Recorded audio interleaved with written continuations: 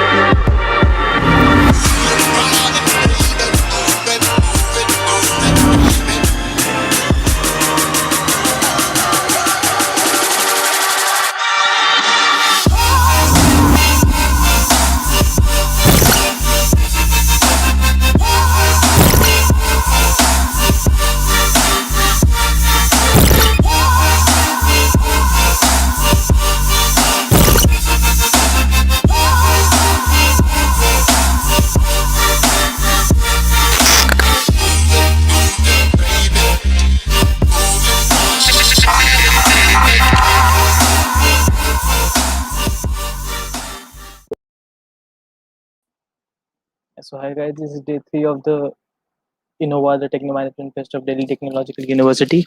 We will be having at 11 a.m. a workshop on web development by TechBairn. It will be conducted by Mr. Mihir Kumar and Alok Raj, who are founders of OpenDevs. So OpenDevs is an organization created by two motivated developers building open source software to contribute to the community. So we would be having that in a moment. So just take a moment for that.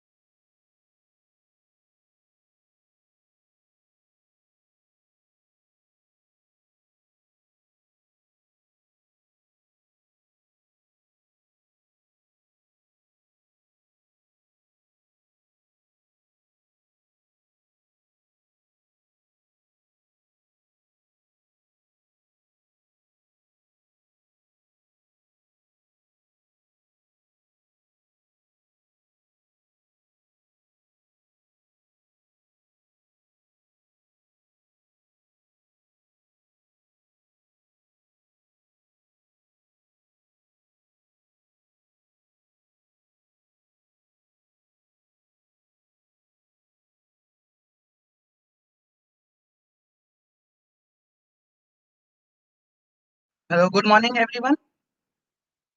Now, I would like to welcome Mr. Mihir Kumar and Mr. Alok Raj. They are the founders at OpenDev. OpenDev is an organization created by two motivated developers building open source software to contribute to the community. Next to Mr. Mihir Kumar, sir. Yeah, thank you, Akshay, for the intro. So, hi guys, good morning. I hope you all are doing well and keeping safe. My name is Mihir Kumar. I am software engineer at LearningMate, and I have my pal Alok Raj with me, who is senior software engineer at Globant. And together we have co-founded as this GitHub organization, which is named OpenDevs, where we contribute to the open source and build products to primarily help other developers. So today we'll be taking you through some useful notes that will answer and then we will answer your interesting questions at the end. So Alok, please share this slide. I have already shared. Can't you see it? Yeah, I can. Yeah. Guys, today we have a very interesting topic for you, where we'll be taking you guys through the career, one of the interesting career path, or even you can make keep it as your hobby after college. So stay tuned as we briefly take you through the three essential questions about full stack web development, which are what, why, and how. We will take you through all this. So today, first thing is what is full stack web development? What are the words that we often hear in this in industry or in this engineering industry? You often hear words like front end, back end, full stack. So we'll get an idea about what and why these words are there, and then we will move on to why industry needs full stack web development as a whole, and then my friend Alok will take you through a guided path, an example of guided path of how you can become a full stack developer, and also provide you some famous examples, some famous stack as an example of what is in demand right now in the industry. Okay. So coming to what is full stack web development. So to understand this fully, we first need to understand few other terms which are like front end, back end, database, and then we will be in a much better place to answer your question of what is full stack web development. So coming to front end. So as you guys connected to this website right now, or what are you seeing on the screen? What is the platform you have connected with us today, right? Is it a like web app or a web page or a mobile app or a desktop app? I suppose it's one of those. So full front end actually means what you are currently seeing on the screen, a app or anything of that sort. So it can consist of, but is not limited to, the structure that you are currently seeing on your screen of the web page, the design, the behavior when you what happens when you click a button, the content view, the responsiveness, the compatibility. So it mainly focuses on the user interface and user experience. So in a gist, it's everything that you are seeing on your screen currently. Now moving to the backend plus database part. So we all can assume that as we are connected to this session right now, there is something going behind the scenes, right? Which is handling this request, which is like making us all connect together, and we can chat on this system. You can share your questions, we can answer it. So something is handling all this in behind the scene, and we are able to interact with it using the interface that is provided to us in the front, right? So backend, it consists of like all these responsibilities, which is like writing APIs which front end can interact with, creating different libraries, working with like system components, our servers and all, automating some tasks which like provide you some invites and all, some reminders and all, right? And then integrating the database, setting like how your data will actually look in the database. So all this, or even the transactions that you are doing to a website, and then you see that your order is placed. So all these things are happening in the backend, and these data are kept inside the backend, and front end is there to make you view that data, right? So basically backend is the business logic that runs behind the scene, which provides you a confirmation of any action that you are doing from the front end. Okay. Now, as we have understood what backend and front end and database are, now we will move on to what is full stack. So, full stack role actually includes developing this backend, this front end, along with a few other responsibilities, which can include testing or even deploying your app on the different server, making your apps a little bit more scalable as you get more growth and you get more traffic. So full stack can consist of all of these roles. Okay. So now we'll move on to why like industry needs this full stack web developers, right? So this is also an essential question, as because you can think of like we can you can of course go into this path of like only working with front end or only working with back end, but some companies, companies or some requirements want you to be able to do all of this. So why is that so? So demand of full stack web developer previously was because businessmen or companies hired full stack web developer because they are people who can do more, right? So they can work on the front end too, they can work on the back end too, they can work on the databases too, and those things. So previously demand was like that, but currently like it has grown to a certain point that the tools are so interesting and tools are so much powerful, so integrated together, that yeah, having a single team which can handle all of these is actually easier in some regards compared to like working with different teams in some regards, not in everyone. And yeah, so I actually Alok will be taking you through one of those paths, and you will see like how these technologies are capable of providing like your whole solution from a single language. So Alok will be taking you through that. But then coming to the second point, so instead of having different teams of front end, back end, database, UX, team which deploys, and then teams which monitors user interaction, we some companies choose to have a single team having handling every aspect of that application, right? So this is a much desired way for some companies.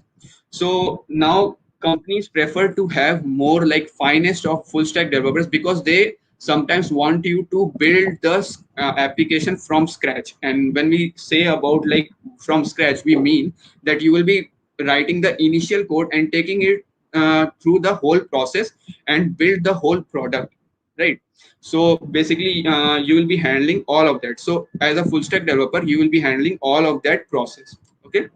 And as you can also assume, when we are speaking like it involves a single team working on different roles. So you can assume that there will be less switching between resources and more productivity will be attained, right? Because a single team is handling, so communication is better. Some people are looking into different responsibilities. Some people are working at front end when it's needed. Some people are working at back end, but they can all work on different things there only. So more productivity is attained. And now Alok will take you to the next big question, which is how you will become a full stack developer, and also give you some example of what is in demand in industry right now. So Alok, on to you. Thank you, Mihir, for taking us through the big questions like what and why. And I think I'm audible. Someone, Yeah. you all can hear me? Yep. Okay. Yeah. So hello everyone. So this is I'm Alok, and Mihir has already introduced me. So I will be taking you through how one can become a full stack developer, and this is a big one. The question comes in why this is a big one. So yeah, we'll go through this and we'll see how it is a big one. So obviously, like I will be taking you through a few of the pointers to be considered upon if you are thinking of becoming a full stack developer. So like I will take you through one by one to each of this slide, and then as Mihir said earlier, I will be taking you through a complete, like suggesting some of the stack which are quite in demand and desired by the companies these days. So obviously, like if you wish to become a full stack web developer, the very first question comes into mind, like which stack to choose upon. Like if you have gone through, like if you have researched about the web development and went through some Google and YouTube, you could have find that there are many popular stacks present in the market. Few of the examples are like this MERN stack, Mean stack, Maven stack. There are other popular stacks like LAMP stack and the Django Python stack, and then many much more. So the very first question comes into mind, like which stack to choose upon. Like you can't be obviously to know all about this all stack. So you first have to, the very first question comes into the which stack to choose upon. So it depends upon person to person. So it's actually on you. You have to research through and find like which technology, which language excites you, which makes you feel good, which makes you more exciting. So depending upon your preferences, you actually have to research through, go through Google and found learn about these stacks on YouTube, see the market trends and these things, and then you have to first determine, okay, fine, I'm going to choose either the MERN stack or the Mean stack. So once you have finalized, like, okay, I will be going through this particular stack, the second thing, you can say like this is a very simple, like just have to stay updated, but it has a deep meaning in sense like by staying update, like this technique, this web development world is very interesting and exciting, you can say, because it is changing every day. Every day a new framework or library is getting launched, and it's a never ending process. Like the learning over here is a never ending process. You have to make sure that you are always staying updated with the stack which you choose, because every day some a new feature branch or some new popular version upgrade is coming upon. So all right, so once, like for example, I will be taking to throw for example a MERN stack. So you chose to become a MERN stack developer, you decided that you will always be stay updated. Then comes the third point, that follow good course but don't fall in a course loop. So this is also very critical, and every beginner falls into the trap. Like even I have fallen into this trap for some of the time. So what does it mean? For example, if I chose to become a MERN stack developer, I chose, like I researched through, find some paid course or even the free courses online, and I decided that I will be going through this course. So once I completed that course, I felt like, okay, I tried to make a to-do application on my own, and I felt sometimes lost in between. So what I did, I thought just that, okay, fine, I'm not that capable yet, I will be doing some other course. So this is what we call it as a course loop. Like once we complete a single course, then we go into some other course and follow along till the end, then move to some other course.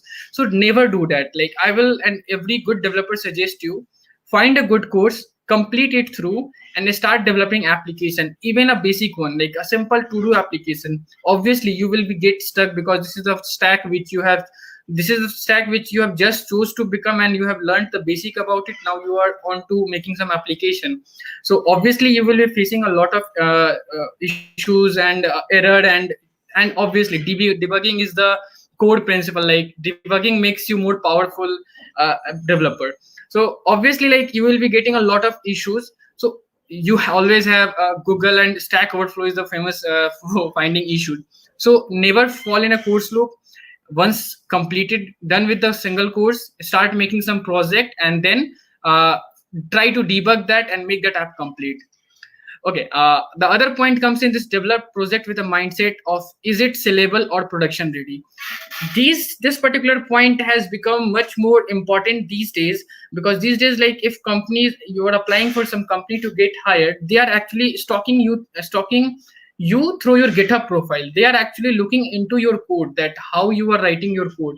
Is the code is the code quality is good? Is it production ready? By production ready meaning you just like you're not naming your variable simply like const a is equal to something. The giving a meaningful name is also one of the part of a good coding standard. So whatever project you write, it could be even a simple to-do application, it could be a simple demo application, something dummy application, but always make sure that you properly modularize your code, you properly give proper comment to your code, and follow these best practices, because companies prefers the candidate, and it gives you an upper edge around the crowd. So yeah, this is being a critical point these days. And yeah, the other point comes into picture, that be well versed with project management tool and client coordination. By project management tool, I will take an example of one of the popular project management tool, that is Git and GitHub, obviously.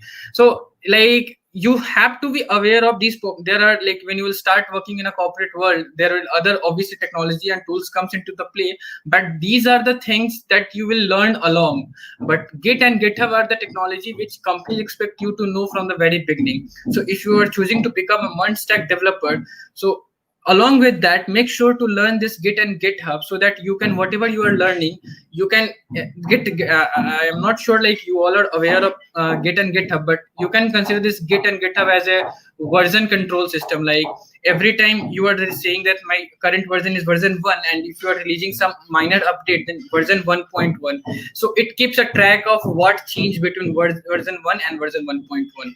And I have kept one other point called client coordination. Why this is important? This couldn't be important as of now if you are a college student, but at this point you can consider this point as in, you like, even though if you are a good developer, if you are not able to communicate what you have wrote, what you have built to some other person, that isn't like, that won't be beneficial for you. So your communication skills should always be clear and well versed, so that you can, whatever you are building, whatever you are developing, you are able to pass this message and to some other person. This particular topic comes into the play. Like even like some good developers scares of this particular topics, and this particular line, that basic of data structure and algorithm should be a have in your back pocket. So it means like we always have a question like, what if you are trying to become a full stack developer, or even a front end developer or a back end developer? Does DSA required? I will say a big yes. Like it is always required. You can say like, if someone chose to be a coder, so they preferably like they are supposed to know this particular topic in a way advanced. But being a web developer, even either a front end, a back end, or a full stack, you are like supposed to know the basics of it, like what all possible data structures are, and like what all algorithms are available, and like you should know how to code them and all that. I will like take a brief example over here. In my case, like after graduation, when I joined the organization, I was actually writing a backend code where I had to basically search a particular record out of lakhs of record. Like there was a database, and there was a collection, you can say, considered in a layman term, a storage unit where there was a like lakhs of rows of data, and I have to search a particular record from there and fetch it to the user. Like from a novice point of view, like I was a recent graduate, and I went there and I asked to write some code. What I did, I simply wrote a for loop and nested for loop, and basically looping through each record and finding, is it that the record, is that the record, and simple returning. So you won't believe, like it actually, when I wrote that code and like run it, it actually takes 4 minutes to complete that whole search. So you can understand like why this DSA is required, because the like when you will be joining some company, you won't be dealing with 100 and 1000 of record. You will be dealing with lakhs and lakhs of record. So my written logic was actually taking 4 minutes to complete. Obviously it isn't friendly. And the other thing you won't believe, what I did, I simply implemented a binary search. Like I just implemented a binary search, and then this 4 minute got reduced to 4 seconds. So this was you can say the difference. Like earlier it was taking 4 minutes to search upon, and now just taking 4 seconds to complete the search. So obviously, and I'm pretty much sure there could be other ways to improve upon this 4 seconds too. But what my point here is like that is why the reason, like the basic data structure and algorithm are always expected from you. So if you chose to become a full stack web developer, so you don't like get to skip this topic. These are the like code of CSC, code of computer science. So you should be aware of this basic data structure and algorithm. Okay, yeah, a lot. Okay, going forward, this last topic of this pointer. Lastly, but not the least. So let's say you chose to become a multi-stack developer. Don't be rigid with it. Don't just stick with it. Because every day the technology trend changes in the market. And depending upon the business requirement, your company could ask you to write now code on multi-stack and then give a time frame, and even ask you to work on like Ruby on Rails stack. could be an example, like they will provide some initial training and then they will ask you to work on it. So it could be a scenario. So never ever stick with a certain stack. Like if you chose to become one stack, make sure you learn the core concept behind it, how it works, why it works, and everything. Not just that you are stick to this one stack. So I will say up added pointer over here. Yep. And since like I have like discussed a lot about different stack, I will be taking you all through, you can say, a few example of stack which are desired by companies these days. And like I will be taking you through a few popular JavaScript stacks. Like for example, let's say you chose to become a full stack developer, and as I said earlier, like these are the stacks, the JavaScript stacks are the most desired by company these days. And obviously it can change, but one thing we can say for sure that it isn't going to change in recent time. This JavaScript stack is actually taking up a whole domain, like the web, mobile, and desktop, and everything can be made using just simple JavaScript stack. There are other popular stack too, but depending upon that, all depend upon the company's requirement and their internal policy and all. But overall, if you will see the market trend, the most popular stack out there is a JavaScript stack, and in fact, even inside that JavaScript stack, there are a lot of other possibilities, that MERN, Maven, and mean stack and all. So I will be taking, like, let's say if you wish to become a full stack developer, full stack JavaScript developer, so what all things you need to know? The very first thing need to know, obviously, HTML. So HTML gives a structure, so you should be aware of HTML. Then once you are done with the HTML, then comes the CSS. Excuse the background noise. Yep.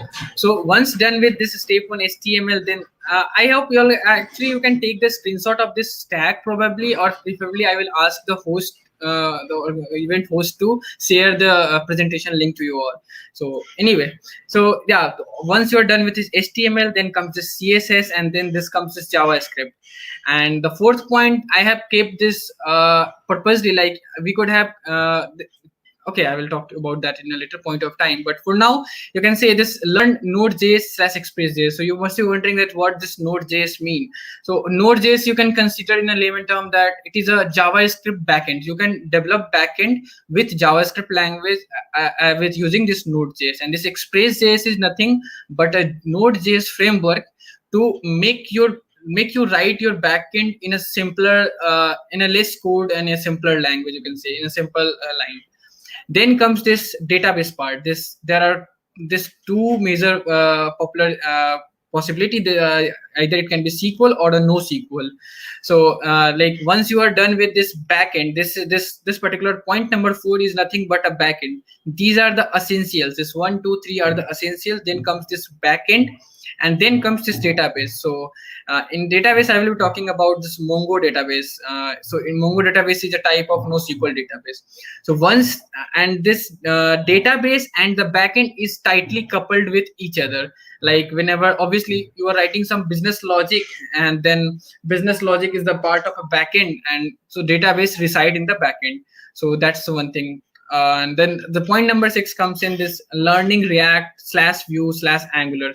So this is nothing but our front end. So front end application, there again we got some options, like either I can be a full stack developer with React or Vue, or using Angular as a front end technology. And the interesting point number is 7. Like once for now, like if you, let's say, completed through 1 tool over 6, congratulations, you are now a full stack developer. But now comes the major part. Like even me and Mihir and any other developer, any other good developer out there, this point number 7 is always important, because in the web development or in a technology trend, learning is a never ending process. Like once you learned all these, everything, every day something changed upon. So you always have to go back to line number 3 and like step number 3 and continue upon. So this is a never ending process. You have to keep on learning this Node.js, Express.js, and all that. So as you can see in the earlier slide, I was explaining through this MERN stack, the mean stack. So you must be wondering that what this MERN mean. So you can see the MERN word comprises of this MERN. So if you look closely, This is nothing but this M stands for a Mongo database. This MongoDB, meaningly it is actually comprising my database. Then comes this E for ExpressJS. ExpressJS is nothing but a Node.js framework. Then comes this R stands for React. Or you could have seen that in there are other technology. Only the front end technology was different. That first it was a MERN stack, then it is mean stack, and then the Maven stack. So here it is A and then the V. So this keeps on changing, like depending upon your preferences and depending upon what the market is tending toward, it changes. So as of now, this React is the most desired by companies these days. So then MER, and then comes this N, so Node.js. So this actually, I have taken example, you can say, of mean, MERN, and Maven. So these comprises of these stacks. So and yep, and I have, like, since like host will share the reference link with you all, so you can actually find some reference over here. And obviously you all can connect if you have further more question. Obviously now it's the Q&A time. We both are open to your questions. Like there could be a lot of questions in your mind that there could be a scenario you could have started with something else and you wish to switch. There could be n number of questions, so we are now open to question. And even after attending this session, if you have further more question, you can always connect with us on through OpenDevs. This is opendevs.in, and then this is our LinkedIn handle. This is me and this is Mihir. So yeah, I guess now we are open to Q&A.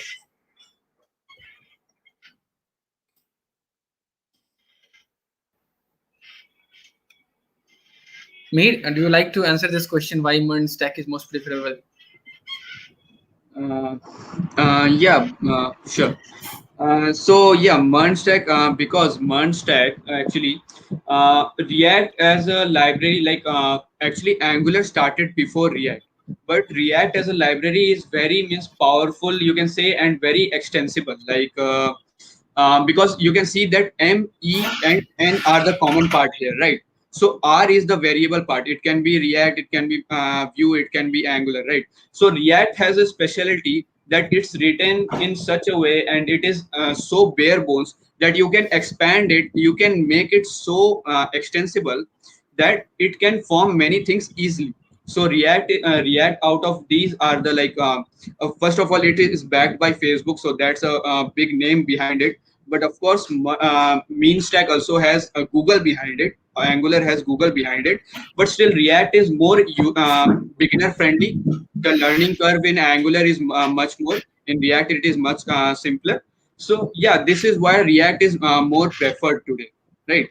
So and React also has ability of means they keep changing it, updating it in half a year. So a new version comes which is updated in half a year, and they bring many good new features along with it, which makes your life, the developer's life, easier, and also making your app much more powerful. So this way, that's why the React is more preferred. The community is much more wider compared to Angular and Vue.js here. So if you go to Stack Overflow, or if you go to GitHub, or you can get help anywhere for React. You can also get help for Angular and Vue also, but React community is much more wider. So that's why like React is more preferred these days. I hope that answers your question. Come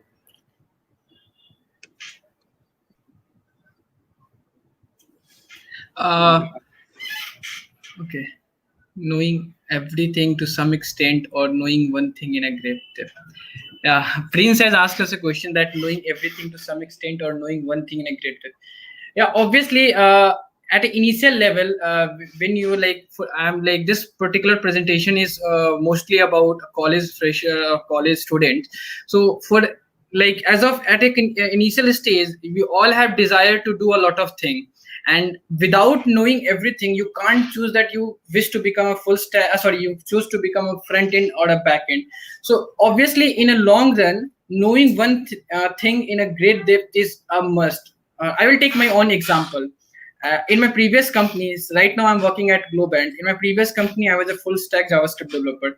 So I got the exposure to whole the backend and the front end stack along with the database. So I had the clear understanding what I can expect more, like either the back end or the front end, which is more challenging, which is more aligning with my current knowledge and with my current preferences. So at the initial level, I will suggest everyone, like it again like depends upon everyone, but from our point of view or from my point of view, I will suggest you to explore the both dimension, front end and the back end, and then you can at a later point of like as I was taking an example of my own. In my previous organization, I was a full stack developer. So then I found this front end more challenging, and you can say more innovative, and it is changing a day. And obviously the best part was like whatever I am writing, I can see that on a big wide web page. So that excites me, honestly. So in my current company, in a Globant, I chose to become a front end developer. So now I'm a senior software engineer, basically a senior front end developer. So Prince, like answering to your questions, I will say that at initial level, I will ask to get comfortable with both the front end and the back end. And once you are comfortable with both, and then you can choose upon in which stack, in which front end or back end you want to go in depth. Made anything to add, or it covers up? Or I hope like this Prince answers your questions.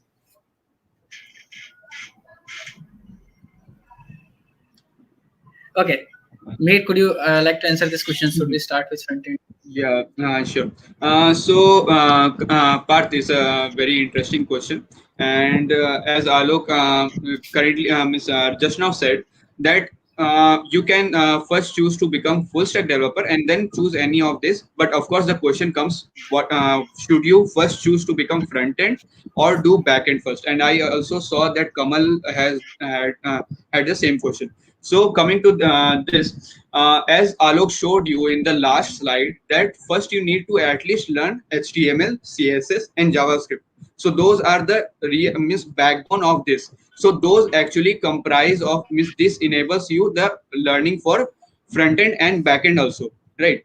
Then when you will be building your front end, so of course, if you start with front end, there is no like there is no certain way you can go and learn React first, or you can go and learn Node.js or MongoDB backend first and go this way, right?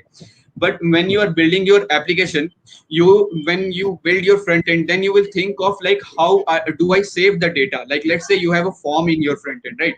So you will think like how do I save the data? How do I make my data available to other people, or like that, or make it accessible later, right?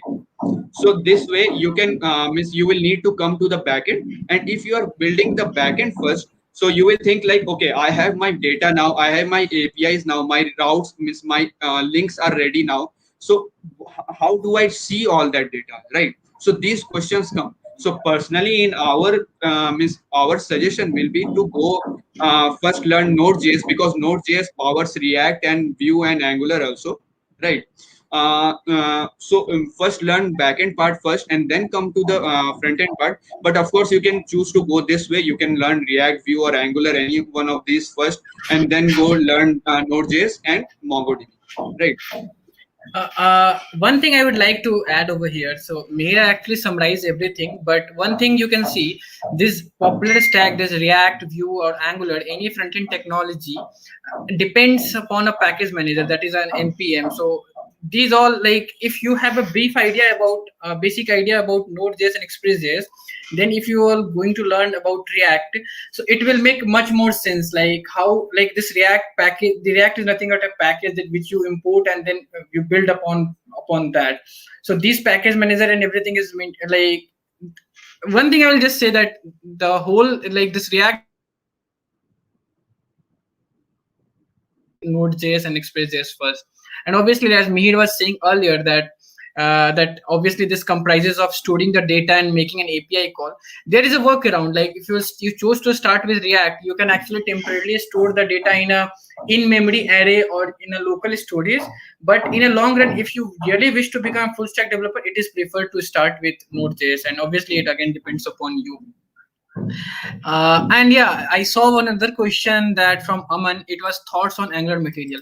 Angular material is definitely a very good, you can say, library to must have if you're working with Angular. So in any other company, like even in my previous company, when I used to work in the front end part, I used to use with Angular material. So this is a, if you chose to become a mean stack developer, so this is something a must have technology, you can say, to have in your resume, this Angular material. So yeah, it's a very good library. You must definitely pursue it. Oh my god, Node.js versus PHP. This isn't even a question. Like honestly, let me answer this question. When I was Yes, in the sure. college, I too had the question, this particular thing. Like in my fourth year of my college, I started with PHP, and at that time, he actually started with Node.js. So the things like I saw that PHP these days are people are hiring a lot of PHP developer, and I saw it was there, but these like once this JavaScript stack, I honestly I worked on few project and then I left this PHP just because Mir suggested, no Alok, you will thank me later in a longer run, but you gotta definitely try this Node.js. And honestly, PHP is a dead language right now. Only PHP is there just because of this Laravel framework, and then there's this WordPress which comprises of 38%. But honestly, I have seen PHP developer struggling through to make switch, because most of the companies has started working on this mean one stack, and few of the company, like most of the companies, still have their backend with you can say with a .NET or a Java Spring framework or advanced Java JDBC and all. But PHP is kind of a dead language. Like I will never ever suggest you to start with PHP. Even like it could be like a biased decision, but again, I will say one thing for sure, you will thank me later. Start with Node.js. Like don't even think about PHP. If you have already started, now it is a good time to switch upon. Like stop learning that language. There could be a scenario that in our final year project we start making project with PHP. Just leave it there. Even if you clear up the company technical round using PHP, make sure as a fresher, to make sure when you join the company, ask them that you want to work on JavaScript stack, you want to work on Node.js, not on PHP, because you are not going to get much salary hike once you start with PHP. Yeah, yeah, Aman, that's a great question to keep update. And look, that I believe that summarizes what my value is actually. As Alok said, like we also explored different frameworks and then we landed to JavaScript stack. So it's much more like we will provide you much more value in longer run. But as now, Aman, that's a really great question to keep updated with all software. Is there any blog or community to stay connected to? So, of course, you must have heard of dev.to. There is a website, dev.to, or there is, so you subscribe there. There are different topics available there, web development topic or any miss whatever suits you, machine learning, whatever like you feel like. So keep updated. You should connect there. Then there is this Medium also, but of course it comes with its own subscription, and you can only misread 5 of the blogs in a, I believe, a week or a day maybe. But yeah, dev.to is very free. Free information is available there, and it's very good. So you should be connected to dev.to. Then there are many YouTube channels which provide you this only like Code Camp, and then there is I believe there is Learn Code. There's some channel with a very famous Free code channel. camp. Yeah, Free Code Camp. Sorry, yeah, Free Code Camp. So you can be connected to all this to keep updated, because they post really great stuff and updates on whatever is currently in the market. It's trending. So these are few things. We have attached the link of Free Code Camp in our slide too. So you can go there and you can check out their website, and you can subscribe there also. Yes, and like even you can follow up. There are popular YouTuber, like one of them is obviously the Brad Traversy. So he always keeps on like whatever new technology is coming in the market or new framework or new library. He ca- he actually post a crash course over that. So from there you can understand, just by watching a 1 hour of crash course, you can understand that what this technology is all about, and you can start making judgment like, okay, this actually aligns with me or not. So this is a very yeah, obviously, and as Mir said that keep following dev.to. There are certain tags you can just subscribe to, and obviously, and just follow along. Like keep reading blogs. It actually what happens, like you, if you started reading one of the blog, you will start getting some more suggestion. Yeah, Google does that thing for us. And honestly, even though Google is actually stealing our data, but sometimes it makes us beneficial. Like if I'm searching for something, and even let's say I'm browsing something, I will get certain suggestion from some other blog or something like that. So yeah, just keep following one or two things and you will start getting more suggestions. So this is one of the way. And if you are talking particularly about MERN, or like, let's say you choose to become a MERN stack developer, so keep reading through the React changes or the Node changes. So keep reading their documentation and all. So yep. Hey, good morning, Jaya Gupta. Any questions? We are open to Q&A now.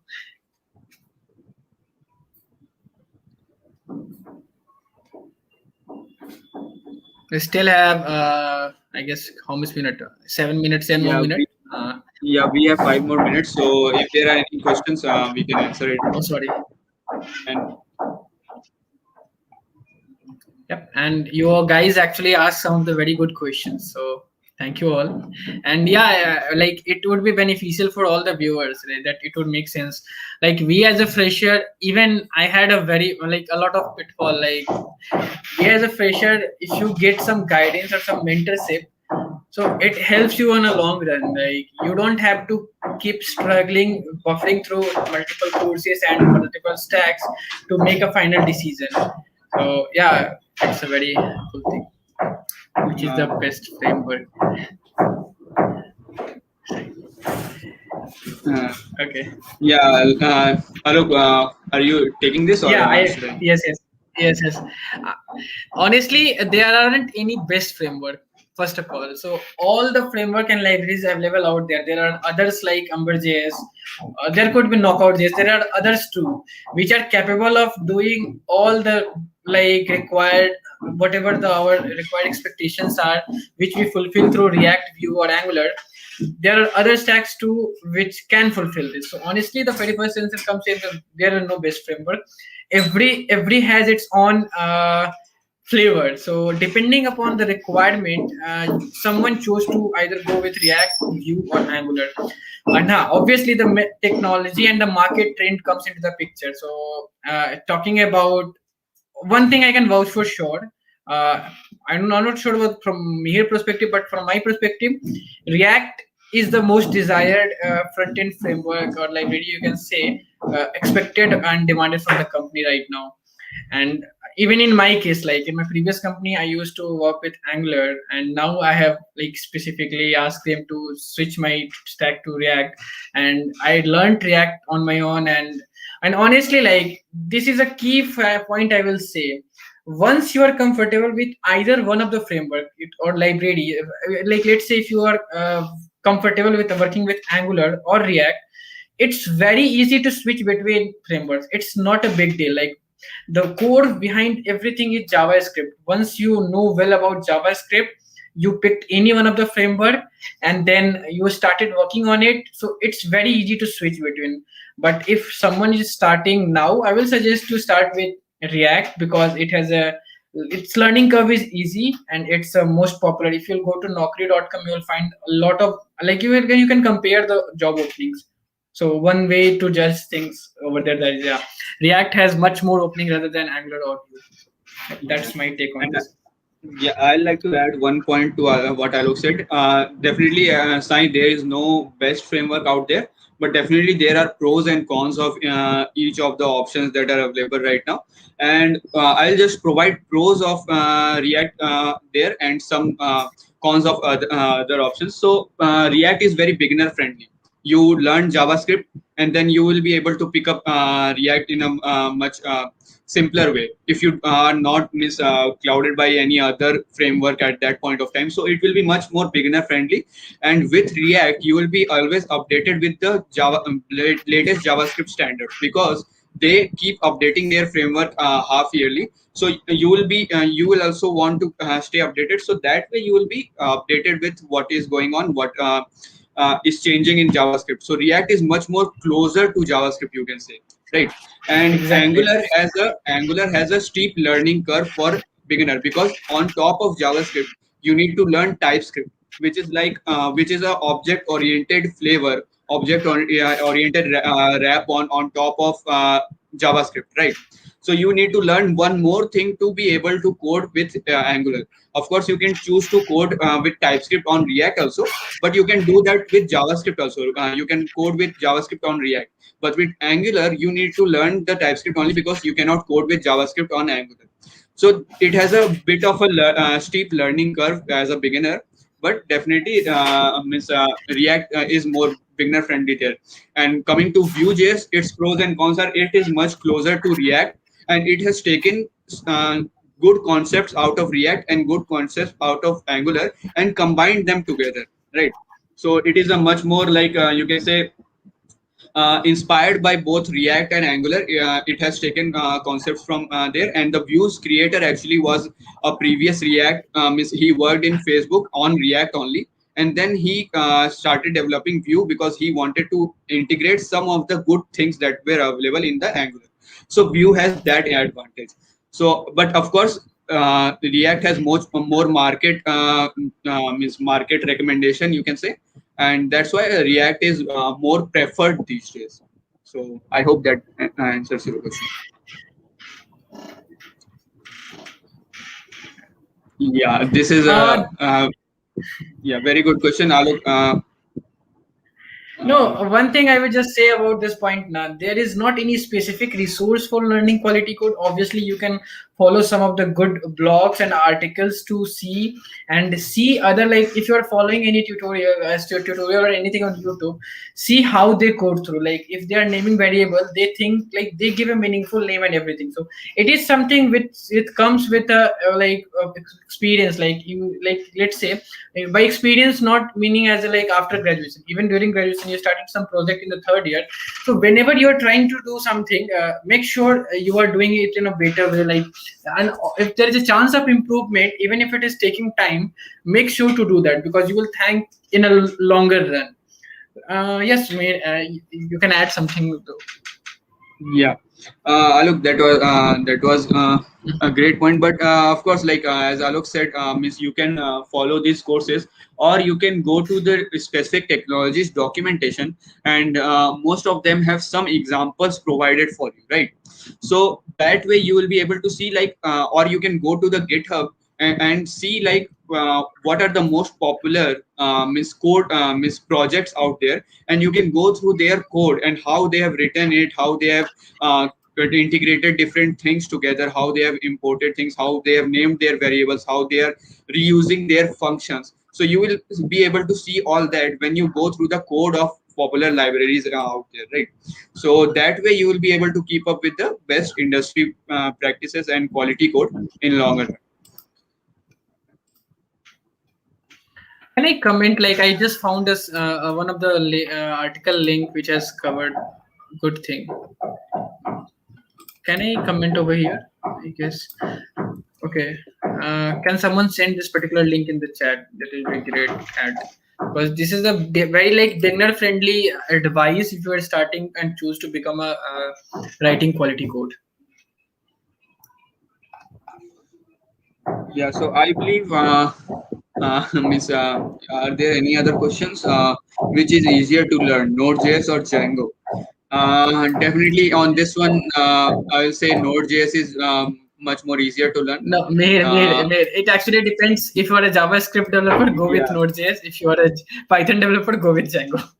Django, but I have worked with Python and Django, and I have worked with JavaScript and Node.js. My personal choice was to I personally felt that it is easier to grasp the concept of Node.js in a much simpler way. But yeah, definitely. And obviously, like Node.js has much more. You can say the market is more leaned toward Node.js if you're considering web development, particularly. Yeah. Kunal, I don't suppose we will be able to answer that question. We don't have experience with that actually. Abacus and Um, AutoCAD, yes. yeah. So I hope you guys, all of the questions, the interesting questions that you had are answered. And thank you very much for all the interesting questions. And yeah, Yeah, thank you all for joining in. see you all. Yeah, connect with us on LinkedIn or connect with us through Open Devs if you have further more questions. Yep. Yeah. Thank you all. Thank you all. Have a great day. Yeah, thank you so Be much, safe. both of you, for Bye. joining us. It was a Thank very you. insightful session. Thank you. Thank you, man. Thank Thank you, you. Mihir sir. Thank you, Alok sir. Thank you. Okay. So first of all, don't say sir. We are just look and meet is fine. Yeah. And bye. Have a Yeah. good day. There's no sir in the industry, so bye. The first thing I learned in my corporate industry, there is no sir. Just Alok. First name is enough. Mind Thank you this. so much. Okay. Bye. Have a good day all. Thank you so Bye. much, Bye. Alok. And Have a great day. Bye. so now you guys can continue. Yeah, yeah. So here from TechBairn, we would like to inform you that we are launching a new session of WebMonk, full stack web development course. The entire business sector is looking out for efficient web developers, and it has become the most highly demanded profession of this century, as you all guys know. So we have qualified and expert trainers for this course, as you have just attended a session from Alok sir and Mihir sir. So they'll be taking up the courses for you guys. But this course will help you have a grasp on HTML, CSS, GitHub, JavaScript, React, Node, MongoDB, Express, Google Analytics, and everything else. You just need to enroll in this course in order to get the knowledge of all the things which is displayed on the poster. So get the golden opportunity of getting recruited by Karkhana Makerspace and Mark Berry.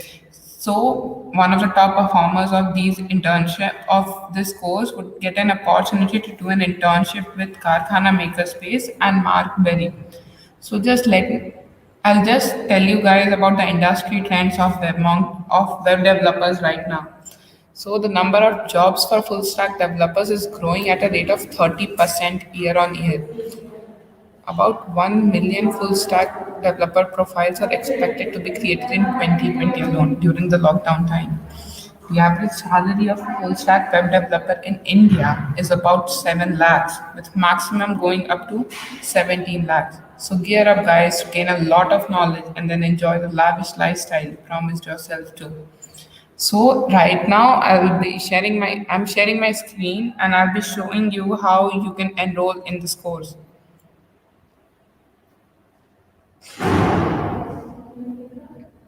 Yes, please share. It's okay, Swarna, you can share the screen. That's completely fine. Okay, okay.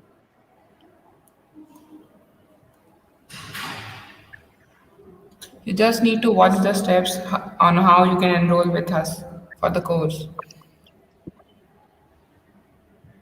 First of all, you need to type in techbrand.com in your Google feed, and then you need to click the first link which came.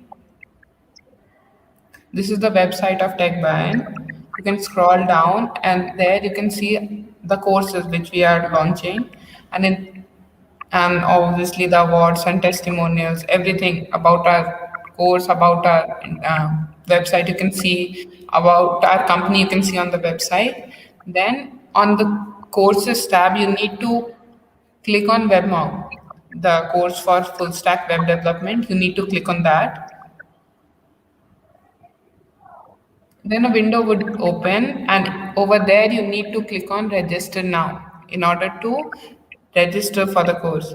So once you click on register now, a form will open up where you need to fill in all your details about yourself, and then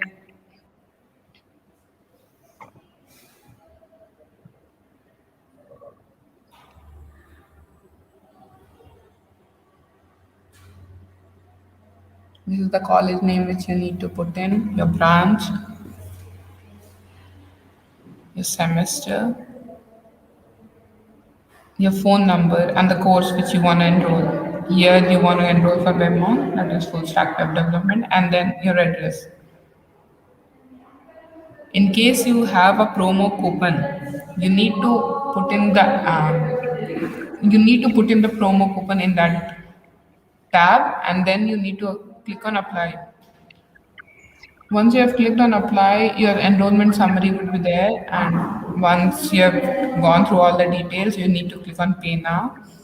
The course fee is 3,500 without any coupons. You need to do the payment, and once you're done with the payment, you would be enrolled in the course.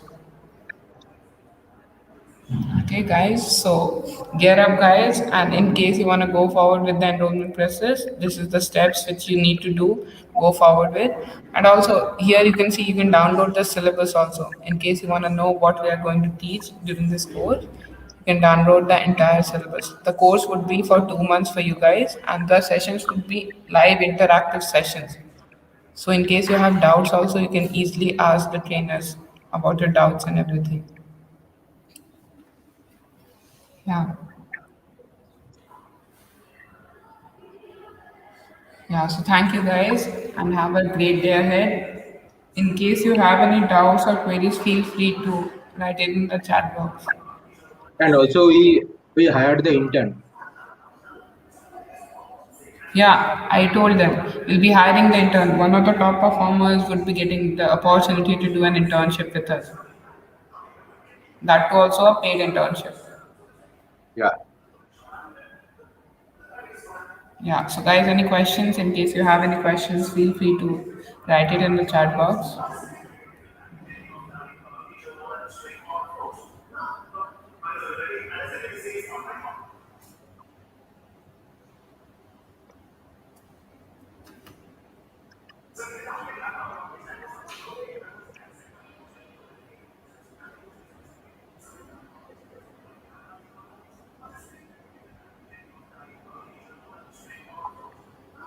Okay, so in case you guys don't have any questions, we'll be ending up our session today.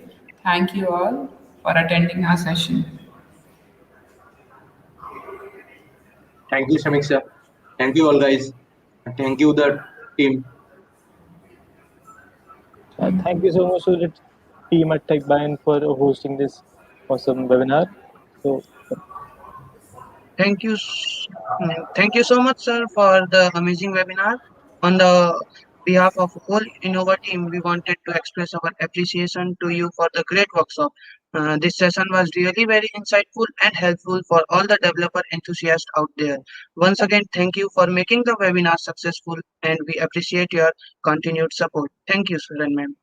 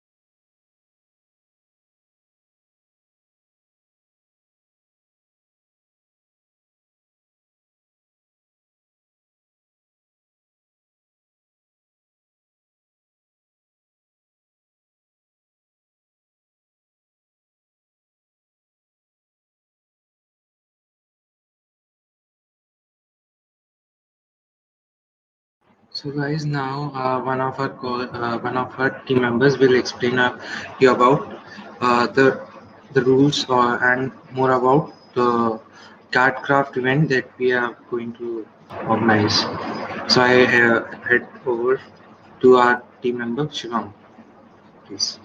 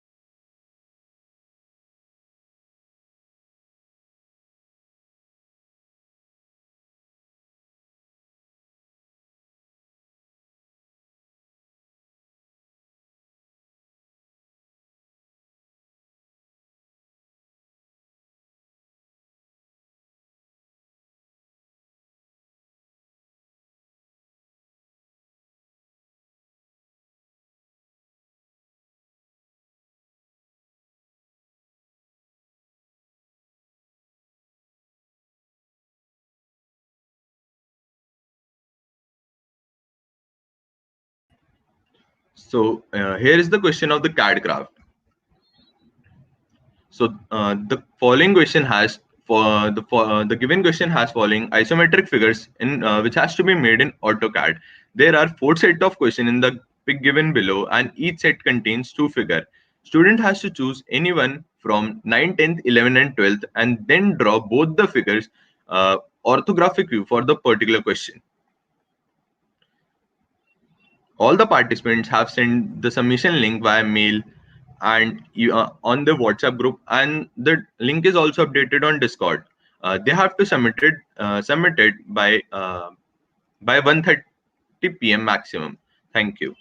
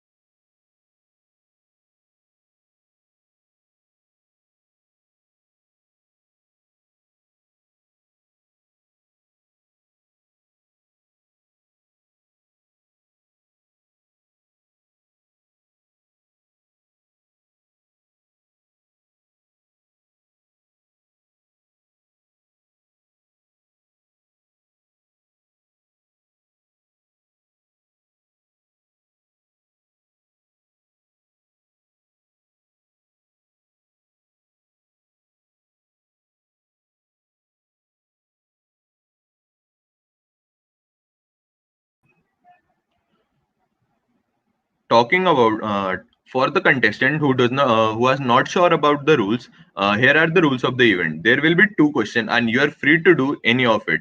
If any candidate attempts second question also, he will have the higher chances of winning. Candidates are advised to follow the standard industry practices. Candidate must ensure the use of layer and line weight if possible. A proper care must be laid upon the use hatch and dotted line whenever required. The participants have to make their submission in PDF format in the given link within the 1 hour duration itself.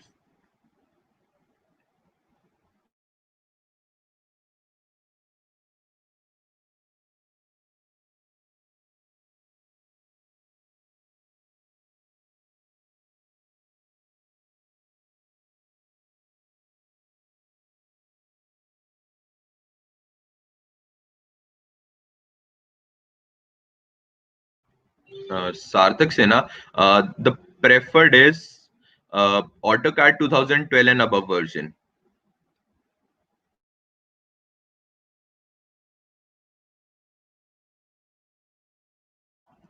If anyone else is having any query, they can ask in the chat box, in the chat section.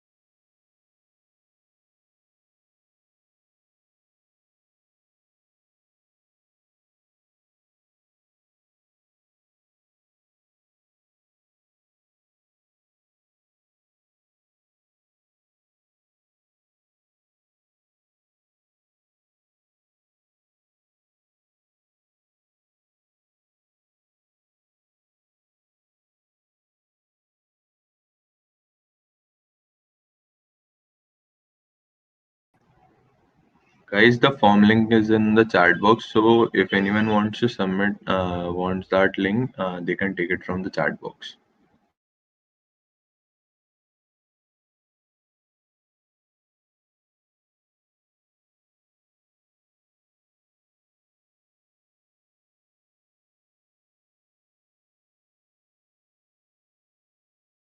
Also, you can also join our server for the to get in personal touch with the team.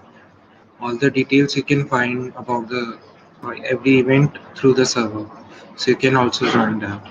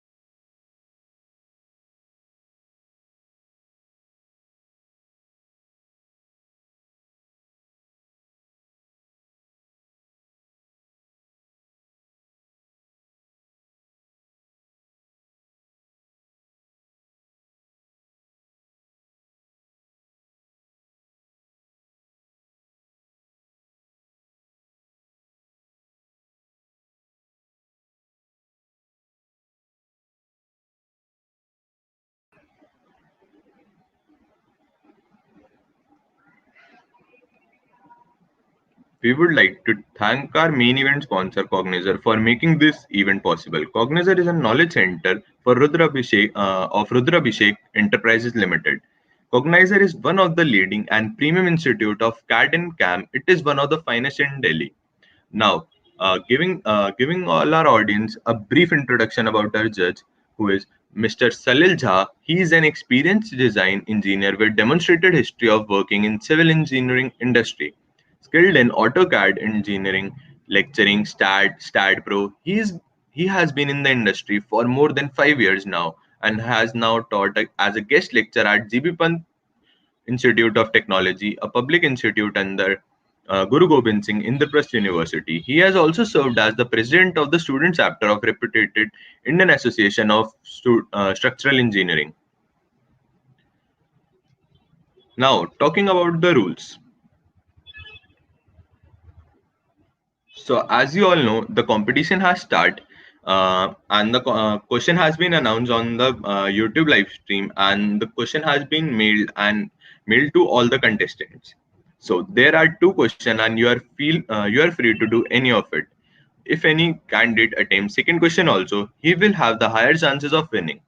Candidates are advised to follow the standard industry practices. Candidate must ensure the use of layer and line weight if possible. A proper care must be laid upon the use of hash dot lines whenever required. The participants have to make their submission in PDF format in the given link by 1:30 p.m. maximum. Results will be announced after due judgment based on the given criteria by April last week, and there will be no extension in the submission, so make sure that you all submit your registrations by 1:30 p.m. And now talking about the prizes up to 5k are up for the grab, so hurry up and make your cards and submit it as soon as possible.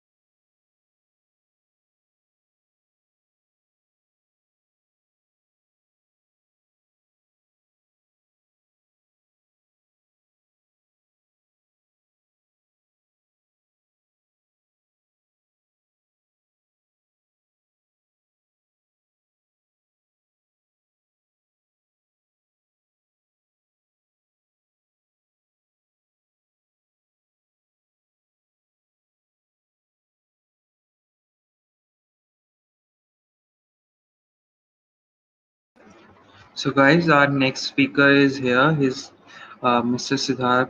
Siddharth Bhatta, and he is going to take our session. And I will let ask Akshay to introduce him. Akshay, please. Okay. Now for the upcoming session, I would like to welcome Siddharth Patel sir. He's the founder and CEO at Makerspace. It's an interesting name, of course. Uh, Karkhana Makerspace provide you custom makerspace that is Fab Lab setup for your institution. Now over it to you, sir. All right. Thank you, Akshay, for your kind introduction. I hope I am clearly visible to you all and you all can hear me well, right? Yes, sir. Your voice is audible. Okay. Thank you for confirming. So this session is about Internet of Things, and the I hope those who are present over here are very well like aware about this particular term. And in today's session, I'm just going to give you the few light on what exactly an IoT is, what the future scope, and how you can jump into this particular sector. Because if we see in India, so the India is going to be the next big manufacturing hub in our electronics manufacturing industry, right?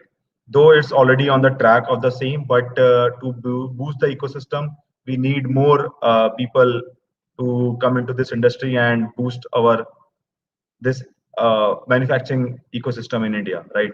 So let me just start and present my screen first of all.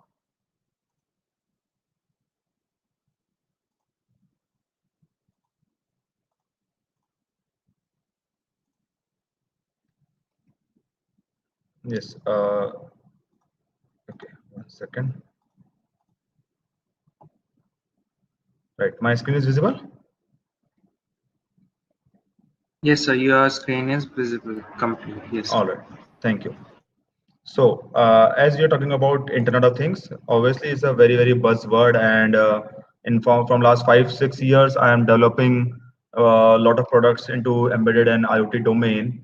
Okay, and yes, being into this education industry and also in the product development industry, it's a very interesting part where I can see brilliant minds, those who are coming up with the like means you can say very innovative ideas and the startups in particular hardware sector, right? But though it's a very challenging job for designing any kind of hardware as well. So let's move to the part. So the agenda for this particular webinar will be like we'll discuss about all these topics, like what is IoT, then why do we need IoT, benefits, features, and some of the real-time implementation. So I'm going to start with a few of the real-time implementations that has been done so far. So as a like people of Delhi Technical University, where you all are being present over here, it's completely tech-savvy people are there, right? And I hope almost everyone is using 2 to 3 smart gadgets nowadays. Either I call it as a smartphone or a smart band or maybe any other device, right? So if I talk about the first of all products that are actually present in market, so we have seen like various innovators, scientists, engineers nowadays are working on various innovative products, particularly for consumers, not for like B2B. But if you talk about the industries, they are also very much dependent on the particular IoT sensors and IoT nodes, so that they can have the precise data accuracy, right? So if I talk about the first product, so that is a company named Smart Thing, and they basically design and manufacture a smart switch, right? So what is this smart switch? Basically, it's nowadays we normally have a on-off switch in our home, right? So we cannot control our home appliances with the help of a smartphone. So this company is particularly have designed this particular product to control your home appliances, right? So you can actually measure the energy consumption. You can actually on off your devices. Let's say your house light is on and you went somewhere, right? So you can turn it off, right? This is one of the product. Many companies are also in Indian startups are also doing the same thing, right? So but still if I talk about myself as a consumer, right? I have not installed this product so far. The reason is it's not necessary for me right now. Okay, but if I talk about the big people and those who want to make their homes very smart, they are actually using it, right? The next is we have the Fitbit. So from last 6 years, we are very much uh, concerned about our health, how much calories we are burning, how much we actually walk or run, right? What type of exercise we are doing. So this smart Fitband industry is actually boost up in last 5 6 years, right? Everyone is conscious about the health. Okay, everyone is conscious about the body shape, right? Everything. So that's why these companies are growing up rapidly. And if we talk about this Corona time, everyone is still more conscious about the health. So for checking up their like body parameters like oxygen level or blood pressure or maybe calories, like so these type of bands are being used everywhere, and almost every company is manufacturing this. Okay, so next is your smart smoke alarm. This is particularly for your alerting system. So nowadays, the fire is a major concern at various places. Either it's your office or it's your home. Okay. So what this will do, it will send an alert on your mobile phone, like whether there's a smoke or a gas or anything, right? So this type of product you can design and install and manufacture it as well. Then we have an eye kettle. So those who are those who need basically morning tea and morning coffee, right? So there's a very difficult time to make all those things. So what you can do is simply set up an alarm on your mobile phone, and that then app will definitely coordinate with your kettle, and it will give you an alert. Yeah, yes, your good morning, your coffee is ready, and you can take it, right? So these type of things can be you can see in your places very soon, right? If you have not used it so far. Then what next we have is the Amazon Echo. Yes, this is a very common popular device between all of us, and yes, almost everyone have used this or maybe have seen this. Either it's an Amazon Echo or the Alexa or maybe Apple home assistant device. Now, what's this basically device do? So it's a voice recognition device which basically recognize our voice, and on the basis of that, it will give you the reply. Right now, whether it's a song, whether it's a news, whether it's any kind of science update, whatever you want to ask, you can ask this. And if something is not available in the Amazon server side, you can design your own. You can say module for that, right? And then you can set up your own application and integrate with your Amazon Echo device, Amazon account, right? Then what next we have is the smart diapers. So if we talk about this particular product, yes, nowadays parents are very concerned about their babies, and obviously if you see the diaper industry in India, right, we are the country where approximately maybe 30 lakh children's or 30 lakh children are there who are actually using diaper every year, right? So if you talk about this diaper industry, yes, so this is because of the hygiene issue. So you can actually calculate like amount of child amount of pee he is doing, or he's doing something like you can say unhygienic portion, so there will be a rashes on the body. So just because of that, you can use this smart product. We have this Pampers is also into the same lineup. They are actually manufacturing it, right? So the next is the pet tracker. So yes, nowadays, if we talk about the urban areas where people are actually having pets nowadays, and we are more concerned for our pets. So if he goes somewhere and if he lost, we are actually worried. Lot of like we are actually worried, right? So we can use a GPS tracker on our pets, and we can easily track where our pet is, right? So this part is again a very important thing. Then this is a happy fork. So happy fork, we know like how much amount of food we are eating throughout the day. Okay, so as you can see, like people are nowadays very fond of gymming, right? They used to go gym, but also for maintaining the diet, they should know how much they are actually eating.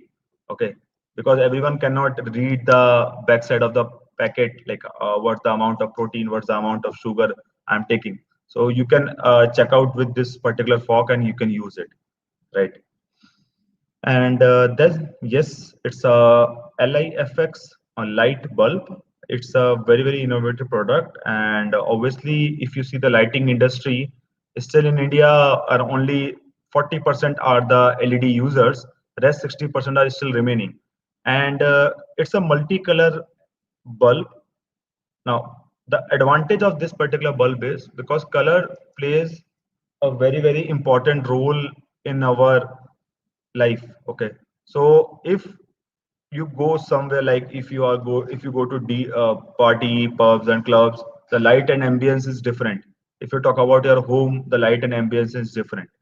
So likewise, we have a lot of color influence on our body and like you can say emotions, right? So if you see all those products, somehow they all are actually an IoT based product, right? Now it's not necessary there will be a direct coordination with the cloud, but yes, they are somehow transferring the data. If you just look out your smart band or fit band, they are not having the direct connectivity with the internet. Okay, they are actually connected with the Bluetooth with your smartphone, and then your smartphone is actually uploading the data, right? So these all devices are somehow working like that only. Okay, then this is one of the Amazon dash button. So if you want to order something immediately, right? So you can order it by just simply pressing one button, and yes, your order will be placed successfully. This is one of that. So now we have seen the various products so far, and even nowadays, every single device needs an internet, right? So this all is happening just because of one thing, that is your network, right? We have to connect our device in network, then only this thing is possible. Okay, now network can be of anything, right? It can be of different topologies. It can be wireless, wired. It can be WAN. It can be LAN. It can be MAN, right? Depend upon your application to application and the area you want to access. So network plays a very important role. Okay. Now, this is itself a completely separate domain if you talk about the implementation, because network is something like we all are dependent on. Either you are using your internet, either you are calling someone, either you are watching the TV series, you are watching a web series. Everything is completely flowing on network. Okay, nothing is coming wirelessly directly. Somehow they have to follow one network, right? No. So if we see internet, yes, once we have the network, then only we can have an internet, right? And the country like India, where you can see still we do face like in a month at least 3 days internet is not available. In my case, if I am living in Delhi, I am saying that obviously in my condition, my broadband or service provider is not giving me 3 to 4 days of internet a month. Okay, now it's a very big problem when we are talking about the IoT domain, because if we are in the IoT domain, definitely we need 24 into 7 connectivity with the internet, right?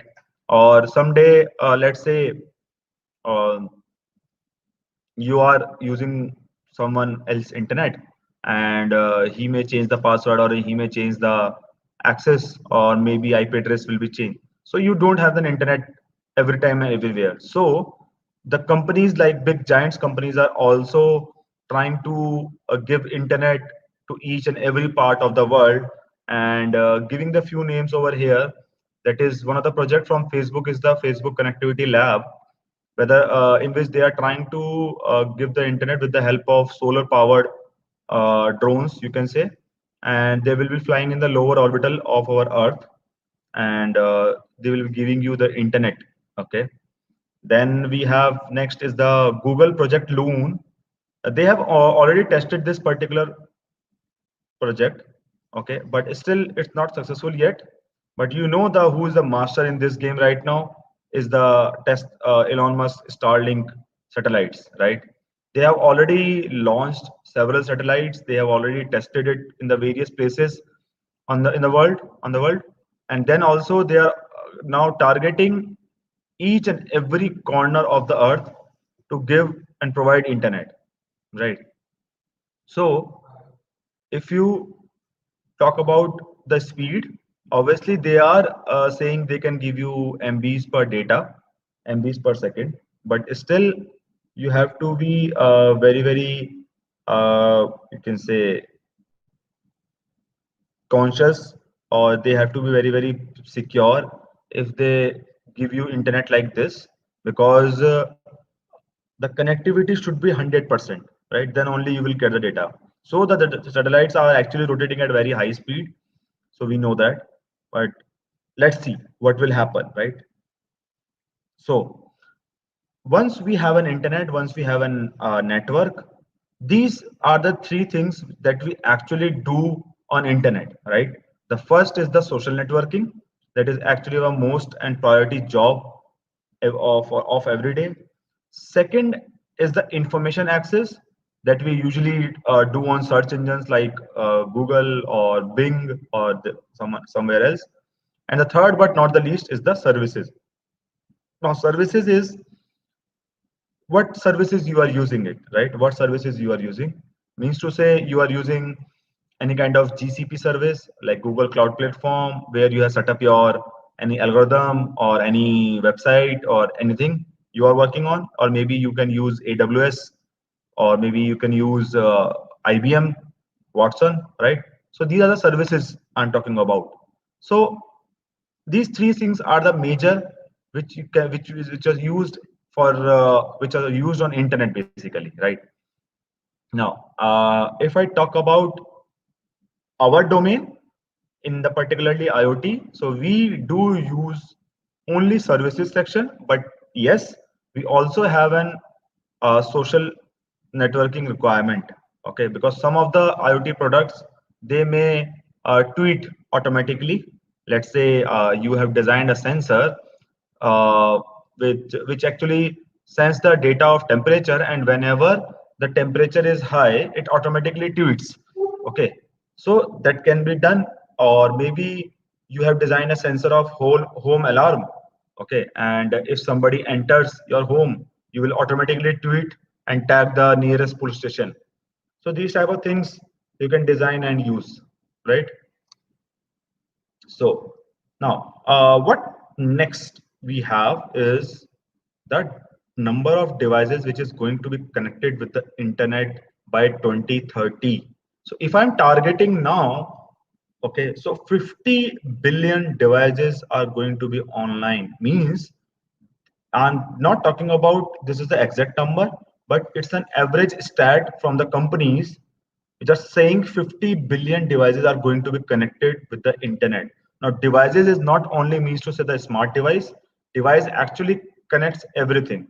Everything means to say these all are on your list right now, and almost every device is nowadays connected to the internet. If I'm talking about your PCs, phones, scanners, printers, smart devices, IP phones, laptops, tablets, cars, your IP cameras, right? Your wireless routers, right? And even nowadays, healthcare industry is going to be online, right? Sensors are there in the market. Healthcare industry sensors are there in the market, which are actually IoT enabled. No need to visit the doctor. Just simply connect your device with your body, and it will send the parameters to the doctor, right? So these type of devices are used, and now you can imagine being a single person or being a small family, how many devices are there in your house, right? So likewise you can see various things are there, right? Then now I will come to the part of what exactly an IoT is, right? So we have seen example, we have seen internet, we have seen companies, those are providing it. Now what is internet? So if I say the internet of things, so it's a dynamic and a global network which is actually self-configure.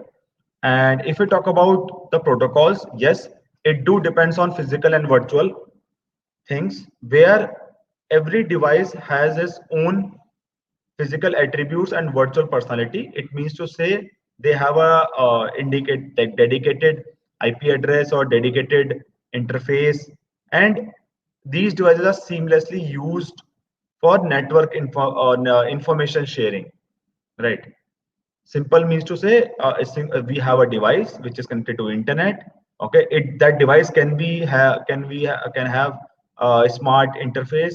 Definitely, it has an IP address. Either it is connected to any of the wireless device, maybe Wi-Fi, Bluetooth, LoRa, or Zigbee, or any other protocol of communication. Right now, out of this particular information, what we need is something very informative, and the technologies that are actually enabling the IoT now, because before 2015 we are not actually aware about IoT. This the particular word like IoT, AI, ML just come up in market in 2014-15 only. Okay, why not before that? So there are the few technologies that actually enable the IoT.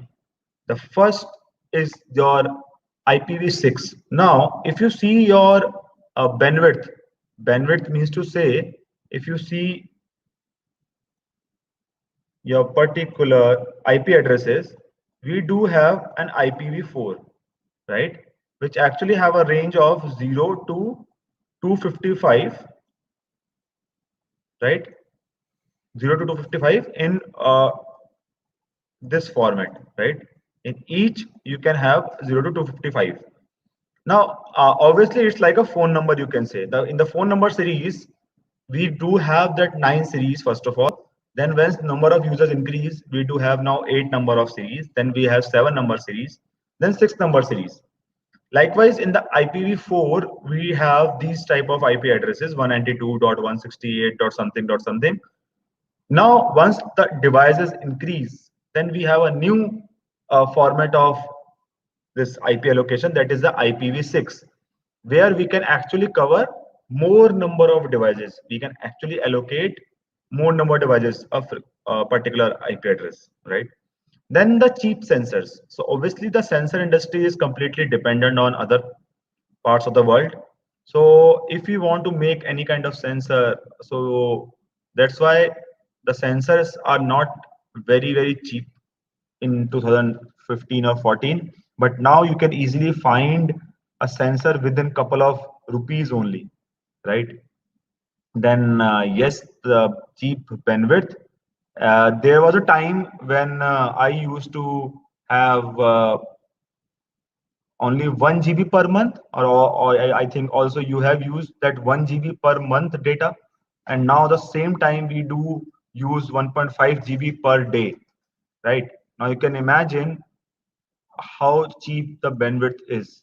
Okay, then we have a smartphone personal gateways. So nowadays every IoT device is going to be connected with the smartphone, so they have a dedicated personal gateways, and even some devices also have the on the screen, like on the device screen. Then we have a cheap processing unit. So obviously previously the processing unit was not at all cheap. You cannot buy the controller in less than 200 rupees, but now you can easily purchase it in like Wi-Fi enabled controllers in 99 rupees or 100 rupees only, and you can create your product, right? Then uninterrupted internet connectivity. Uninterrupted internet, definitely it's a very big game, because let's say if we are using various devices every day, we do have an internet problem, right? So now every organization, every government is trying to give or like connect their devices with Wi-Fi or internet connectivity. So almost everywhere we can find the internet nowadays. And last but not the least, the biggest thing that we actually need is the big data. Now, big data here doesn't mean to say how much big, but yes, it's a big data. So now you can imagine like 1 crore devices are generating some data. Either it can be a voice, it can be your sensor value, it can be your anything, right? So those devices are actually generating the data, and obviously these data is completely unstructured. Okay, so why IoT now? We understand what is IoT. Now we'll ask the question why IoT. So the reason is everything around us is actually creating the data, right? So internet IoT is important. In first thing is definitely it will make our life easier, okay, but also the benefit for the companies, those who are actually creating the device or manufacturing the device of IoT, is to get the data. Now imagine a day when you have created your email address very first time. You have given your date of birth, first name, last name, and your location or phone number, right? After that, you come up with the Facebook. Then you have created another account where you have tell that company, yes, like he is my friend. I am feeling happy. I am feeling annoyed. I am feeling like I am going from somewhere to somewhere via flight. I am on this airport. I am then that airport. Then very next day you start tagging your friends, right? This is my friend. This is X person. This is Y person, and you teach Facebook how, who is that person, right? Means they have done their homework with the help of you, and they will not charge you a single penny, but the amount of time they have taken off yours is very big. Okay, so nowadays if you go to Facebook, there is a auto tag feature. Means you just upload the photo and they will auto tag. Okay, now imagine, that's why we call it as a face book. It's a book of all the faces, right? So now imagine if there are 100 billion users on Facebook, how many faces they know around the world. Okay, so if I ask someone, or if I say the government can collaborate with them, and if government easily want to detect someone face, they can easily check with the Facebook database, right? So now you can imagine how big the market is and what the game it's going on. Okay, after that, what we left with, we have already given our bank details, fingerprints to Aadhaar card, retina scan. Now we come up with how we walk, how much calories we are burning, then what's my voice. Okay, so these data can be only done with the help of the device which we actually and physically wear. Okay, so you can imagine nowadays how much data still they are getting from our body. Okay, now what we left with, we left with our body parameters like health parameters like blood pressure, temperature, okay, and many other activities that are happening in our body. Then also you do carry a smartphone every time, so they know where you are traveling, where you are going. Okay, even the Google Maps is not charging a single penny from you, because ultimately you are giving the data, like how much traffic is there, everything, just because of your mobile phone. Okay, so now you can imagine the whole complex system which is generated, and we all are actually the part of it. Okay, so we are not luckily hacked. Okay, we are happily hacked. So the next is, yes, the importance is out of that particular data, because now we are in that particular loop. So whatever the information we are generating, okay, we have to cut down that particular information, and we have to find the important part of that particular data from that particular data.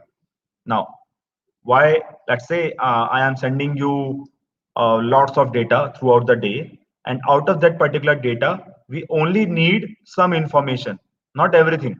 Okay, we need only some information so that I can make that particular task very successful. Okay, so here comes the part of your data scientist or data engineer. What they do, we as an IoT engineer send the data on the cloud, and after that the data analyst or data scientist do work on that and filter the data, and what is the particular information they need, they chunk out from that, right? So this is one of the very generic implementation of an IoT. So on the left hand side, if you see, there is a device. Now this can be an edge node. Okay, this device is going to communicate with one of the gateway. Now this gateway can be your mobile phone hotspot, it can be a dedicated Wi-Fi router, it can be your Bluetooth gateway, it can be your LoRa gateway, right? And this particular gateway is actually connected to the internet. Okay, now this gateway is building one network between your cloud and your gateway, so that this gateway can send the data to the cloud via some bridge means to say via some protocol. So here you can see the word which is MQTT protocol, right? So this is one of the protocol which is actually very old, but now we are using it in IoT, mostly completely in IoT basically, because it works on TCP IP, but it's a very low bandwidth protocol. Means to say, if you want to send the whole data, you just only need a few KB of speed. That's all, right? And then from the cloud IoT, I will ingest my data in the publisher and subscriber network. So let's say if I'm sending 27 degrees Celsius as a temperature from my module, it goes to my gateway, from gateway to cloud IoT, and from cloud IoT to the network, where with this network I have connected one smartphone app. Right now on this smartphone web, it shows a Delhi 27 degrees Celsius, Bangalore 33 degrees Celsius, Odisha this degree Celsius. So this type of way, this pops up is actually working. Okay, this IoT is actually working. Now let's get into the deep of the what technology is behind this. The last is the IoT cloud. So IoT cloud plays a very important role over here. And if I show you few architectures of the different IoT clouds, the first is the Microsoft Azure, right? Again, a very important if you talk about the architecture and infrastructure setup for IoT. So in the case of Microsoft, we do have edge devices, right? It's a completely self-respective choice, which particular edge or which particular thing you want to use, right? Just one second. Okay. So this is about the edge devices where your smart home, your smart car, or any other node can be connected. And the same way, this will send the data via some gateway to your Azure IoT hub, right? And from that, it goes to your database. Your database can be your SQL, JSON, time series, geospatial data, text search, AI/ML, and then after that we send this data to Power BI. So Power BI is a tool from Microsoft only. Okay, so this is one of the cloud part of Microsoft. Then we have Google Cloud. So again, a very general and very like mostly used basically.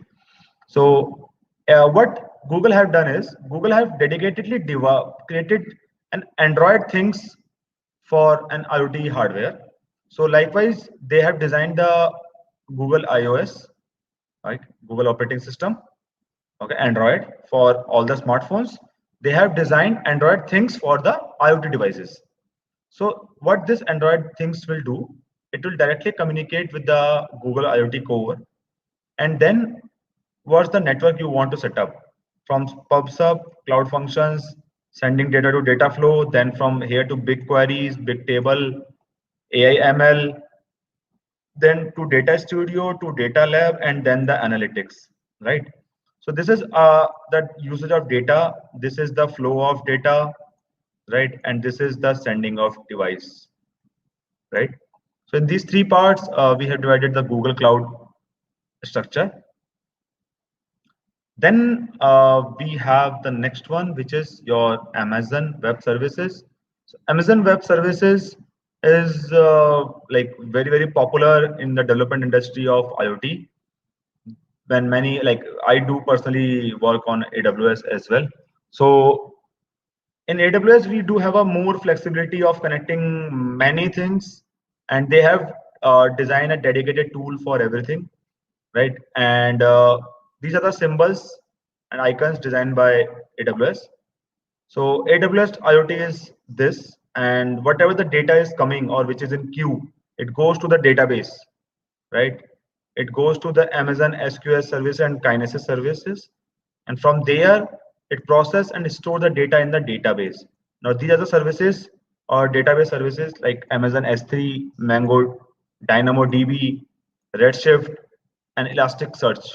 So these are the services, database services, and from there, wherever you want to send the data or you want to process the data, you can send it to the respective dashboard or respective tool, right? Let's say from here you want to send the data to the ML model, okay? So you can place one ML node over there and you can use it, right? So likewise, this is one of the services of AWS.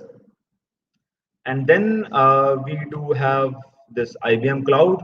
So this is the same thing from IoT device to Watson platform, then Node-RED, and then the alert systems or any other voice recognition system, right? So other companies like Cisco, Salesforce IoT Cloud, Ka IoT Cloud, Oracle Cloud, and Predix, GE Predix. So these are the other cloud platforms that usually you can use. Even Indian companies like Infosys, Wipro, Tata, SCL are rigorously working on these IoT platforms, and they do design services and products for other companies as well, right? Now, the big question is how it works, right? So, like we are on the end of the presentation, and if you see, the big question is how it works. So obviously, working on IoT is not at all easy because it required a lot of precision and accuracy because we are working with the data which is going to be helpful for the future purpose for ourselves anyhow. Okay, so the first thing we need is the programmable system, right? You can have ESP32, you can have Arduino, you can have Node MCU, you can have any other STM32, Raspberry Pi, right? These devices you can have. Second, you need sensors, right? So you need various sensors for that.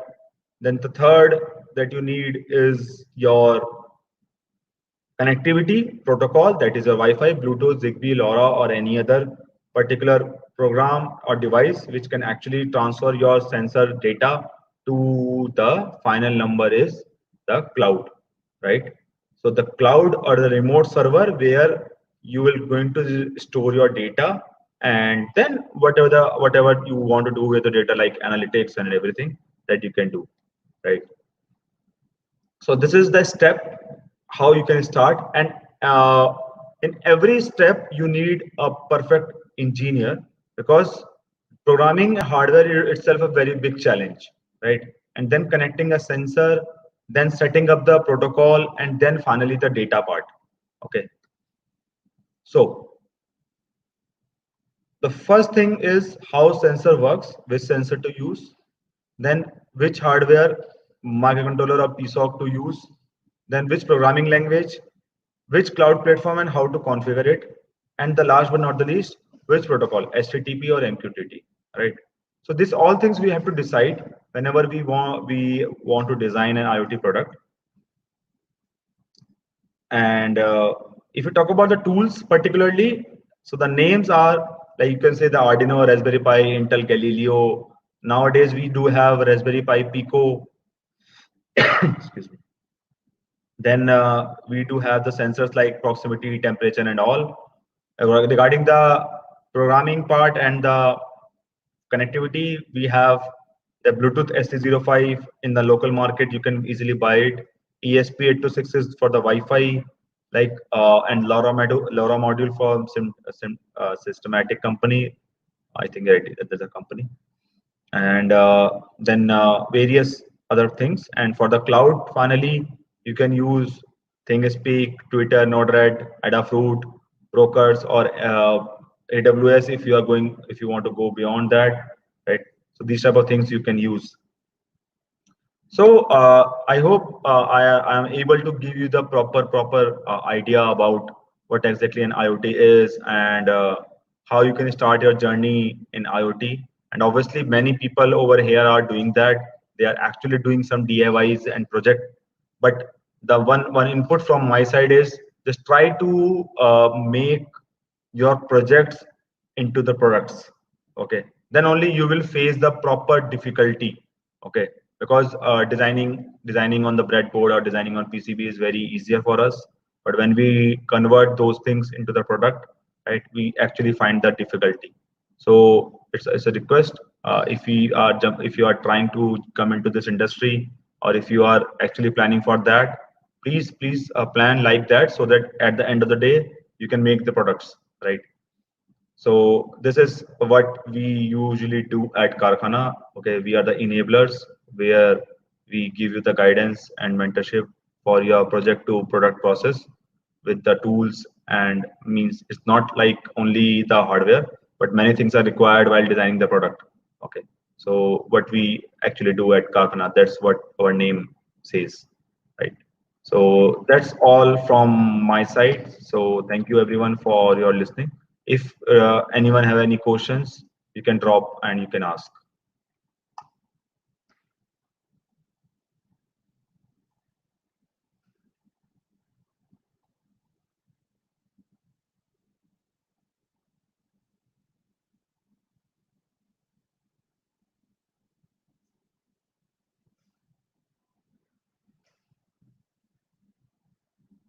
Okay, so we have a question from Nitish.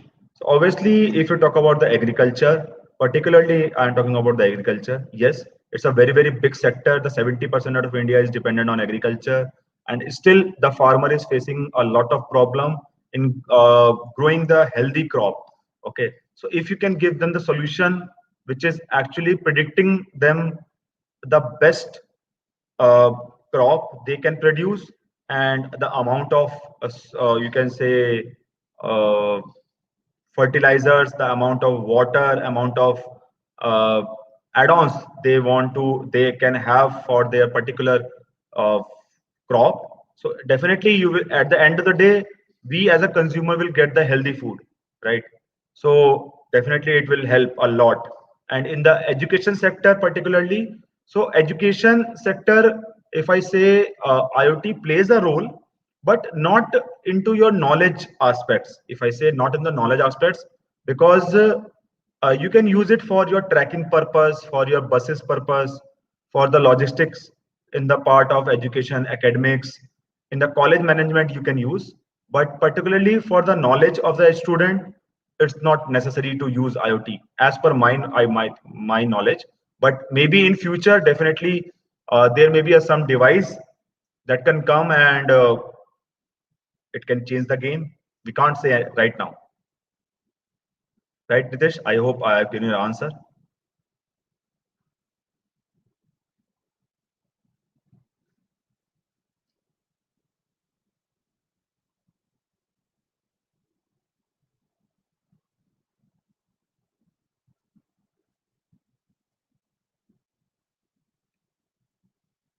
Okay, thank you so much, sir, for this amazing session.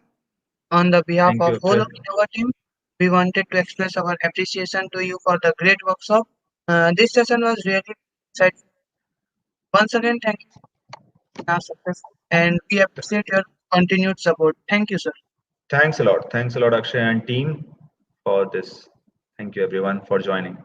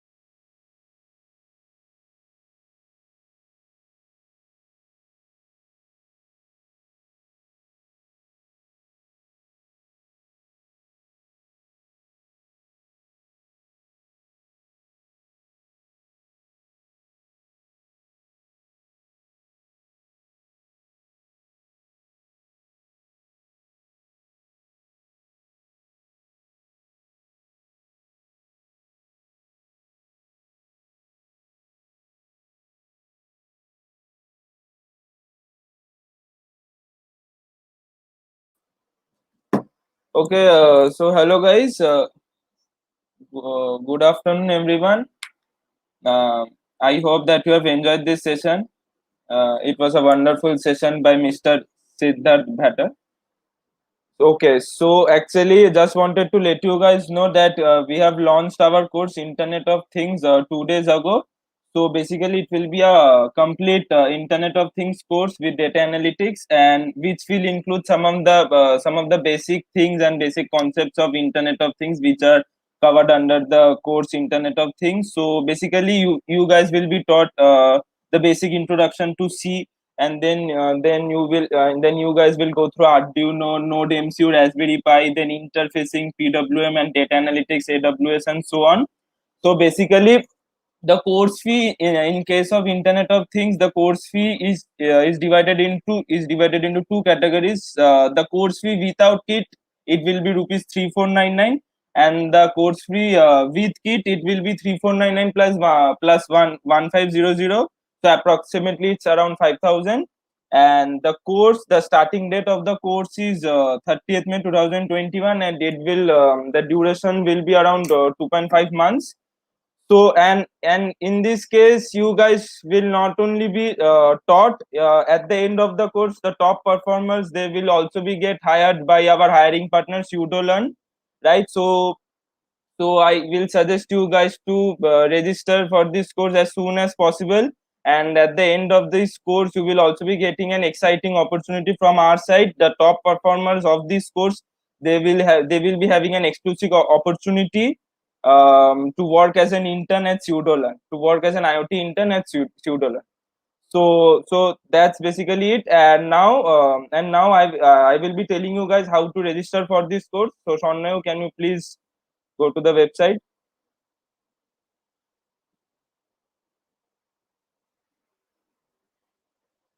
Okay, so as you can see on this screen, you just need to type TechBairn on the you just need to type TechBairn on Google, and here you can see the website, right?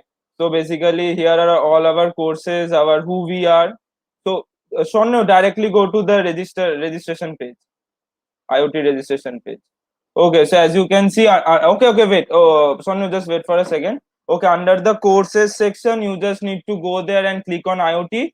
And as you can see on the screen, Internet of Things, it's written. So here you can download the syllabus as well, like what we will be teaching you guys, and what are the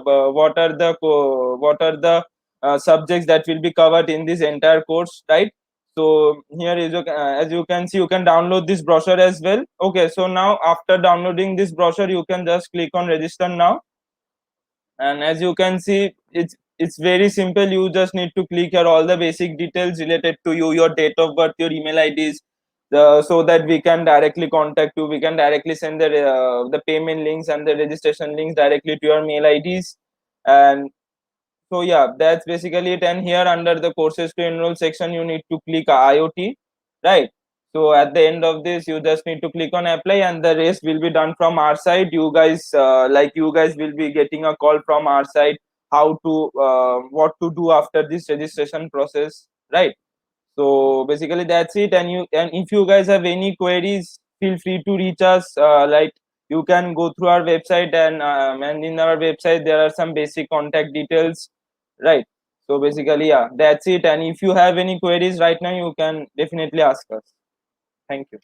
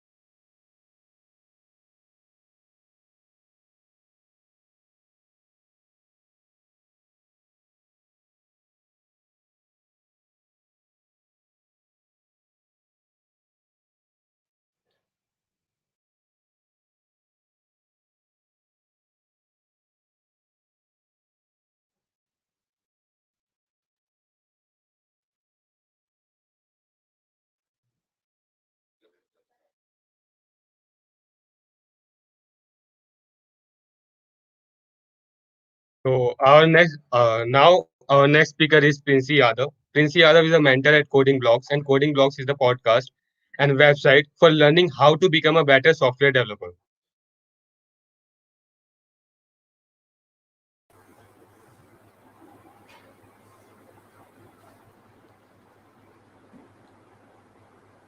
Ma'am, you can start now. So, hi everyone. Uh, I'm Princey, and a brief introduction about me. I have done my master's from IIIT Delhi in data science and computational biology, and then I started to work here as an instructor and product engineer here at Coding Blocks. So today we have gathered together to understand this, get an idea of what is machine learning and uh, how it is being used these days, like in every paradigm, right? So so without wasting too much time, and so let's just start with the workshop itself. So I would like to present my screen.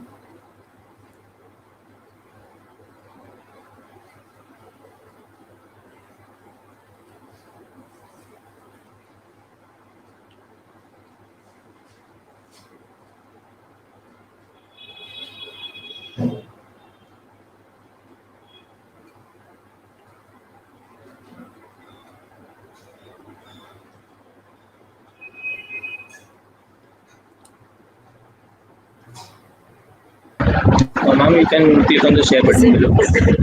is it visible? Yes, it is visible. Let me just add it. Okay.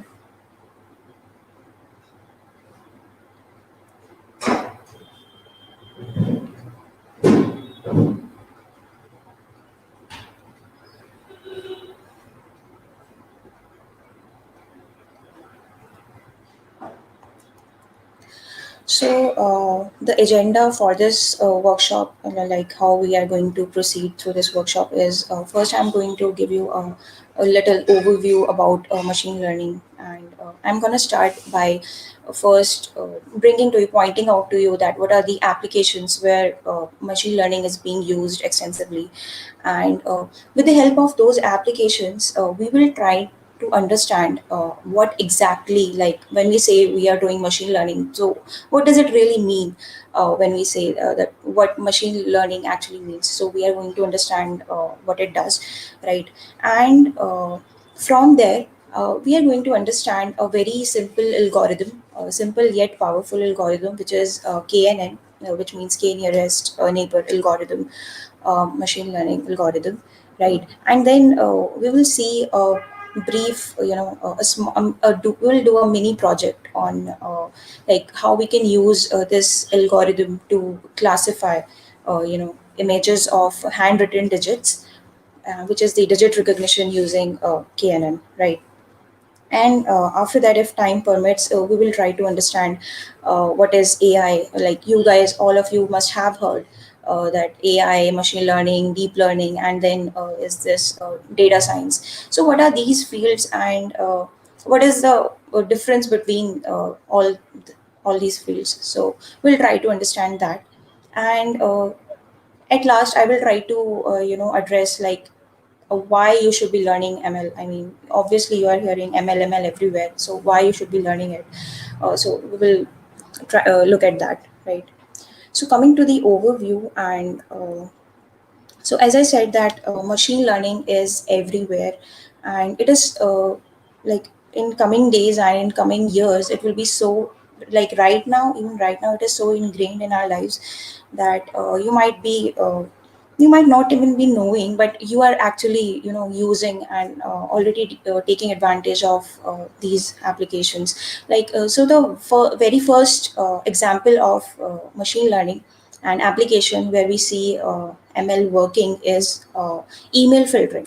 So within your Gmail, you must have seen Gmail and any email, your inbox. You can see that your emails get filtered, right? So some of the emails, they automatically get transferred to your spam box, and then whatever are the important ones, which are important to you, they are in your inbox, right? So we see, so that is one of the application of machine learning, which is the spam and ham classification, right? So the other application is object recognition. So you see, you have in your smartphones, you have Google Lens, right? So Google Lens, what it does is that you take an image and it tries to identify whatever object you have captured, and then it might also show you the details of that object. That this is thing and all the information about it, right? So it is one other application of machine learning, right? So we are basically trying to identify the captured object, right? So this is machine learning. Similarly, in case of email filtering, we are trying to we are trying to classify whether your email is some spam, and does it contain some kind of fraudulent mail, or is it an important one? So we are making a classification, a prediction kind of thing, right? Similarly, these days, what we see is, if you have broken some, driving rules, you are violating some driving rules. So these days, what happens is, the e-challan gets transferred, onto your mail ID, and so there. Even in these cases, so this is one application of machine learning. So the government has installed so many cameras on the roads, right? And you are so what they do is they capture the image of your vehicle, right? And from that vehicle image, what they do is they try to get the nameplate. So if you have violated some rules, so they will know, right?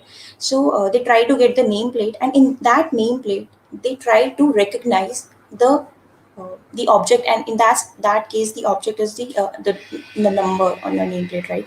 So what is the number? They try to understand that. They try to recognize it. So first. The object recognition in this case, how it works is they capture your car, then they identify that number plate. On that number plate, they identify those digits. So basically, we're trying to classify what are those digits or what are those alphabets. What does that denote, right? So this is another application where we see machine learning happening. Then we have Google Photos. Like Google has been, for years, for so many years, it has been getting and working on your data, using your data, collecting your data, and now it has enough data that it can point out, it can basically tell, if you so it has seen a number of images of you, like it has collected thousands and 10,000s of images of you, and now it is able to, if you are uploading another image of you with your friends, and so it is based it itself tells, okay, what is that person in that image, right? So that tagging kind of thing, you see it happening. So again, so name tagging in your uh, that the software Google's Photos, it itself identifies the person in the image. So again, we see ML there, right? Then we have these days, in our smartphones, we have like a fingerprint smart locks we have, right? So you are able to unlock your phone using your fingerprint, or we also have like from face detection, right? So again here it is also again another example of machine learning, right? Then we have healthcare. Healthcare, what they do is survival analysis of patients. So what is happening is, for years, hospitals have collected data of patients, and for example, say in a multi-speciality hospital, there are many facilities, and it has collected data of like millions of people or millions of patients visiting there, and but now they have this data, they have recorded what is the survival analysis. For example, say there are cancer patients, they have this cancer patients ka data, and as we all know that treating cancer, the treatment of cancer is very painful, and it is also very costly, so not everyone can handle it. So a question which comes to the patient's mind is, whether is it even worth it? I mean, doing this treatment, is it even worth it? Like, if doing the treatment of that particular patient, like doing the cancer treatment or whatever is the chemotherapy or whatever they are trying to do, if after doing that treatment the person lives like they have really have a surviving, they tend to survive for like 4 or 5 years and a lot of years, like they really have a life ahead, then it makes sense to you treat that people. But if even after doing that treatment the person just lives for the lifespan of that person just increases by say 2 to 3 months, so it may not be very worth it to like going through all that pain and spending so much money into that kind of treatment. So there again, in so doing the survival analysis that whether that particular patient will survive or not even after the treatment, what will be the lifespan.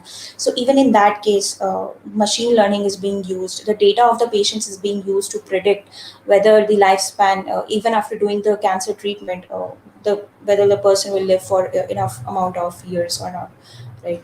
So in that case we are seeing machine learning happening. Then we have this tumor identification from the mammograms, like you have these images, like you have the data, and rather than having a human intervention you want a machine to identify tumors from those mammograms. So there again we see machine learning happening. uh, Even in my MTech, I also did my research in this healthcare, and my research was on the aging. So what we try to do, we try to predict the cellular age of a person. So what happens is, uh, so you guys might be like 20, 23 years old, right? And so you have seen people like who are very old, like it is quite possible you have seen parents of your friends or even your parents. It is quite possible that some of the parents look really young, right? uh, so even if the person is in his say 30s or 40s, but they look very young. So what is happening is so there are two kinds of things, like there is this chronological age that we measure in the year, in the number of years, and then there is the cellular age. The age the cellular age means the age at which your body is actually functioning. So you might be 20, but due to your lifestyle, say there is not enough physical activity, or that kind of your lifestyle is very sedentary. So due to your lifestyle and your eating habits and all those things, it is quite possible that even though you are 20, but it is quite possible that your body is functioning like that of a 30-year-old or 35 years old, right? So there also we from the patient's data, from the genomic data of the patient, of the people, we try to predict that what could be that age at which a person might really be functioning, right? So so this was the healthcare. So ML and AI is just booming in the healthcare sector. The other example and application where we see machine learning happening is the speech recognition. So you see Alexa, Siri, all the personal assistants that we have, the Cortana from Microsoft, right? And the Google assistants, Google Hello. So all these are again they. So whatever you speak, they first identify what you are speaking, and then they are able to interpret it, and they are able to give you a smart response, right? So again, there is speech recognition is another example of machine learning. Then we have voice activated banking. So these days, in your like all of you must be having some bank account, right? And in your so what we are basically trying to do in every sector, if there is a possibility to automate a particular task like without the humor without too much human intervention, so we are trying to do that, so that we can improve, so the banks can improve their services, right? So voice activated banking is again another example of machine learning. Then we have business analytics.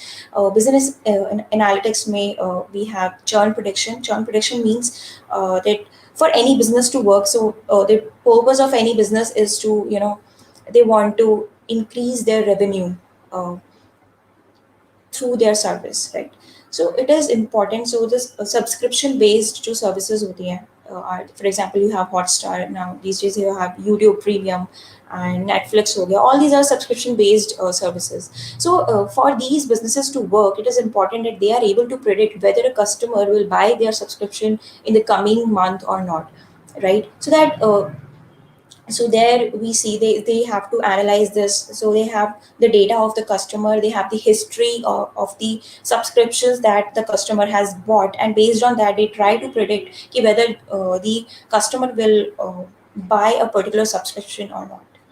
Then it is also used in detecting frauds, like credit card frauds we have. So there too we see machine learning happening.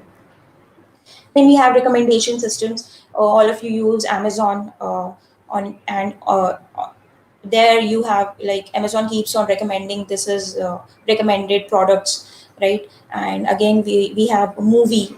We can you like recommending a movie based on review whether you should watch it or not, right? Then you must be having Medium on your mobile phones, and even in Medium it recommends you articles like based on a reading history. It says that these are the articles that you should be reading, right? So that is again machine learning again. Then we have self-driving cars, a full-fledged product which comprises of robotics, and we have like building a self-driving car is a very requires people from multidisciplinary background. We have like the guys from robotics, the manufacturing. Then we have CS guys who build the software which actually drives the car, and based on the images, based on the video that you have a traffic light. So if there is red traffic light, then the car should stop. All that kind of thing, all that kind of predictions that we make. It is we see machine learning happening there. Right. We have biometric these days. You all must have seen in your colleges there's this biometric machine installed, right? And your teachers must be putting their thumbs, and based on their whether they mark their attendance, they are using biometrics, right? Even for your Aadhaar cards, they these days they are doing all your fingerprints are scanned, and even they also take the scan of your eyes, right? So biometric is being used everywhere, and to mark, for example, in colleges to mark the attendance of teachers. So when they press against that machine, so an image of your thumb is captured, and the true image of that particular person is already they already have the true image of that particular person, the thumb impression, and then it is matched against that when a new person is pressing the thumb, so whether it is a correct match or not. So based on that your attendance is the attendance is marked. And then we have weather forecasting, right? So based on certain parameters that are measured, we can predict whether they are going to be a cyclone or not. And based on that it is so ML is everywhere, and in every sector it is being used to help the community. So how we can make the life easier, and how we can better it, make the lives of people better, and give them a better user experience, right? So it is all about that. So coming to what is machine learning. So if I try to go back and carefully look at all these examples that we just covered, you will see that the critical thing about all of these examples, be it recommendation system, be it healthcare, business analytics, this email filtering example, or object recognition, the very critical thing about all of these examples is the data. That the company must have your data, and this is the reason why machine learning is booming where, like everywhere you have data science, machine learning, AI. It is booming right now because now the companies have collected enough data, like from years, like they have been collecting it from like for so many years, 100 years, past 50, 30, 50 years, and now if they have enough amount of data that they can use this data to analyze and derive and understand. They want to understand the insights that they can use from this data and to make their service better, how this insight from the data can be used to help the people, right? For example, the email filtering example, spam ham classification was not there like initially in your Gmail. It was introduced like like after some years of this when Gmail service was launched. Okay. So, so for some years they collected the data. They looked at what does spam emails look like, right? Then they also looked at what a normal and important email looks like. So they had this data, and now they are able to make this kind of prediction key whether the new data, the new email which is being written, whether it is spam or it is ham. Okay. Similarly, in case of object recognition, Google has been collecting your data for so many years that now it has enough data now, and we are also seeing that Google Photos, which used to be free service, but now from I think June 2021 it will be a paid service. Like your storage will be limited. You can't upload like unlimited amount of images anymore, right? So now they have made this service paid, right, after a certain amount of limit. So Google has been collecting the data, the millions of images it has collected from the past, and now it has enough data that it can now predict the coming image, whether the whatever object is there in the coming image. So again, the data is very critical here. Okay. Again, in the healthcare department also, hospitals had been collecting the data of the patients. In case of speech recognition, the data was being collected. In case of churn prediction, all of these, the customer data was being stored, and now they have this ability to use this to better their services. Similarly, in case of recommendation system and all these things, we have the data. So to any machine learning problem statement, it is very important that first you should have the data with you. Without data, you cannot do anything. And even if you really want to, if these examples are not like clear, then the best example of machine learning is the human itself. So a kid, which is like a newborn kid, that kid knows nothing, right? When he's born, and even after 1 year or so, he knows nothing, right? So if you want, so he learns from the inputs are the images, what he sees, what he senses, what he feels. All these senses helps. It is he is taking inputs from his environment, right? And then that kid starts to take important decisions, so why that kid is able to make decisions now is because after some time he has seen the images. Okay, this is this thing, this is hot, so I should not touch it, right? So he has felt that thing. So he knows ki if he is going to touch some hot thing, so it is going to hurt him. So based on that previous context, previous data, the kid is now able to make decision, now able to predict whether he should touch a hot vessel or not. Okay. So the data is the most critical thing in any machine learning problem. Then the other important aspect when we say ki machine learning happening in all of these examples, what you see is a kind of classification, that we are trying to predict something. In email filtering example, you are trying to predict whether a new email is spam or not. In case of object recognition, whatever image you have captured, we are trying to predict what is the object that has been. We are trying to predict or identify the captured object in the image. In case of smart lock, we are trying to make this classification. The thumbprint, the scan of the thumbprint, which is being captured, which has been captured, whether it matches the true the true thumbprint of your screen of your phone or not, right? So we observe this kind of prediction in all of the machine learning example. Similarly, in case of healthcare, we are trying to predict the survival rate of the patient. We are trying to predict whether there is tumor or not from the mammograms. In speech recognition, we are trying to predict from the speech data whether we are trying to predict the word that might be said, right? And in case of churn prediction, we are trying to predict whether a customer will buy our service or not, right? Detecting fraud, whether a transaction is fraudulent or not, we are trying to predict that. So we have this data and we are trying to predict something. So this is the common thing that we have observed in all of these machine learning examples, right?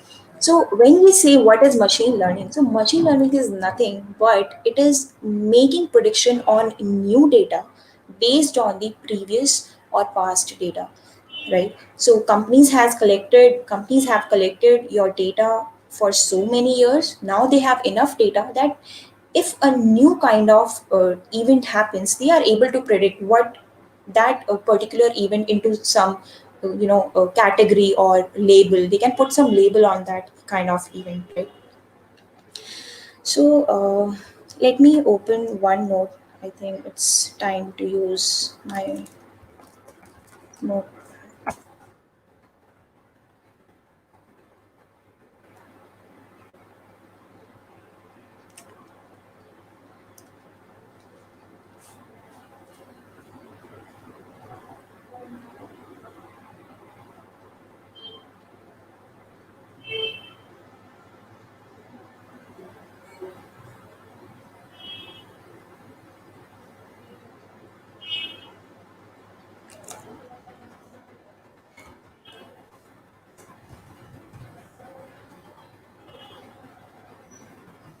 Right.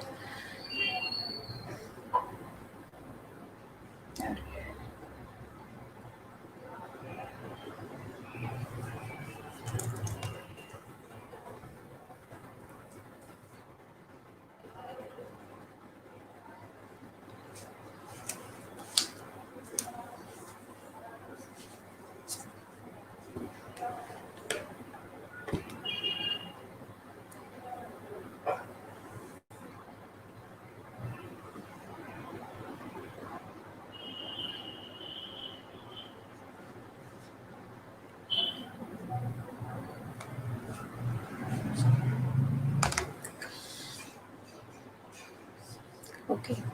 So so we are trying to predict something ki whether we are trying to predict we are trying to make some kind of prediction on the new data, new test point, and based on the previous data, based on the past history, right, of the samples. So this prediction that we that I'm saying that when we say that we are making some sort of prediction in the machine learning community, what we call this as an output. Ki whatever is your say, you think of your machine learning model. So whatever machine is making some kind of prediction, think of it as some sort of black box. It is doing something. This is your ML model. We call it as an ML model. So whatever it tries to predict, that prediction is what we call it, that is our output of our ML model, right? So it is also, yeah, so we call it an output, or we can also call it predict some prediction, right? Yeah, predicted variable, you can call it, right? And the past data that I just talked about, it is nothing. In the machine learning community, we call this data training data. This is known as training data. Training data means the data on which a machine trains, on an ML model trains. So that is why we call it training data, because it helps the model to learn something, right? So that is why it is known as the training data. So training data is nothing but collection of sample points. Sample points mean, again, sample points are nothing but if you think of, we'll understand with this with an example. So collection of data on which a machine learns, right? So the new data, so the machine has learned something now. So for example, say you have in the for let's say take example of Medium has the history, all the data has this data of their customers, in which they have the history of the users, right? The how, for how long they have been reading a certain, so this is a particular article, its length is say this, and this is the time for which they have read this particular article. So what is the probability, or what are the chances that the user will read another long article? So if you have a history of reading short articles, so it is quite possible that the Medium will suggest you reading short, it will recommend you reading short articles. If you have a history of reading, say, on Medium you have a history of reading, say, towards data science blog, so it will recommend you post similar to that only, right? So once you have the machine has learned something, right? Machine has learned from the previous data. Now it is capable of making prediction on the test data, the new data. जो हम new data बोल रहे हैं, it is nothing but we also call it test data. Test data means we are basically trying to understand that whether the machine will able to make correct prediction or not. So the test data is the data on which a machine makes some prediction, right? And on that test data, it makes some, like, it gives some sort of output. So the test data is unseen. The machine has never seen it, right? So uh, it is similar to like the normal tests that you have in your, even in your colleges we have tests, right? So the teacher teaches you some content in the class, and he gives you some questions, and in the test you are supposed to answer. So it is knowledge testing, whether, so now you are the model, you are the ML model, and now you're testing your knowledge whether you can apply that knowledge on the new data or not. It's similar to that, right? Then I have been speaking data, data, data. So what this data has, it has some features. We denote these features using X, right? X, we denote it using X, and similarly, our output is denoted using variable Y. This is just the standard, that has been followed among the community people, right? So let's understand this better using an example.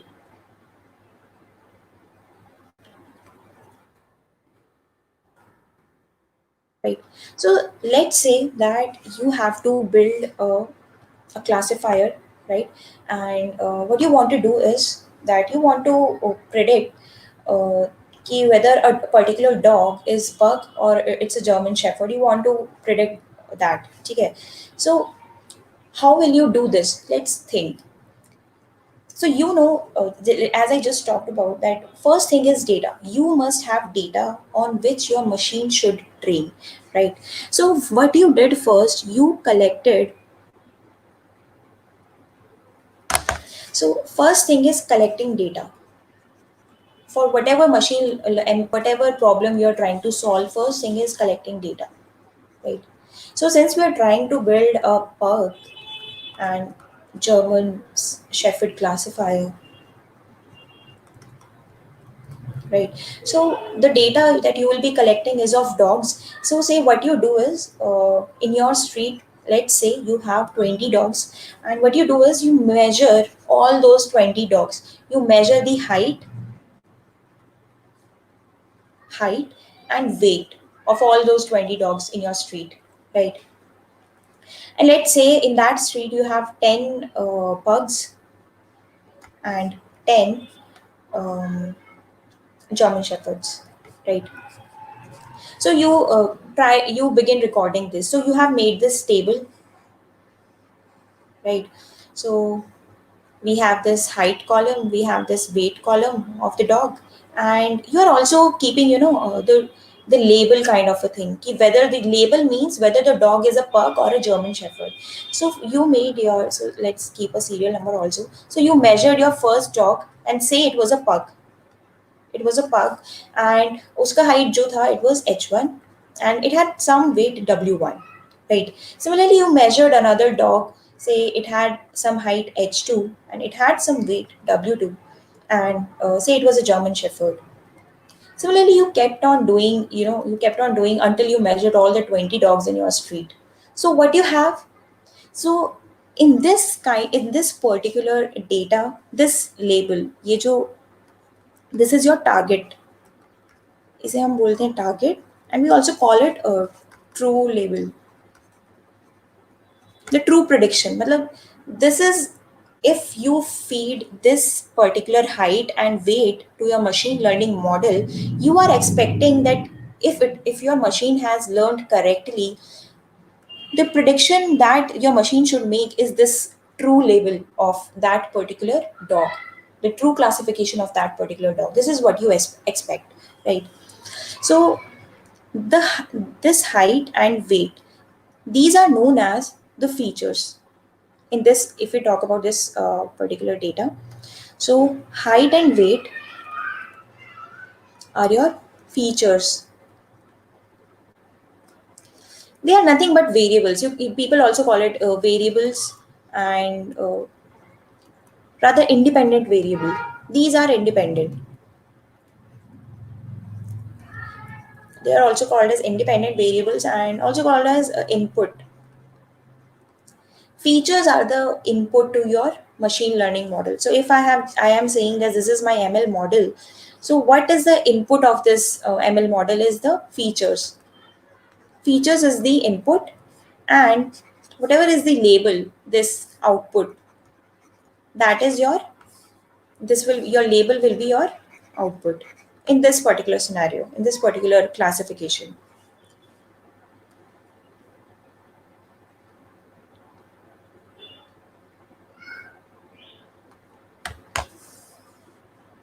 Right.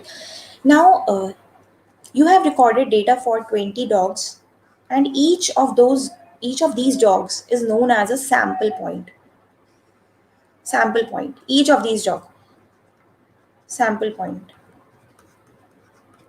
You can also call it data point, samples, and all of these are different terms used for one thing, which means an entry in your one observation in your data, right?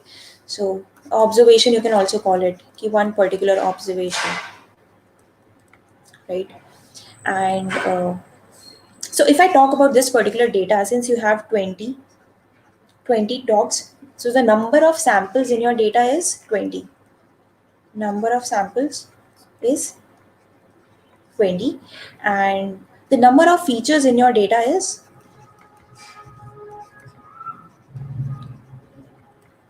2. You are just measuring two things, which is the height and the weight. So you have two features, two independent variables in your data, right? So if I talk about what is the shape, what is the size of this data, so for example, you have matrix, right? You have learned about matrices, right? And it is say 4 2 1. This is kind of the matrix. So the size of this matrix will be 2 cross 2. Similarly, if you have 20 rows and each of those rows you have recorded two features, so the shape of your data will be 20 cross 2. This is the size of your size of input. And input is denoted using X, as I said previously. जो input होता है हमारा, we denoted using X, right? And the label is your Y. So the size of your output variable is what? If I talk about size of output variable, it is 20, है ना? 20 cross, it has just one column. So 20 cross 1.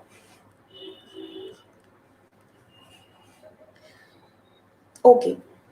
So we have collected this data, right? The very critical thing about solving a machine learning problem is you should have a data on which your machine can learn. So वो तो हमने collect कर लिया, we have collected that. Now what we have to do is let's the next thing the any data analyst or scientist do is let's analyze this data, right? And in the process of this analyzing, what they do is they first they visualize this data. So next what we do is let's visualize it. Whatever data points you have collected, इसे हम visualize करते हैं. Visualize करने का मतलब है let's plot it on a graph. Then on the x-axis you have say height. Yes, let's say you have weight, and on the y-axis you have height. Okay. And what you did is, since you had 10 pugs and 10 German shepherds, what you did is you plot the all these data points ki h1 h1w1 h2w2 h3w3. You plotted all these points on this particular graph. So this is your x-axis, right? And this is the origin of your graph, right? So this is the 0, 0 point. So as you move right, you know that your value weight increases as you move right. And similarly, in case of your y-axis, as you move above means as you move away from this origin, your y value increases, meaning your height increases. And it is quite clear that pugs are shorter in height, ye sabko pata hai. And if not, you can also see these images that pugs are really small in height as compared to a full-grown German Shepherd, right? And since their height is less, so it is quite expected that the weight of these dogs will also be low as compared to a German Shepherd. So what we expect in this particular graph is,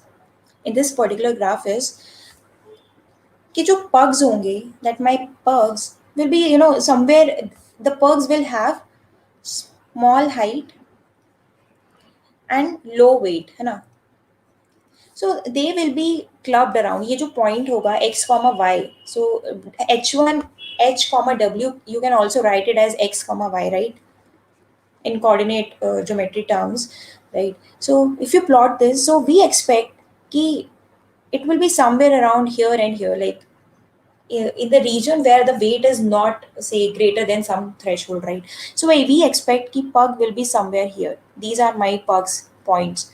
If I plot all these points, 10 points to है मेरे पास, right? So it is quite expected that the pugs will somewhere around in the region of low height and low weight. We expect it to be here. I hope this is clear. And similarly for German Shepherd, if you say in your street, you had full-grown German Shepherds, right? So उनका जो height होगा, obviously first their height will be greater than whatever is the height of your pug. It will be greater than that particular height. So we expect कि जो German Shepherd का height है, since it is greater, so we expect कि वो यहाँ कहीं होंगे. And the weight of German Shepherds, since they're grown, well grown, and we also expect that the mass, the weight of those dogs will also be greater, right? So we expect कि German Shepherds might be somewhere here, right? Okay, so this is the data, the current data on which your machine has learned that this is how a pug looks like, this is how the height and weight of a pug looks like, and this is how the height and weight of your German Shepherd looks like. Now the question that we want to ask is, what if I have a new data point? So let's say now you measured 4 new dogs, measured 4 new dogs from a new street, मतलब, right? You measure the height and weight, okay? And so you have, say, it is a particular dog, it is D1, D2, D3, D4, and it has some value like H1, W1, H2, W2, H3, W3, and H4, W4. So if D1 is, say, this point, so D1 lies somewhere around here. So this is D1.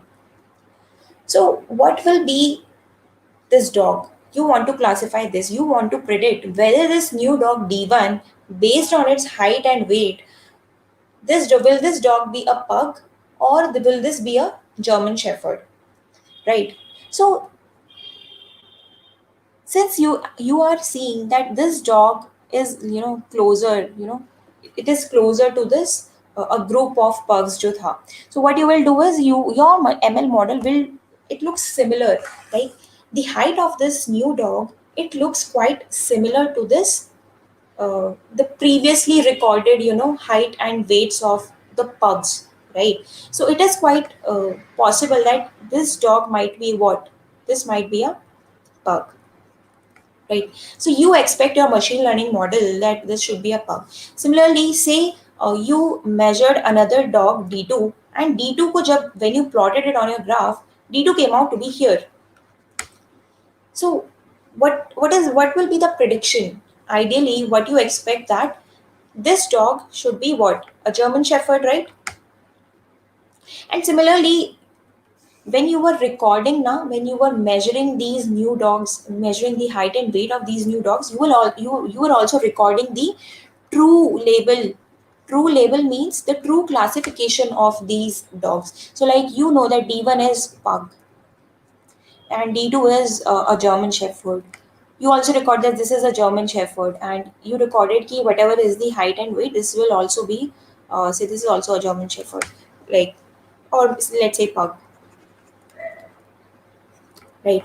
And when you so what is your expectation? So if your machine has learned correctly from the previous data, so it is your expectation will be that it should make the correct prediction. So the correct prediction का मतलब है that it should predict the true label.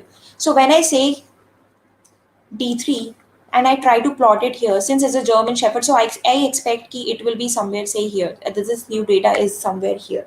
So you expect that your machine ML model should classify this as a German Shepherd. This is what you want. Will your ML model do this or not? It is depending on the data that you have fed, depends on the data on which your model has learned. But we are talking about what do you expect from an ML model, that it should make correct predictions about the new data. This is what we expect, right? So here in this particular classification, we are trying to make prediction on the new data based on the similarity between the previous data points, right? So what we are doing, we are checking the data of this new dog, meaning the features of this new dog, the height and weight of this new dog matches the height and weight of the pugs. It is similar to that of the pugs. So my ML model will classify it as a pug. Similarly, for this dog D2, the height and weight, the features of this new dog matches to that of the German Shepherds. So my machine learning model, like based on the similarity of the features, my ML model should classify this as German Shepherd, right? So this similarity thing that I just talked about, uh, here in this particular example, we have laid out the foundation for a very interesting machine learning algorithm, which is the k nearest neighbor, right? So I hope this like from this from the discussion so far, you are able to know like what do you expect from machine learning, right? You understand that what is ML, like the purpose of any ML is to do classification. This should be clear to you, and you know what is your input. If you hear terms like input or you hear terms like features, you should be having some idea that features are nothing but the columns, you know, uh, the observations that you are making about any particular sample. So the samples should be, so now when you hear of words like sample points or data points, you should not feel whatever, okay, ye kya alien language hai. You should not feel like that, I hope, right? And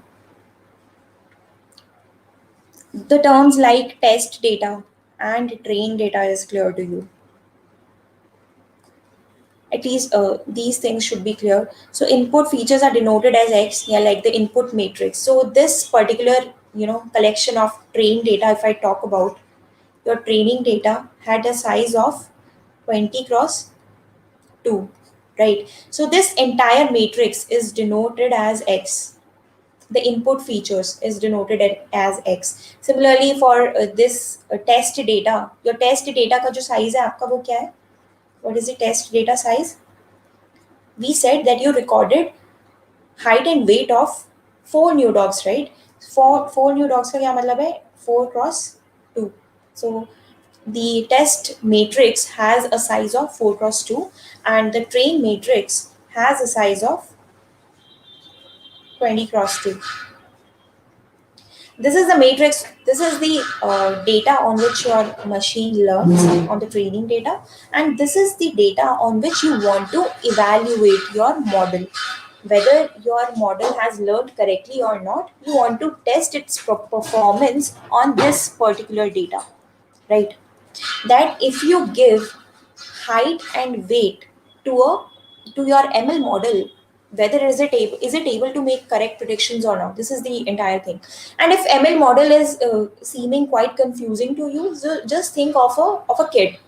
Of say you have a very you have some hypothetical brother and he is very young, say 1 year old, and you are trying to train him what a pug looks like and what a German Shepherd looks like, and you are telling him and you want your brother to predict the whether a dog is pug or German Shepherd based on the height and weight. So let's, if ML model is confusing, then just think of a young kid, a very a kid brother who you want to supervise, that this is how a this is how a pug looks like, this is how a German Shepherd looks like. Okay, so let me know in the chats that this thing uh, it is clear.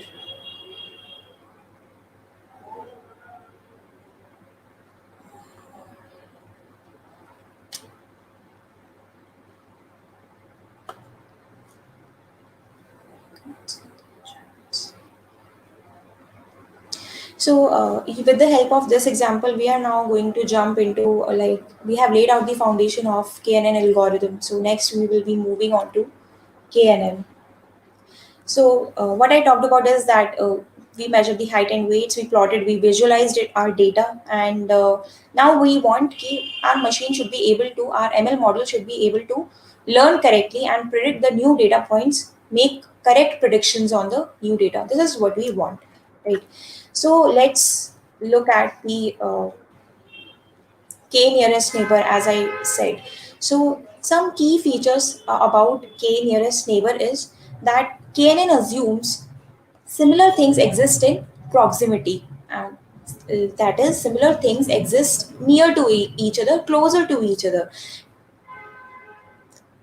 Just like we saw this pug and German Shepherd examples. So we expect that all the German Shepherds will be, all the Shepherds will be, will be lying in the close proximity, will be lying close to each other, and similarly the all the pugs data points will be lying close to each other. This is what we expect, and this is the assumption that KNN makes, that similar data points, what it means is which have similarity in their and this is also true, right, that if we have data of pugs, then we expect them to stick together. If we have data of German Shepherd, we expect it to stick together, and it could be anything. It need not be just pug and German Shepherd. It could be any kind of object. If you want to say, it could be a cat, it could be humans, right? And you are making some sort of observation, you are recording some parameter of a cat. So maybe say you are say, along with the height and weight, you are also recording, say, the fur length, the fur type, all of these things you are recording, right? So based on those features, the KNN, what is the assumption that KNN makes is that similar data points of one category, they should be similar, and therefore they should lie in close proximity, right? So this is what we mean when we say there is similarity between data points, means they will stick together, they will lie close to each other. The next thing is key. Similarity sounds really, abstract. We have understood it in abstract way, but how do you measure this similarity? How will you quantify this similarity? So KNN captures this similarity, quantifies the similarity between 2 points using the distance formula, right? So if we look at this, let me draw a new graph, right? So these are my pugs, right? So, and again, these are my German Shepherds, right? And so I want to, and say this is P1 and this is point P2. So if from your coordinate geometry, we all have taken lessons in mathematics class in our 12th class, right? That to how do you measure the distance between 2 points? So if you have point A, say this is point A and this is point B. So how do you measure the distance between these 2 points? Using the distance formula, right? Using the distance formula. So if this point is, say, x1 and y1, and this is x2, y2. So the distance formula says that how do you compute the distance between these 2 points is you just do x2 minus x1 plus y2 minus y1. This is how you compute it. And similarly, how does this translate from a point in geometry, like A comma B point, if you translate your knowledge to this particular example of dogs, so on your x-axis you have your weight, and on your y-axis you have your height. And if you want to measure the similarity between say P1 and P2, all you will be doing is you will subtract the height of the respective dogs, and you will subtract the weight of those respective dogs, right? We are squaring, so it doesn't matter कि we are किस में से क्या subtract कर रहे हैं, since we are squaring, right? So a very common and most a common way of capturing similarity between 2 points is the distance formula. ये जो distance formula है ना, this is also known as the Euclidean distance. We also call it Euclidean distance, right? So the first thing is the assumption about the what is the assumption that KNN makes, that it assumes that points of the similar points lie together. And the second thing, how will you quantify the similarity, is you will quantify it using the Euclidean distance, right? There are other measures, but let's for simplicity take it to be Euclidean distance, and that I have told you. Okay, so let's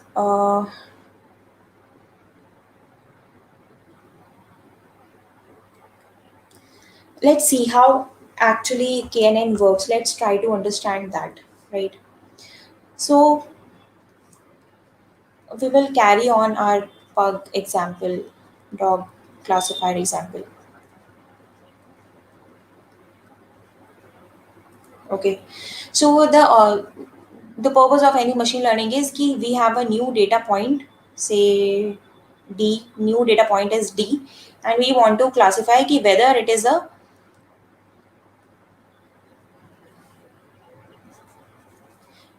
pug or whether this is a German Shepherd. So what KNN does is, so KNN means K, nearest neighbor. So as the name of this algorithm itself suggests, so whenever you feed it a new point, new data point, what it does is it identifies k nearest neighbor of this particular new data point. So say for now you have k means k nearest neighbor means जो इसके सबसे closer होंगे. So if from this graph I can see that these dogs are these two data point, these two pugs, the features of these two pugs are closer to each other. So let's k का value, let's take it to be 2. ठीक है? So what KNN does is whenever it sees a new feature, it computes the distance. It computes the distance between the new data point and the trained data and all samples of your trained data. All samples. So all these, ये जितने भी P हैं and जितने भी G हैं, all these are sample points. All samples of your trained data. So we compute a distance. So if say D का जो value है, it is H and this is W, and you have 20 data points in your training set. Training set में हमारे कितने samples थे? 20, है ना? 20 dogs का डेटा हमने रिकॉर्ड किया था. So what we will do is, what KNN algorithm will do is it will compute. So you have height and weight of 20 dogs. So you just calculate the distance, the Euclidean distance. So आपने distance calculate किया between this and this. So say it came out to be some D1, D2, D3, है ना? ऐसे करके D20. You got 20 values for your distance, right? Now, what you do is you sort. You arrange them in increasing order. Increasing order means जो सबसे कम है वो इधर होगा, D1, D2, D3. You sorted it. मतलब ये ऐसे नहीं हो सकता. इट इज क्वाइट पॉसिबल कि D3 सबसे छोटा हो, right? So it could be like D20 ये हो सकता है, D4 ये हो सकता है. Similarly it could be say last, so D5, the length of D5 is the largest, say, right? So you sort it, basically. You arrange them in an order, and then what you do is, based on the first, so say the, or after arranging, uh, you got this particular order. So say D3, D20, D4, D7, D6, and so on करके say D5, right? This is the particular order that you obtain. Then what you do is, once you have sorted the distances, what you do is you check कि what is the label associated to this entry. So D3 जो है आया था हमारे पास by subtracting, by take, so D3 is what? D3 is the distance between my new dog and my D3 dog, right? So D3 dog, let's say the label of the D3 dog, my D3 dog was what? A pug. Okay. So D20 is denoting what? D20 is denoting the distance between your new dog, the distance between the features of the new dog and the features of your 20th dog, your 20th observation. उसका जब हमने difference लिया और फिर उसका square, like we computed the Euclidean distance between the features of these 2 points. So what we got is this D20, and इसका जो label था, say it was again pug. This was also pug, right? Pug.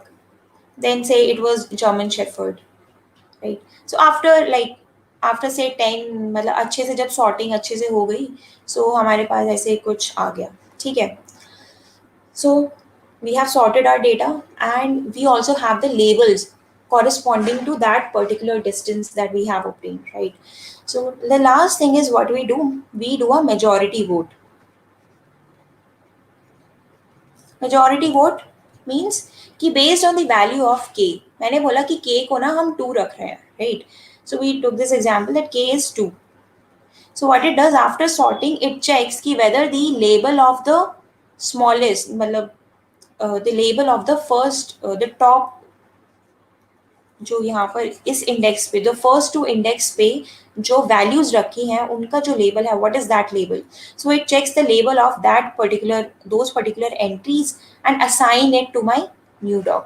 So based on majority, what means it checks the k equal to 2 for, it checks the 2 sample points, like in case D3 and D20, it checked, my KNN algorithm checked whether the label of the dog corresponding to this distance, what is the label of the dog corresponding to this distance, what is the label of the dog corresponding to this distance.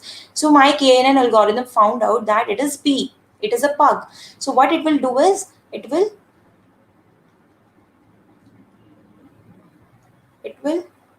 give you, it will assign a label pug to my new dog.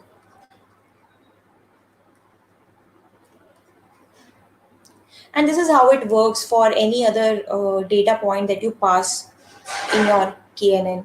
That is, it computes the distance, then it sorts it, then it does a majority voting, right? Now, this value of k, a very common question that is asked while working with KNN is, how do you decide the value of k? What is a good number for k? So we cannot really say that what is a good number. It is something that you try and experiment while working with your data, right? So you can start with the default one, and then you just keep on increasing it or decreasing it. You play around with this value and check out for what value of k you are getting the highest accuracy. Accuracy, what is accuracy? Accuracy means you had like हमारा जो test data था, we had 4 data points, right?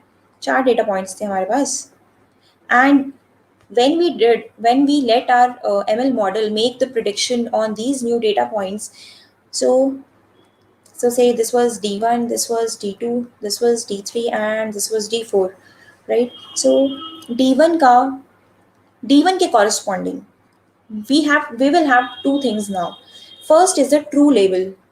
True label means जब तुमने, when you measured these dogs ना, these new dogs, when you measured it and you were recording the label as I talked here. when you were measuring these new dogs, you were also recording the true label, the truth about these sample points. True label means the truth, the correct classification of these dogs. So say this was your pug, this was pug, say this was German Shepherd, this was German Shepherd. So this is one thing, and the other column is your prediction that the ML model made, the KNN algo made. So the other is the prediction. So say your prediction was कि इसने इसको पग में किया, मान लो इसको भी पग में किया, इस जर्मन शेफर्ड को इसने मान लो पग में क्लासिफाई कर दिया एंड इस जर्मन शेफर्ड को जर्मन शेफर्ड ही बोला. सो दिस पर्टिकुलर, ये जो मेरी क्लासिफिकेशन है ये वाली, this is what, this is wrong है ना. तो this is an incorrect classification. Incorrect classification का क्या मतलब है? दिस इज एन एरर है ना. This is also known as error, right. So what is the accuracy कि मेरे जो KNN algorithm था, it correctly classified 3 out of 4 sample points. So accuracy मेरी कितनी हो जाएगी? 75%.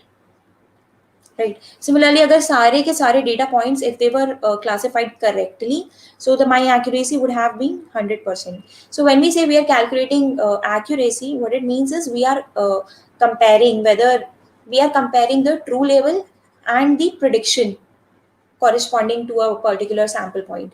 If it is correct or it is wrong, ठीक है. So उसके basis पे we compute our accuracy, right? So that is it about KNN. I hope it was clear to you how a KNN algorithm works.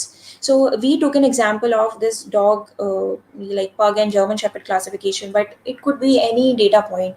It could be any feature, any sample. Like instead of the height and weight features, you could also have, say, an image of a dog, right? Image of a pug. You could also have this, right? And you could also have an image of a German Shepherd. So data कुछ भी हो सकता है. Data can be anything. Feature can be anything. But the way an KNN algorithm works, it will remain the same. KNN algorithm को आपको you will have to give a 2D matrix. In that particular 2D matrix, it will try to learn from it. First is the training data, आपको इसे देना पड़ेगा. You will have to give the training data. From that training data, what it will do is, whenever you feed a new data point, it will compute the similarity based on whatever, like in this particular example, we learned कि Euclidean distance measure करेगा हमारा KNN algorithm, right? So let's take example of, say, instead of these numbers, height and weight, we are not giving height and weight, we are feeding our KNN algorithm images of pugs and German Shepherd. This could be another example, right? So in case of an image, what are my features? I have to identify this कि image के case में क्या features होंगे. So image के case में मेरे जो features होते हैं, say the size, based on the size of my image. So अगर मेरी image का जो size है, मान लो it is say 50x50, right? तो जो features होंगे 50x50 कहने का क्या मतलब है कि अगर मेरा ये डॉग इसमें कुछ बना हुआ है, सो मैं क्या कर रही हूँ, अपनी इस इमेज को पिक्सल्स में इस तरीके से डिवाइड कर रही हूँ दैट इट हैज़ यहाँ पे 50 पिक्सल्स हैं और यहाँ पे 50 पिक्सल्स हैं, ठीक है. And in all of these pixels it has some colour, है ना, यहाँ पे कुछ कलर होगा. फॉर एग्जाम्पल, अगर if I show you the slide, this slide, right. So in this particular image,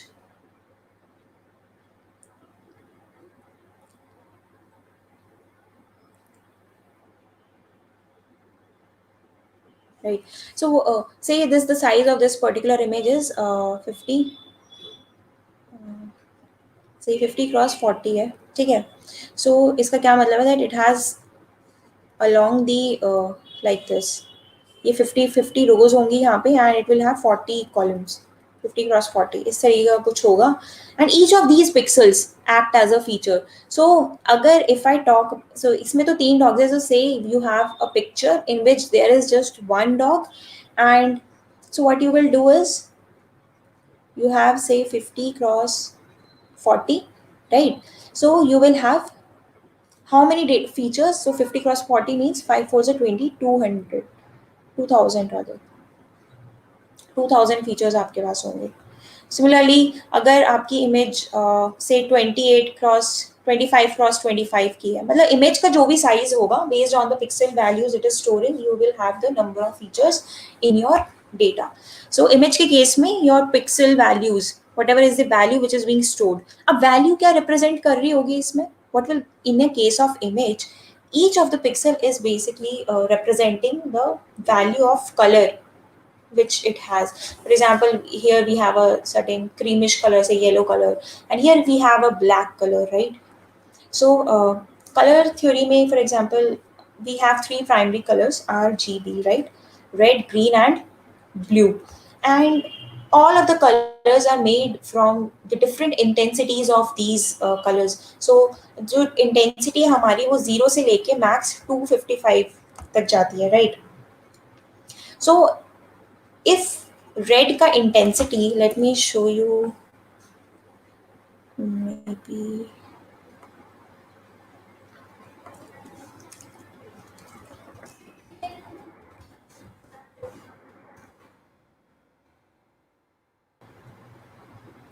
So in any particular image, what we have, her image का it is we have a red component. जो color हमारा बनता है it is made from the combination of RGB, red, green and blue. So based on the intensity of red, based on the intensity of green and blue, the color is decided. For example, if you look at this particular value, so इस case में RGB में red has an intensity of 255 which is the maximum intensity. If I try to reduce it to say 100, so देखो, so as we are decreasing to 0, when we are decreasing the intensity of a particular color, what is happening is we are making the color black. हम black के closer जा रहे हैं. So 0 means 0,0,0 means black. And if I make it say 255 and 255, what it means? It means white. So when we have full intensity of RGB, we have white, and we have zero intensity of RGB, we have black. And in between all the possibilities, all the combinations, we have different colors that you want to make. So if you want to make something which is more red, so you will keep the intensity of this component, red component, more, and the intensity of rest of the components, so like green ka मान लो you keep it to be 40, and say ये हमने कर दिया 0. So you have obtained a color which looks like maroon, right? And if I increase the intensity of green in this, so we have obtained something brownish kind of a color, right? So this is what is being stored in an image. This is how if you look at an image data, this is what happens.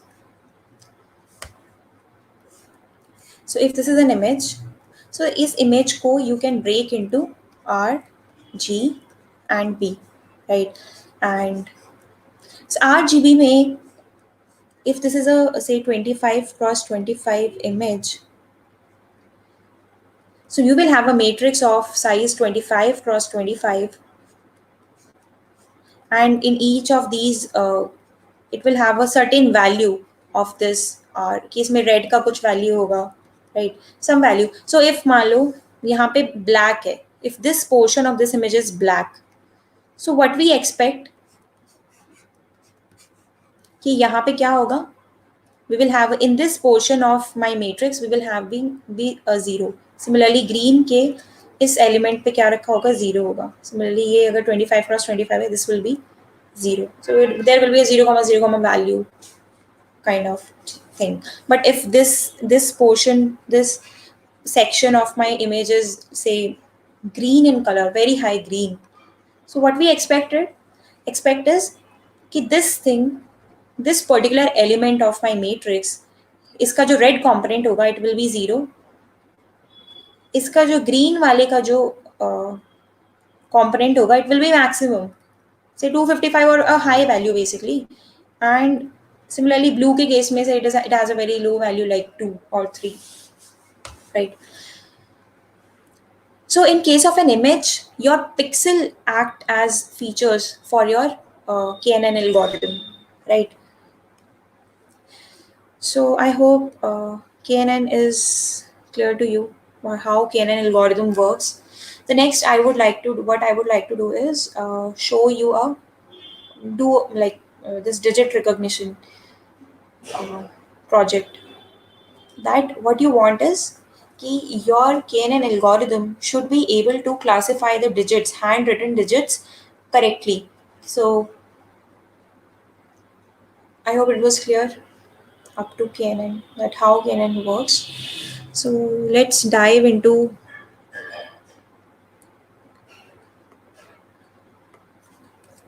actual coding. So to work, so see, understanding ML algorithms is one part, and implementing them is another part, and understanding, actual. So machine learning is you also need to understand. You can't have only one thing. You need to have balance of both. You need to understand how algorithm works, and you should be able to implement all those algorithms, use them on the data also. So coding is a very important part of any, if you want to build some career in machine learning. So what we will be doing is the favorite language for the community, the data science community, the machine learning community is Python. Python is being used extensively in all of the ML projects. So it has a very huge community, very like many people to help you out there. If you face any problem, you just need to Google it, and it is quite possible that whatever problem you are facing, someone else has already faced it, and the answer is there, right?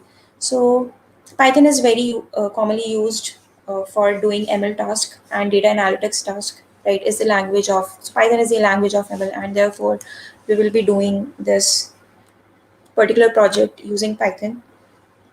So I hope then comes the choice of first of all you need to have Python. So one way is that you should have Python installed in your laptops. The other way is that all of you have a Gmail account, right? So just log into your Gmail account, and once you have logged in, so in your browser you can see like this way. You should be you must have logged into your Gmail account. Then just like I did, search this Google Colab, and then the first link you just open it and create a new notebook like this. So what is Google Colab? It is a service provided by Google. What you are doing is Google has been running, मतलब Google के servers चल रहे हैं, and they have this service working 24/7. They have provided you with some space, right? So it is like a virtual machine that Google has provided you, so that you can experiment with Python and machine learning task. So it is a virtual machine, as I said. So virtual machine से क्या मतलब है कि it will be providing on its servers. Google has given you some space, some storage, and resources like RAM. They are providing you. They are giving you some storage and all the CPU power. Since it's a virtual machine, the CPU power, it belongs to the Google. Okay. So see, it has some RAM and some disk that it has provided you. Okay. So since we will be using Python, and it is quite possible that some of you might not be using, like, knowing Python, but it is quite possible that, I hope, since you are college and CS guys, so you will be knowing some language. It might not be Python. That is okay. Python is very easy to learn. So let me give a brief introduction of Python before I jump into doing this project. So the first thing in any language, so Google Colab is clear to you, I hope. So you can also, this particular service is so what is Colab? So Colab is basically giving you an environment to write Python code, and you can not just Python code, you can also write R. I have seen R code and other things you can write. And so you can change the name of your notebook file. So notebook, say let's call it say ML. This is my ML workshop, right? You can type anything and you can also code along if you want. And this particular thing that you are seeing, this is a cell, code cell. इसे हम code cell बोलते हैं. And for example, if you hover over it, so you can see कि you can also add new cells to your notebook. So like if you hover over this, so it also shows you the message add code cell. Code cell means you can write code into it. That's what it means. So if you want to add it, you just need to click on it. So add code cell. So let's add multiple code cells in our notebook, right? And the first thing that we learn in any language is to, print hello world. Print hello world means you want to just uh, print this message, hello world message, onto your screen, right? So if you guys have learned C or C++, so what you generally do, you do C out and whatever is the message that you want to print, right? So Python made to print anything on the screen, we have this function which is print function का हम use करते हैं. And जो भी आपका message है, say hello world, and you just run it, right? To run code means you need to execute this particular code cell. How you can execute this cell? So one way is that you click on this. So it is saying that it is also when you hover over it, it is showing you the message run cell, and the shortcut for running a cell is control plus enter. Okay, so let's do control enter. Either you can click it from here. So if I click it, so cell is running, and देखो, it showed me the output, right? The other way, so let me write some more comments, say hey there, right? And if I do control enter now, so control plus enter, so it started running. There is another command which is shift enter. Okay, so let me show you the difference between control enter and shift enter. So control enter में क्या होता है that when I clicked control enter, so it is running and output आ गया, and जो control है, जो active है ना, तो see जो मेरा cursor है वो मेरी current cell पे ही रहता है when I am doing control plus enter. But the other command is the other shortcut is shift plus enter. So let me write something here, something. And let me do shift enter now. So shift plus enter when I did. So what happened is shift plus enter say it executes the cell, the current cell, it executes it, and it also adds a new cell. So this is the difference between control plus enter and shift plus enter. So if you want to add a new cell along with running the current cell, so do shift plus enter, otherwise you do control enter. Okay. So this is how you can print anything, any sort of message on your screen using Python. The other way is not the other way, but the next thing is how you can define variables in Python. So, for example, in C, C++, what you had to do. So, what are variables? Variables are holders and containers to store data. Okay, we want to store some data in my program. So, how do I store it? So, there is a way.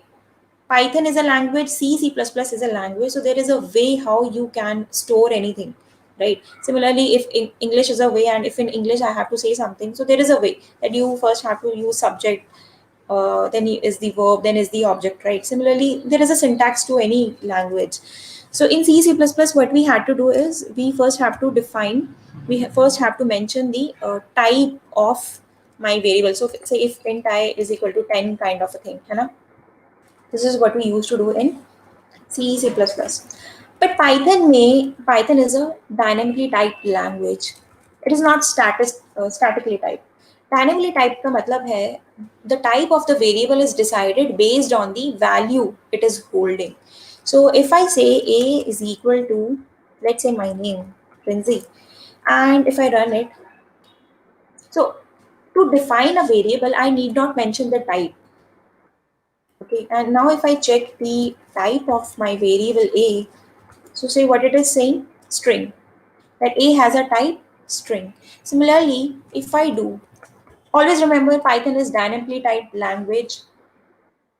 Type of a variable is decided based on the assignment that you have done. So can I assign a different type of data to this? So first I assigned a में मैंने Princy डाला था, which was a string. So let's say यहाँ पे मैंने what I did, I assigned a value say 100 to my variable, and I am just printing a. So see उसने 100 print कर दिया, whatever was my value, and if I check type, data type of my variable a, it shows me integer. ठीक है? So this is how you can define variables in Python.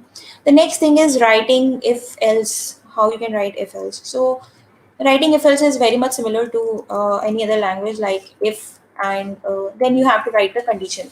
So मान लो you have this variable marks of some student. Say he scored 65, and we are saying if marks of this marks variable has a value less than 40, then just print not. We are simply failed the exam, and else print passed, just passed. Okay, right. So in Python, so if block, right? So C में क्या होता था? What we had in C++. So if you had to use curly braces, we used to use curly braces, right? Okay, if and some condition, and then कि if के अंदर, if this condition is true, what are the statements that should be executed, वो हमारे curly braces के अंदर ऐसे लिखे जाते थे, right? But Python में ऐसे नहीं होता. Python में instead of these braces, what we have is, if you want to mark the beginning of a block, what is this? This is a block, right? This represents a block. If block ये represent कर रहा है. Similarly in Python, if you want to mark a block, what you have to do is we use this colon, and after colon, whatever are the statements which needs to be executed in this particular block, we write them after giving some indentation. हमें एक indentation देनी होती है, ठीक है? Now this indentation, it could be right 1 tab or 2 tab. It's up to you. मतलब ऐसे कोई rule नहीं है that you just have to give 1 tab. So for example, अभी मैंने 1 tab दिया है, right? So right now my marks variable has a value 65. So it is quite expected that this condition is going to fail. Like marks less than 40, this condition is wrong. So the control will go to directly to the else. So I expect that my program should print passed. When I run it, so देखो उसने passed print कर दिया, right? I was talking about indentation. That there is no rule that after upon कि एक ही indentation there. You can also give multiple like tabs if you want, right? जैसे मैंने यहाँ 2 tabs दिए. But make sure when you are writing your rest of the code, like within this block, it should be in. It should correspond to this. हम उसी indentation पे दे रहे हैं. For example, if I write it here, print some hello. ठीक है? So now if let me decrease the marks to 33, and if I run it, see, this is not an error. So the number of indentation, the number of tabs that you want to put, it like ऐसा कोई rule नहीं है कि एक ही देना है, but it should be indented, right? So say in my if block मैंने 2 indentation दे दिया, and now I am giving say 1 indentation, just 1 indentation, right? So what will happen? Let's see. So let's run it. So see, it's an indentation error. What it is saying, unindent does not match any outer indentation level. So this is an error, right? वो बोल रहे कि ये जो तुमने unindent किया है ना यहाँ पे, it is expecting one more indentation because a single tab space does not match to any block. So what we did in this line, हमने Python को बोला that we gave 2 tabs, right? 2 tab का हमने space दिया था. So Python को पता चल गया कि भाई इस if block में कि जो statements होंगे वो मेरे 2 tabs पे print होंगे, मतलब लिखे हुए होंगे. So it has identified that the statements which are written after 2 tabs correspond to this if block, but it doesn't know the statements written after just 1 tab which block do they correspond to, and that's why it is giving you error, right? So when you do this, so it is correct. But generally, like people follow this single indentation rule only. Rule nahi hai, but this is the practice that the developers follow. That's it. Okay, so I hope if else is clear. Similar to if, we also have like if bhi hota hai. If you have multiple if conditions and out of those conditions you just want one to be true, so you will use an if elif chain kind of thing. So elif agar jo marks hai say is greater than equal to 40 and less than, अच्छा Python में ना इतना लिखने की जरूरत नहीं है, you can straight away right कि if जो तुम्हारे मार्क्स हैं 40 से, तो जो तुम्हारा मार्क्स वेरिएबल है it should be greater than 40 but it should be less than what say 80. If it is less than 60, so what we want to do is we want to print 60 नहीं होता, शायद 65 होता है, चलो anyways 60 मान लेते हैं. So we want to print is what, first division. Yeah, and else we are saying second division. ठीक है, कुछ भी सेकेंड डिवीजन, ठीक है. फिर एल एफ ही लगा देते हैं यहाँ पे भी. एल एफ जो मार्क्स है if it is greater than equal to 75, so we are writing passed with distinction.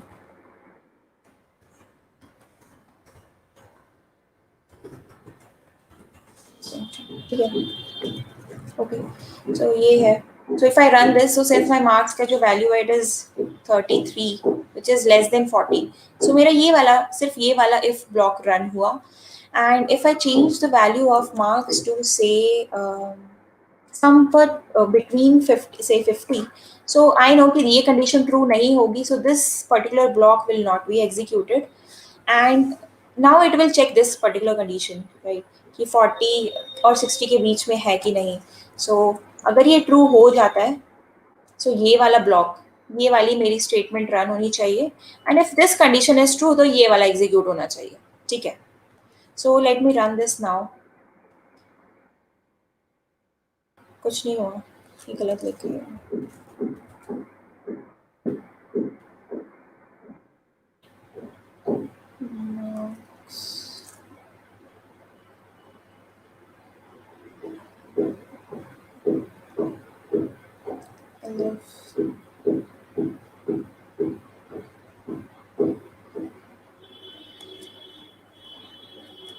Sorry, as a greater than enough.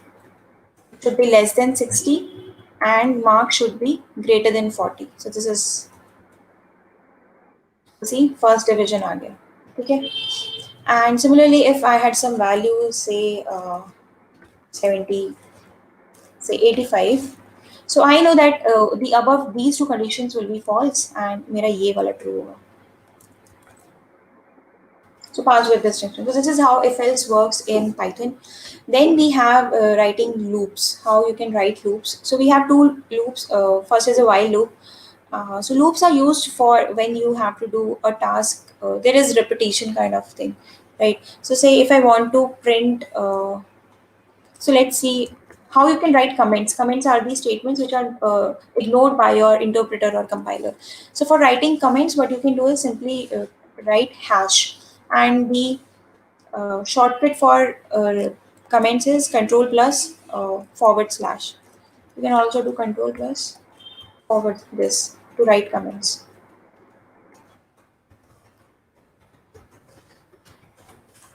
Okay, I hope this is visible, otherwise let me increase the size.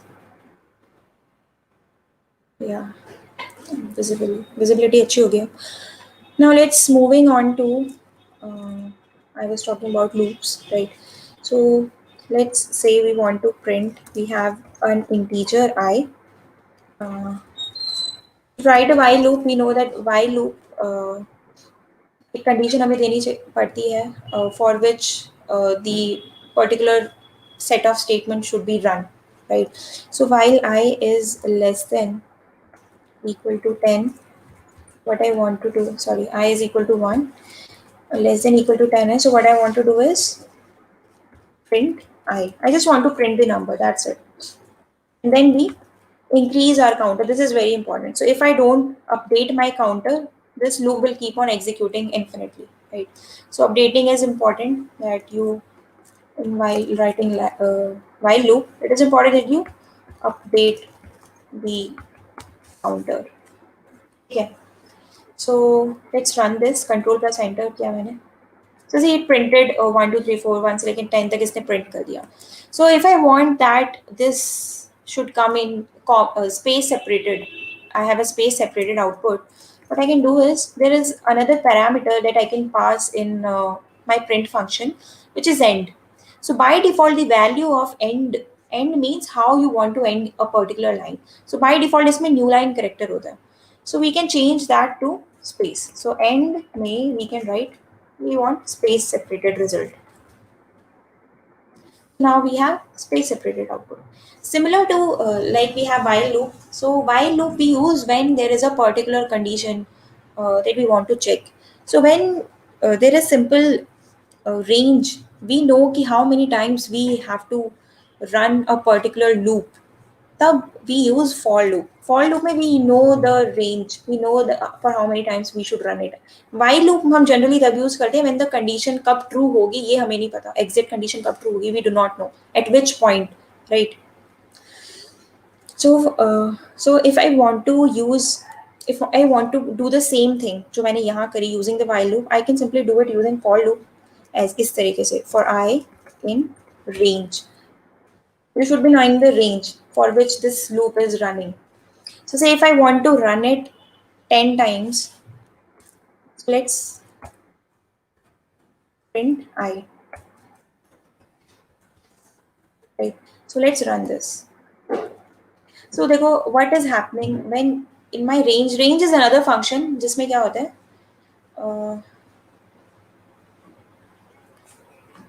You can जब आप इसमें सिर्फ range भी हमारा एक function है, इसमें ना if you pass just one parameter, जब आप एक वैल्यू पास करते हो, so this is treated as your outer जो रेंज होती है. सो रेंज क्या होती है? जनरल हम मैथ्स की बात करें, सो इफ से आई एम राइटिंग 0 से लेके 10, तो रेंज फंक्शन का जो बिहेवियर है वो ऐसा होता है कि जो लोअर लिमिट होती है, this is my lower limit, right, and this is my upper limit. तो जो लोअर लिमिट होती है वो तो इंक्लूडिंग होती है, एंड जो आउटर लिमिट है ना, अपर लिमिट है, वो एक्सक्लूडिंग होती है. सो जो व्हेन आई टाइप रेंज 10, सो मेरी जो आई की वैल्यू है वो कहाँ से लेके कहाँ तक गई थी? 0 से लेके 9 तक, because outer upper limit is excluding. ठीक है. एंड बाय डिफॉल्ट जो रेंज होता है वो ये जो लोअर लिमिट होती है ना वो 0 होती है. That's why when we did this here, right? So हमने कहीं specify नहीं किया था, we didn't specify what should be the starting value of I, but by default range function ने हमें बता दिया कि by default जो lower limit होती है वो मेरी क्या होती है? 0. So देखो उसने 0 दे दिया and my loop ran for 10 times 0 से लेके 9 तक. So अगर मुझे 10 तक print करना है, so मुझे एक पे से 11 करना पड़ेगा. I'll have to put it 11, and if I want to start it from 1, then I'll have to specify my lower limit also. So let me specify lower limit. ठीक है. So 1 to 10 it got printed. You can also specify a third parameter which is the step. Step भी आप specify कर सकते हो, and like abhi by default it has a step of 1. Say if I want to increment my variable I in steps of 2, so I'll just write 2 and let's execute it. तो see in steps of 2 में मेरा variable increase up कर रहा है. ठीक है. So that's it. This is all about the loops, and for now we have just printed the variable. And also one more thing, that this variable, you can name it anything. It could be x, so you write x here. It could be anything. जो भी नाम, whatever name you want to give it, you can give it here. ठीक है. Okay. And one interesting thing about Python is that this name variable is existing outside also. So you can also access it outside the loop. So the scope of this name variable is outside. So if you print name now, so what will get printed is, see, देखो 9 print हो गया. Since when we were writing this loop, the maximum value to which uh, the maximum value which was assigned to my name variable was 9. So उस point पे मेरा loop exit हुआ था. So when I writing name right after my loop, so उसका जो value मैंने लिखा, so it is 9. Let me give a new line, add a new. You can also write like comma separated multiple चीजें भी आप लिख सकते हो. So for example, here if you want to write multiple messages, so comma separate करके you can give. So you can give n number of arguments. So जैसे इसमें हो गया, ठीक है. So this is about loops. Let's look at just one more thing, which is list. List भी एक. So I hope yeah, this is clear. List हम देखें. So list is nothing. जैसे आपका arrays होता है. So list is equivalent to array list rather in Java. So list define करने के लिए कुछ नहीं. Python में everything is, since Python is dynamically typed, you don't need to. So list भी अगर define करनी है, so you can just type like this. And if I try to see type of my L variable, so it will show it has a type list, right? And so list is nothing but collection of data, like collection of variables, right? So अगर मैं इस L के अंदर, let me give some variables like 1, 2, 3, and Python में it is not mandatory that you have to give similar kind of variable. मतलब data type same होने की जरूरत नहीं है. So 1, 2, 3 दे दिया. So I can also write say Princy here now. So heterogeneous हो सकता है. Homogeneous data होने की जरूरत नहीं है in Python. So if I print L now, so see, you can have collection of heterogeneous data. You can have a list within a list. That is also possible. Any sort of data.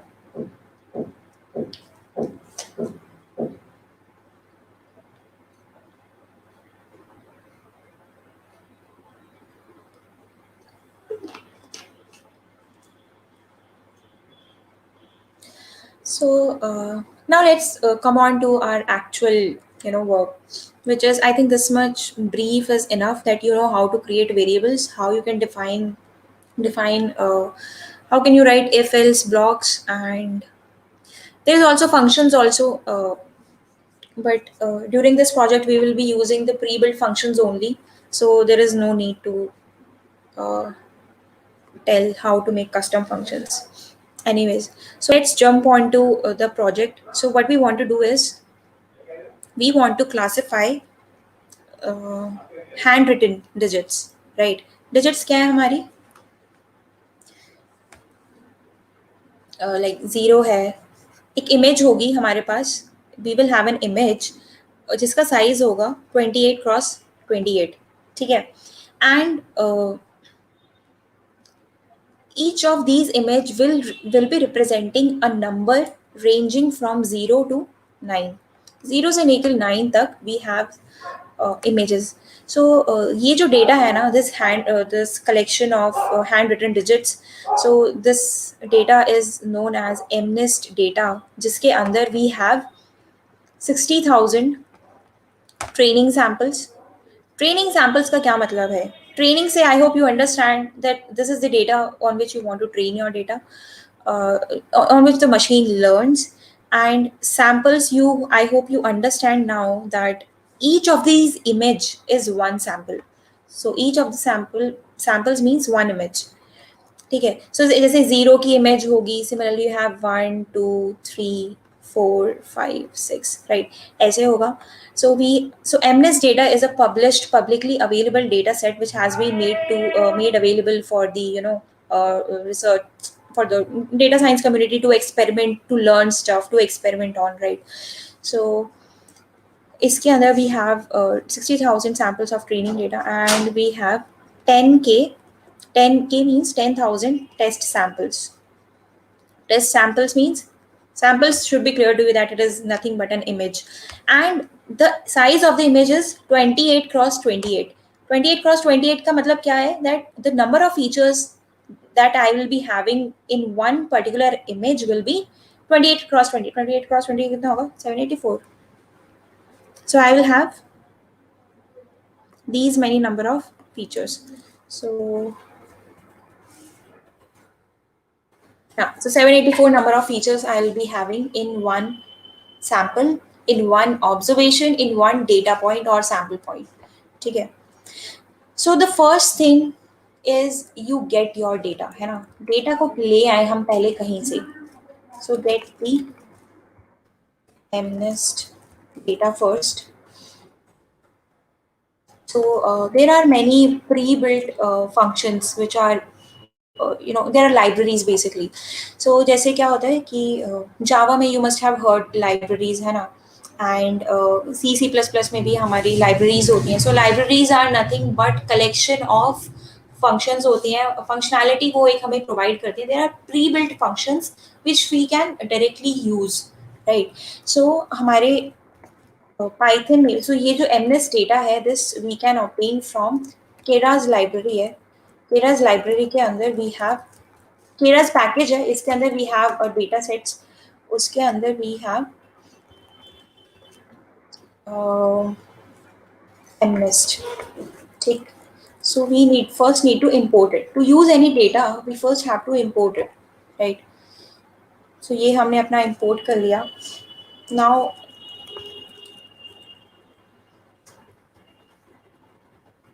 MNIST, अब हमें क्या करना है, अपने data को load करना है, right? सो देखते हैं कि ये जो लोड डेटा फंक्शन है जो कि मेरे MNIST मॉड्यूल में है वो क्या है. So there are some jargons जो कि आपको सुनाई दे रहे होंगे, which are first is the package, then I said module. So module क्या होता है, मेरा एक पाइथन फाइल होती है, .py फाइल लगा लो, .py फाइल होती है, उसके अंदर मेरे सारे कुछ फंक्शन जो भी मेरा प्रोग्राम है वो सारे लिखे हुए हैं. सो ऐसा मान लो कि इस MNIST के अंदर मेरा क्या होगा,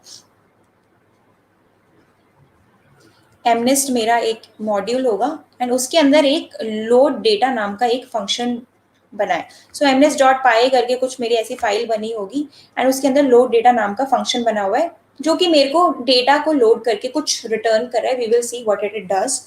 ठीक है. सो this is a module. So what is a module? Module is a file, a .py file which has some pre-built functions उसके अंदर पड़े हुए हैं which we can use. A package is a collection of modules. Modules का collection है. So collection of modules यानी एक ऐसे folder समझ लो, इस folder के अंदर हमारे पास multiple packages, multiple modules रखे हुए हैं. So इसके अंदर हमारे पास से MNIST की एक फाइल बनी हुई है और से एक कुछ FMNIST की होगी. इस तरीके से मल्टीपल फाइल्स XYZ whatever. ठीक है.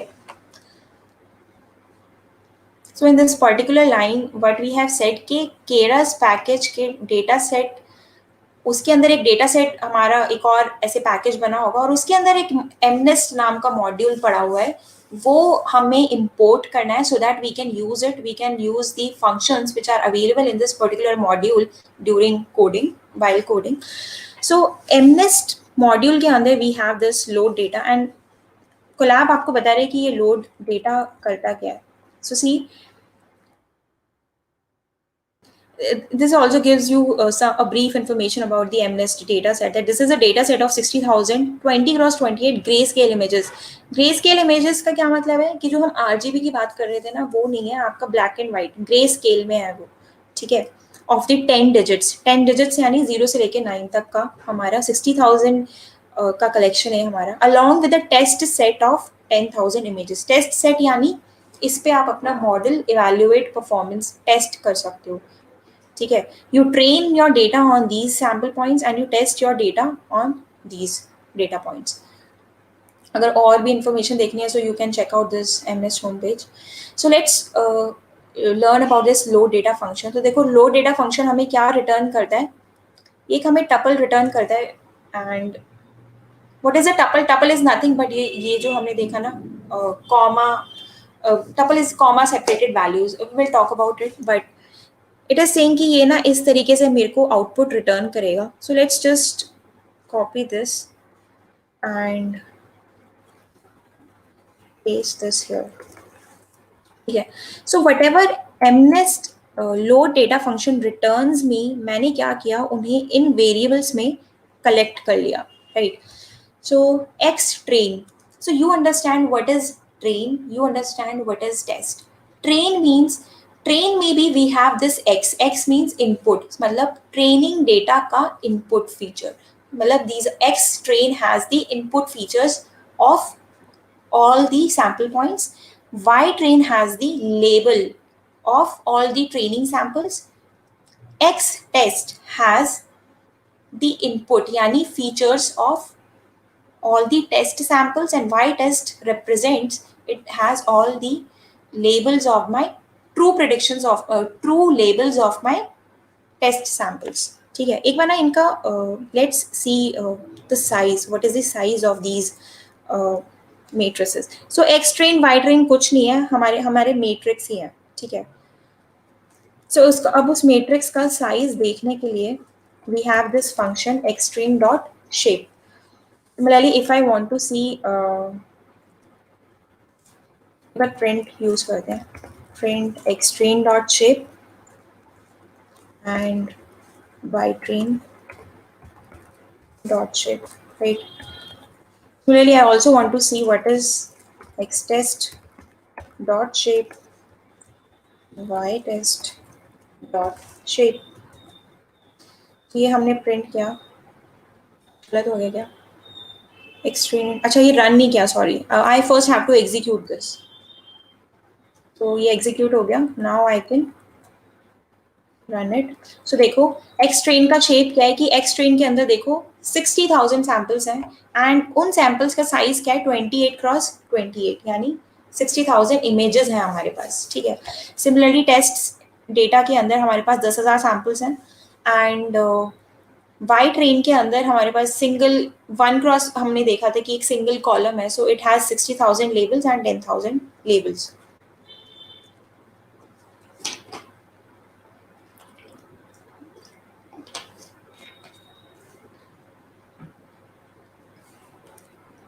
ठीक है, सो डेटा अब हमारे पास अवेलेबल है. Let's do some prediction and let's first use the KNN कि हम इस पे KNN कैसे इम्प्लीमेंट करेंगे.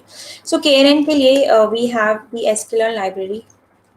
जैसे हमारा केरास था ना, केरास हमारा एक पैकेज है, उसी तरह एक sklearn पैकेज है हमारा. sklearn के अंदर we have I think nearest and neighbours करके कुछ, हाँ नेबर्स करके एक मॉड्यूल है, पैकेज है सॉरी, एंड उसके अंदर we have K neighbors classifier. So the KNN algorithm that we learned like in the past hour, it is implemented in this K neighbors classifier. This is how you can use it, right? So there are other packages that we are going to be using, which is matplotlib.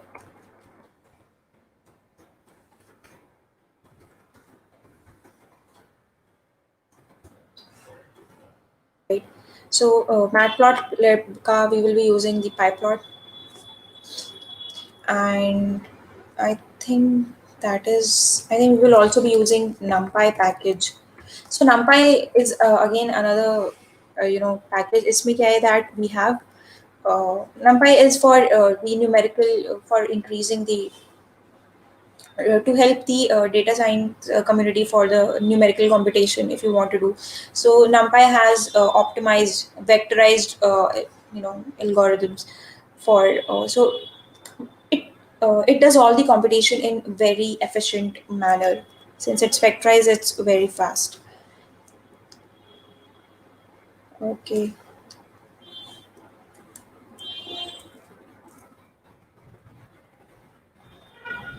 So let's quickly, let's first see our data.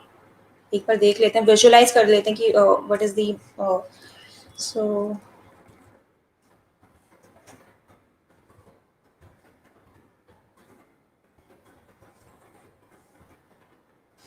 let's create a figure.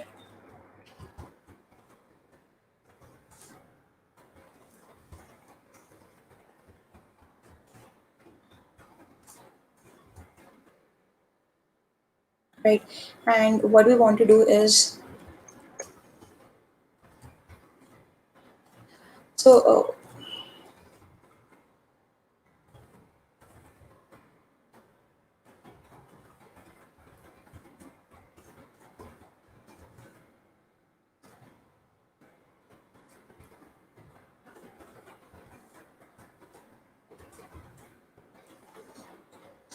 but I'm doing nothing but just using the pre-built functions of these packages. You can check out the what and how it actually does. So actual में image को show करने के लिए, if I want to see, okay, let me just show you this. plt.im show. So say I want to see कि जो मेरा train वाला जो data है x train, right, इसके अंदर इसका जो जीरोथ सैंपल है वो कैसा दिखता है, आई वांट टू सी कि वो क्या है. ठीक है,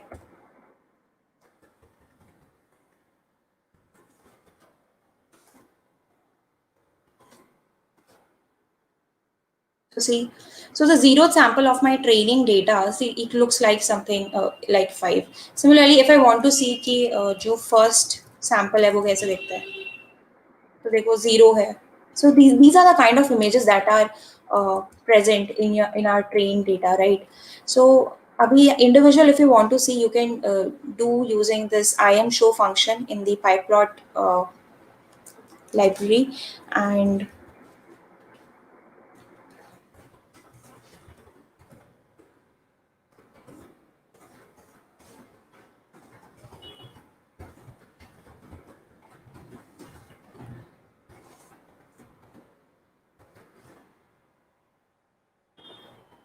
right. So here I have not done nothing कि one by one देखने के बजाय, so I have just plotted 9 such figures कि 9 samples of my training sample, right? So this is the kind of data, and all of these images are 28 cross 28 in size. ठीक है, so let's now quickly build our model, right? So अब हमें कुछ नहीं करना, we have the data, we have the input with us, we just have to train our model and do the prediction on a test sample. That is what we have to do. So as I said, while so how you can create a KNN, how you will instantiate a KNN model is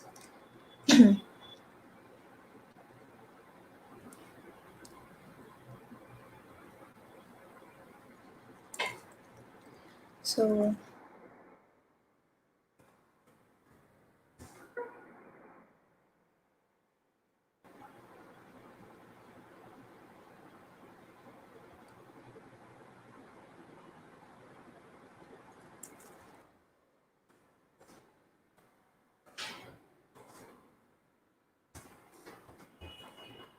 So इसमें, as I said, that we have to pass k, and that k is written as the n neighbors in my model. So जो n neighbors means nearest neighbors कितने देने हैं हमें.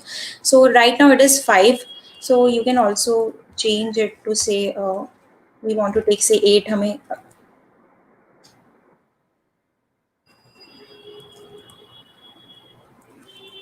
Right, and so this is the model, and now we just have to fit the model. Fit करने के लिए we need text string.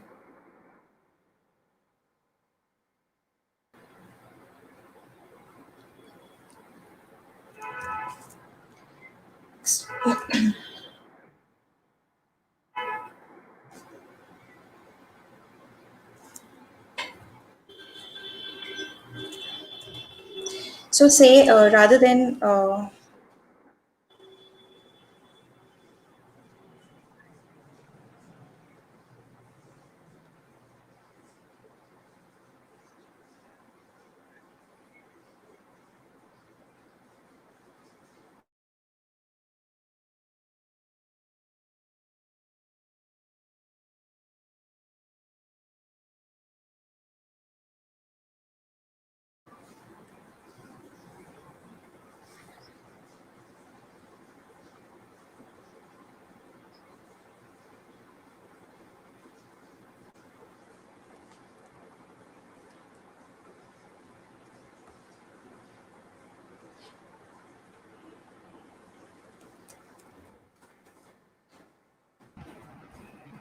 Now can we have the questions from the audience? I think 10 minutes if you give me. Okay, ma'am. Okay, no problem. Yeah. Okay.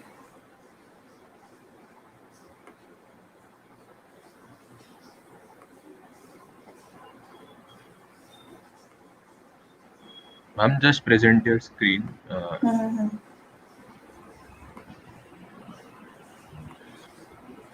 Right. So say rather than training on 60,000 samples, we just want to train our model on 50,000. Okay. 5,000 rather than. Okay. And so we can slice our sample using this, right? And then an algorithm requires 2D data. So right now, as you can see, when we printed the shape of our training data, we could see that it was has a 3 dimensions, right? So what we have to do is key m cross n kind of a data हमारे पास होना चाहिए. So what we will do कि जो 28 cross 28 है, we will flatten our 28 cross 28 into a single stream of values, which means we will reshape our 28 cross 28 data to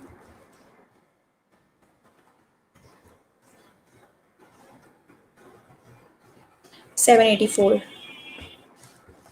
Okay. 28 cross 28 means 784. We are just, rather than taking it as an array, we are creating a 1D array. That is what we are doing, right? So we are fitting our model on this. So fit karte time, we need to pass the input feature as well as the label of my train data, right? So, okay. So why train ka bhi we have to give, since we are using training on just 5,000 samples, right? So 5,000 samples पे हमने train कर दिया. Now let's just fit. Now we want to predict. So fitting हमारी हो गई है, model ने learn कर लिया है. Now we just want to test our data on the unseen examples, which means we want to predict. And predict करते time we just need to pass the text test. So let's say we just want to check how my model works on 50 samples. We are checking the prediction on just the 50 samples. Okay. And again, we have to reshape it. Don't forget to reshape. Right. And model जो dot predict जो है, what it will give me the predict the labels, है ना? So उन labels को let's store it in pred variable.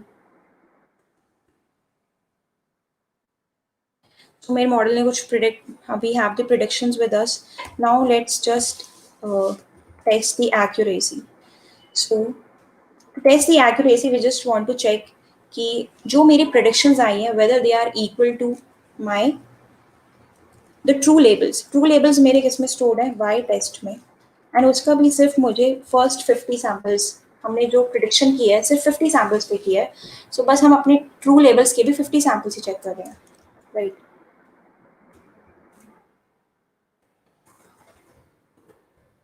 Dot sum, and then we have to divide it by the total to get the accuracy, and the total is what?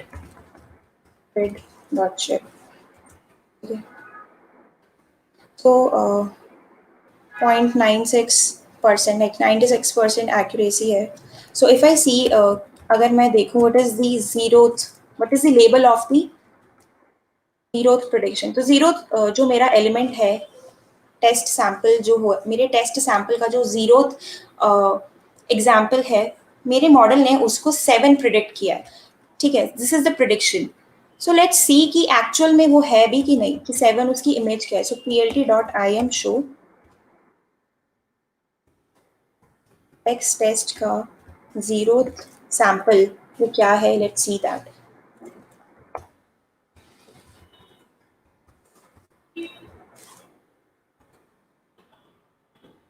So it is also 7. So model ने सही predict किया. So similarly, you can see कि if I have to see कि 5, what is the prediction on the 5th sample? So if I see the 5th sample now, देखो 5th sample का, this is a wrong prediction that my model has made, ठीक है. So this is so that's why my accuracy जो हमने देखी थी वो 96% थी, which means around 4% of data was wrongly classified by my algorithm. So I hope you understand how कि कैसे क्या काम कर रहा है, that how this image, how KNN works, KNN algorithm works, and we are also seeing the implementation on the this MNIST data set, right? So that is why we need to give more and more, feed more and more data to our algorithm, so that we can make predictions which are accurate, really accurate, right? We make less and less error. So that is all from my side. I hope you find this session insightful and learn something new from this. So okay guys, thank you. If you have any questions, I am up for it. Ma'am, now can we take the questions from the audience, right? Yeah. Just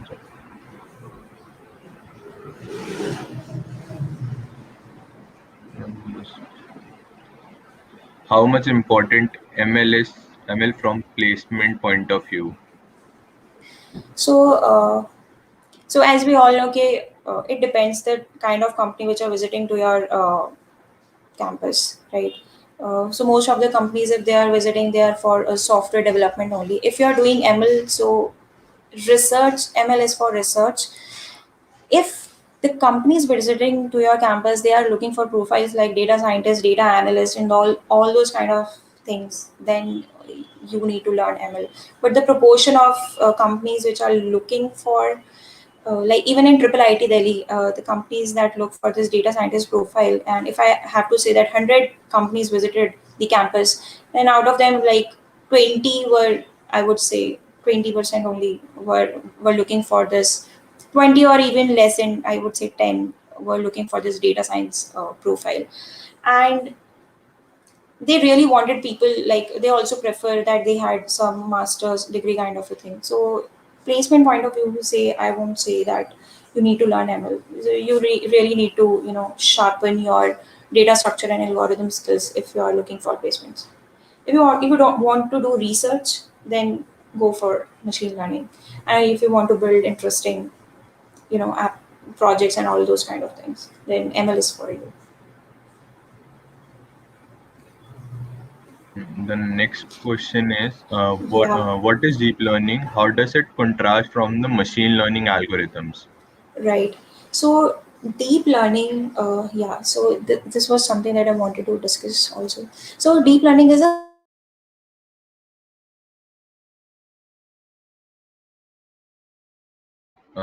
Looks like ma'am has lost the connection.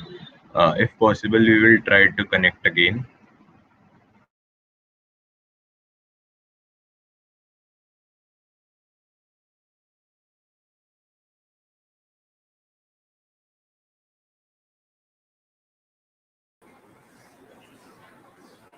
Am I audible? Ma'am, am I audible to you? Yeah. Okay. Ma'am, So yeah. So deep learning is just a subset of machine learning. So deep learning में क्या होता है? As the name itself suggests, that it is deep.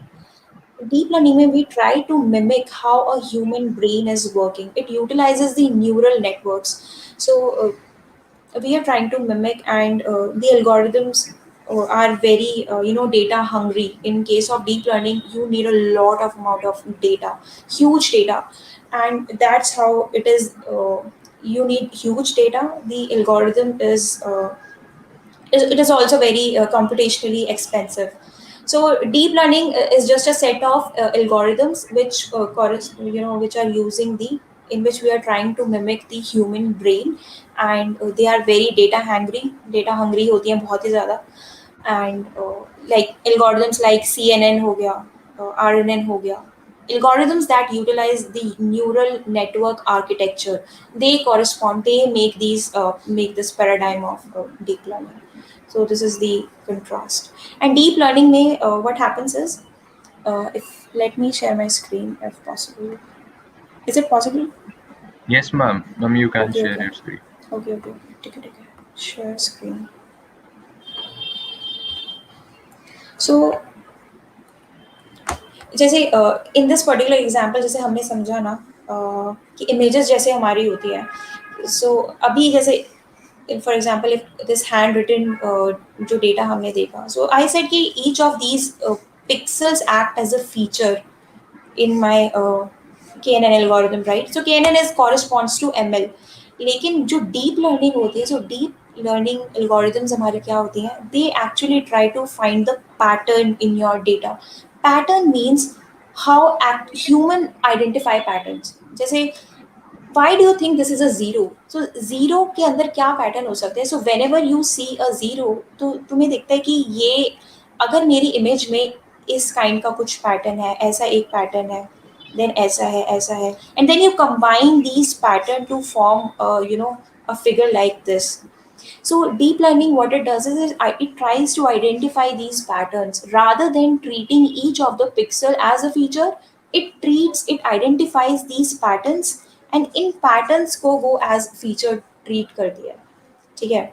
So the idea of deep learning का अगर if broadly if I have to say, we are just trying to mimic the human brain. Human brain utilizes millions of neurons.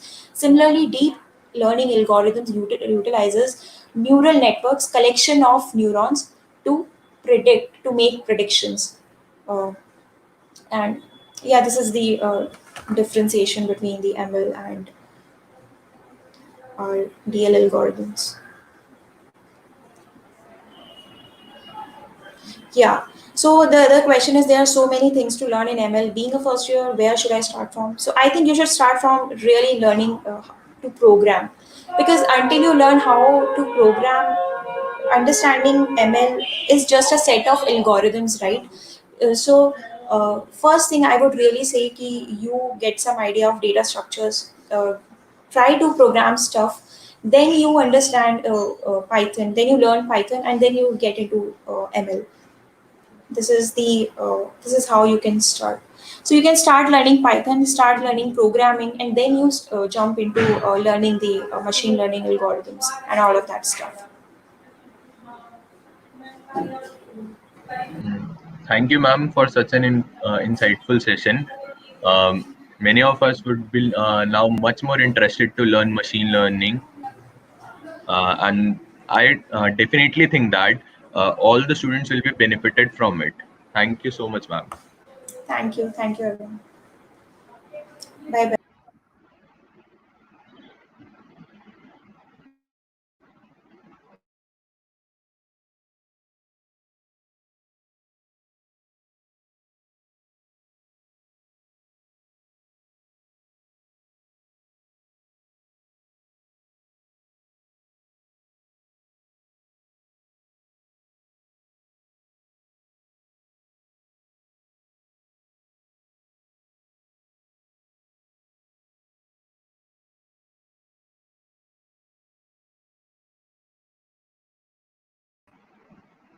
So, guys, soon we will having our next event. So stay tuned with us, and it is going to be start soon.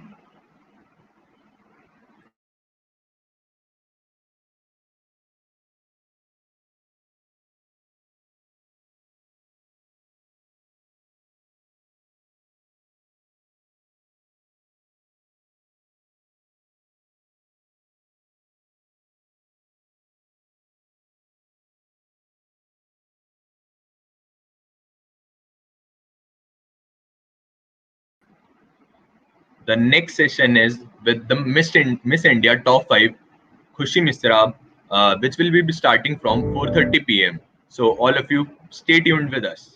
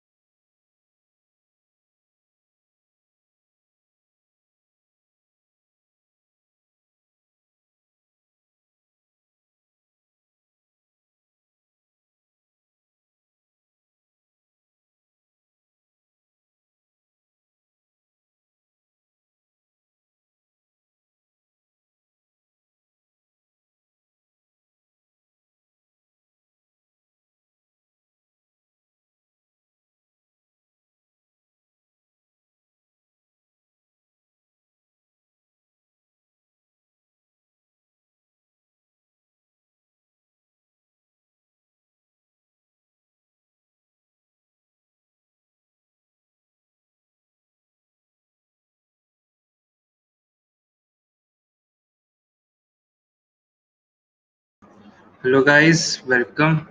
So the much awaited event will start. So ma'am is already here and we will start shortly. Till then, you can ask your all friends to join, right? So we will just start in couple of minutes.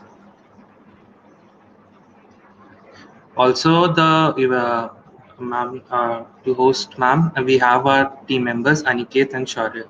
So they will host. Okay. So yeah, we will start shortly.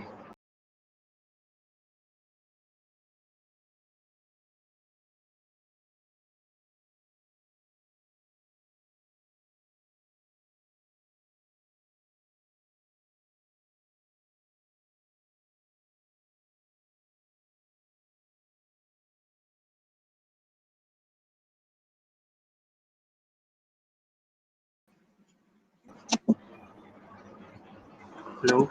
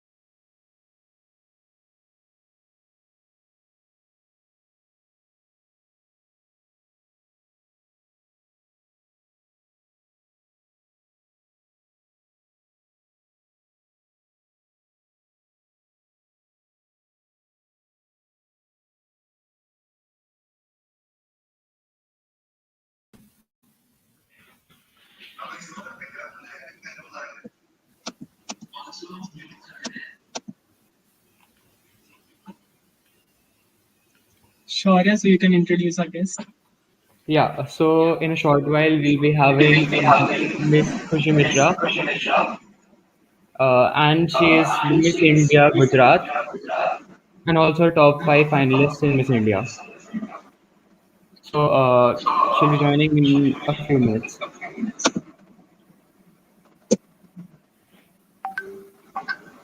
So are you guys excited for the event? लिखो chat में भाई किसको किसको क्या क्या सवाल पूछने also right that in the chat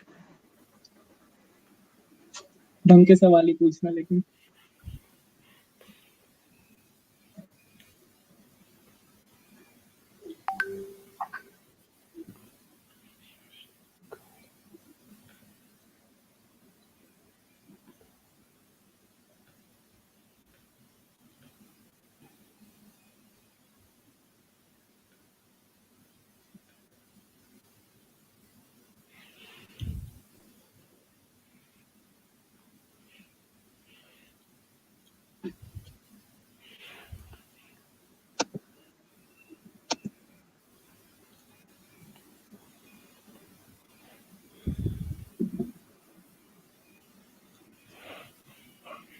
Shaurya Kumar, for you, there is a question in the chat. Is this the Shaurya Kumar?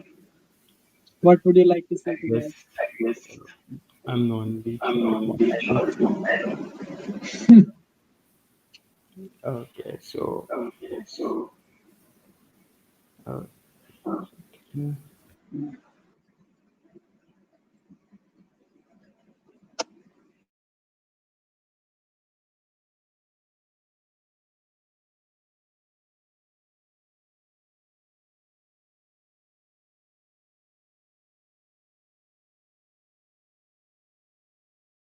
Guys उनका अच्छे से वेलकम करा इतने आप यार फ्रेंड्स वगैरह को बुला लो और कुछ इंटरैक्टिव रखेंगे सेशन को एंड रिस्पेक्टफुल भी at the same time please Interactive session होगा. So if you have any questions, please do write it in the chat. keep in mind from the सारा जो Is questions my हैं वो respect voice echoing?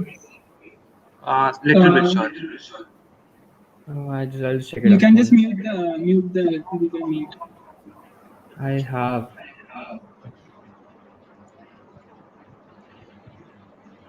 But right now, I don't think it's echoing. Try saying something.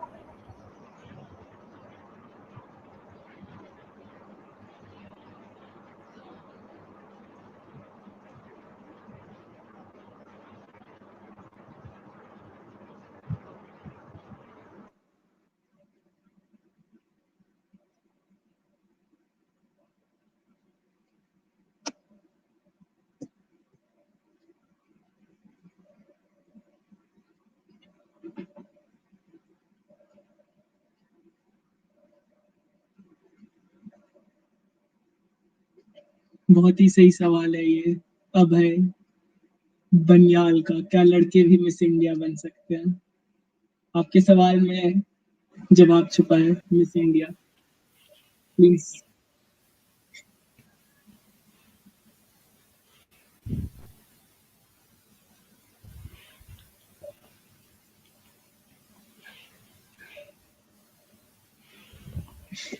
हम्म 80 में तो नहीं होगा start, 100 ले at least.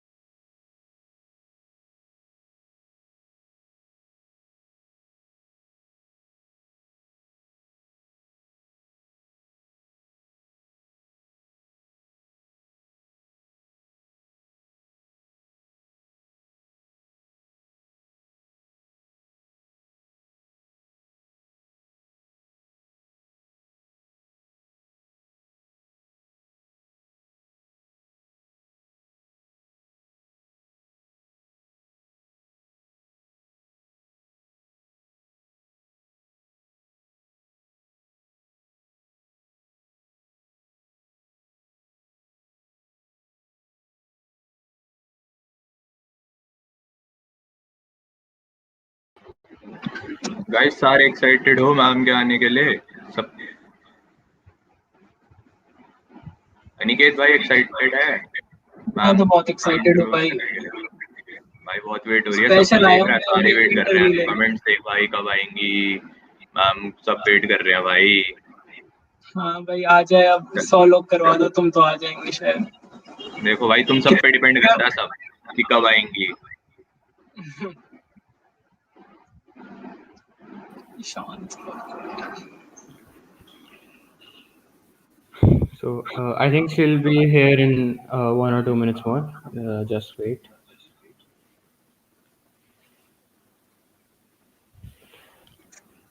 हटा के शिवम को।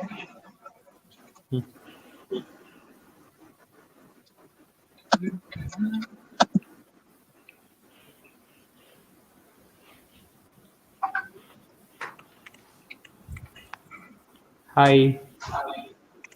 Hi, Hi, Khushi. how are you? What's up? We're fine. What about you? How has your day been? Good, good. It's been a lazy Sunday. I've just been like sleeping and then getting Mhm. ready for you guys, but that's about it. I think it's Okay. all of our stories in this pandemic. We just sleep Yeah, and I eat. know, right? We're not going anywhere. Now we're a little bit eased out. We are still going idhar udhar, but not as Yeah, much as. but again, the cases have started rising, I think. So I don't know how it's going to go. Right, right, Yet, right, Yeah. right. this gives us a special opportunity that we would not have had, I guess, if it were offline. So this is also great. I mean, so where is the campus? It's in North Delhi, around Sorry, the last metro station of Yellow Line. That's One second.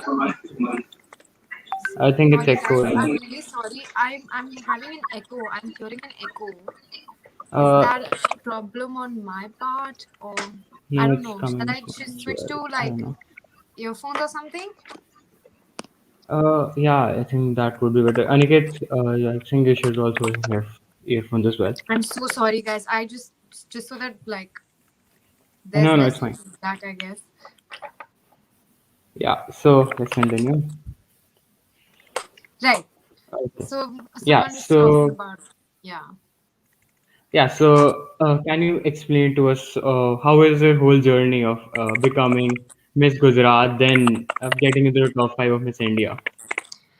Okay, so Miss Gujarat. I think there's this misconception that Miss Gujarat is probably like a pageant, and uske baad you go to Miss India, and that's how it goes. But it's just one pageant, which is Miss India, and the team kind of contacts you, or you put in an application, and they kind of just ask you what all states you can be eligible from. So that's how it kind of went. The application process started, and I don't know. I It was quite like I didn't expect myself to apply for Miss India. I just came across the application. I knew that somewhere in my head I wanted to give this a try. Like I don't know, एक सपना होता है. I don't know if this is all girls everywhere, but I think most girls have this dream कि pageantry जाना है या Miss India, Miss World बनना है. So I think वो बचपन का सपना है kind of. I was like, why not give it a try? Like try कर लेते हैं. पता नहीं कैसे I landed up on the registration form, and I applied for Miss India, and so this time what happened was they had two application forms, because I think they started off with wanting to be like an in-person pageant, but then they shifted to making it an online pageant. So they changed a lot of things. They had Mhm. like they changed the fact that the talent round, the first introduction round, and the first ramp walk round kind of happens at home, and you kind of record your videos and post them Yeah. online. So that's how the process started. I moved from one application to the other, and just kept having interviews. Man, literally, I was just trying. I had no idea. मुझे कुछ नहीं पता था. I had never modeled before, but yeah, I was just trying to see what Miss India is like, how far I can go, what I can do. And somehow, I don't know kaise, but somehow each step hota gaya, and I made it to top 5. I really wasn't prepared. I really didn't think I'd make it even this far. But it was really, I just gave something a shot, and it worked out. And the journey was crazy. Like there were so many lessons, there were so many friends I made, there were so many new things I learned. So the journey was pretty amazing. But practically and in terms of technicality, that was kind of the process from going from like representing Gujarat to top 5 Miss India. Yeah, that was extremely amazing. Great. So, what plans do you have in the future? Like, are you going to continue pageanting, or are you looking at something else? Like, what's the future plan for Khushi? What is the future plan for Khushi? Because I feel like this future kya hai is like a question that really scares all of us, especially when we're at that stage, college khatam hone wala hai and everybody's like, acha aage kya karna hai? And I'll be very honest with you, I don't know. मेरी law degree khatam hone wali hai, and well, obviously the pageants, the being top 5 of Miss India has given me a kind of a head start in maybe the industry. You know, there I have an agency that's kind of handling me, Times Talent. There are people that, you know, keep coming and asking you for catalog shoots and this and that. So obviously, for a long time, I didn't see myself as a model. And somehow I still don't. You know, I still don't look at myself and think, oh, I'm a model. Like, I don't. So when people come and ask me for catalog shoots, I'm like, मैं क्या करूँगी? And it's still this weird thing of मैं क्या करूँगी? And obviously all you have to, I mean, you have to go and you have to pose and, you know, just be a model, but it's still very new to me. So when you talk about the future, it's like very confusing. I don't know where I want to go. And the thing is, I'm doing two very different things. I'm studying law, and then there's modeling and pageantry and acting and that whole thing. And when people ask, I'm like, देखो मुझे दोनों पसंद है. Or and I don't know which I'll choose. I don't know which one, you know, which one is the one that's made for me, or are they both made for me, kind of a thing. But I'm just experimenting. The one thing that I'm doing is experimenting. I keep I say no to things that don't work for me personally, and I try to say yes to as many things as I can, because it just gives me, you know, it opened doors. Just like the fact that I applied for Miss India. मुझे क्या पता था मैं actually मैं select होंगी. I didn't even think मैं top 5 of a state में आऊंगी. So to reach top 5 of India was I didn't think of it. And when you try, you don't know how far you can go. So I'm just gonna keep trying different things. Definitely, immediate future is to just finish college, pass with the best grades I can, and get my law degree. Uske baad I'll see, do I want to take a gap year? Do I want to, you know, just explore things, travel, you know, take workshops, maybe take up a few modeling contracts. It's like I'm open to everything, whatever happens. But yeah, I don't have a short plan ki iske baad maine ye karna hai. So future is undecided. Was there any particular motivation behind going along this path, or was it just involuntary and, you know, the universe guided you in some sort of way? I mean, there was my biggest motivation was honestly to, like, you know, I love to speak. I don't know if you can see, but I love to speak, and I feel like I have a lot of opinions about a lot of things. And one reason that I wanted to go this path was that it makes your voice heard. Like, you become a known figure. You know, people start looking up to you. You become more authentic. And I just wanted to be heard. Like, I just wanted more people to hear what I have to say, and whatever I've learned, kind of share that with the world. So that was, I think, my motivation was that. And I would be lying if I say that my motivation was not, as a 20-year-old, ki mujhe famous hona hai.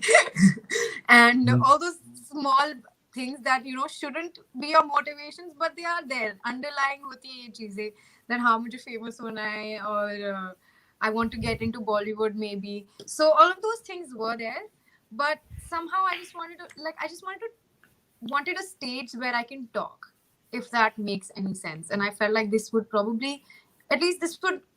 give me a head start in some way.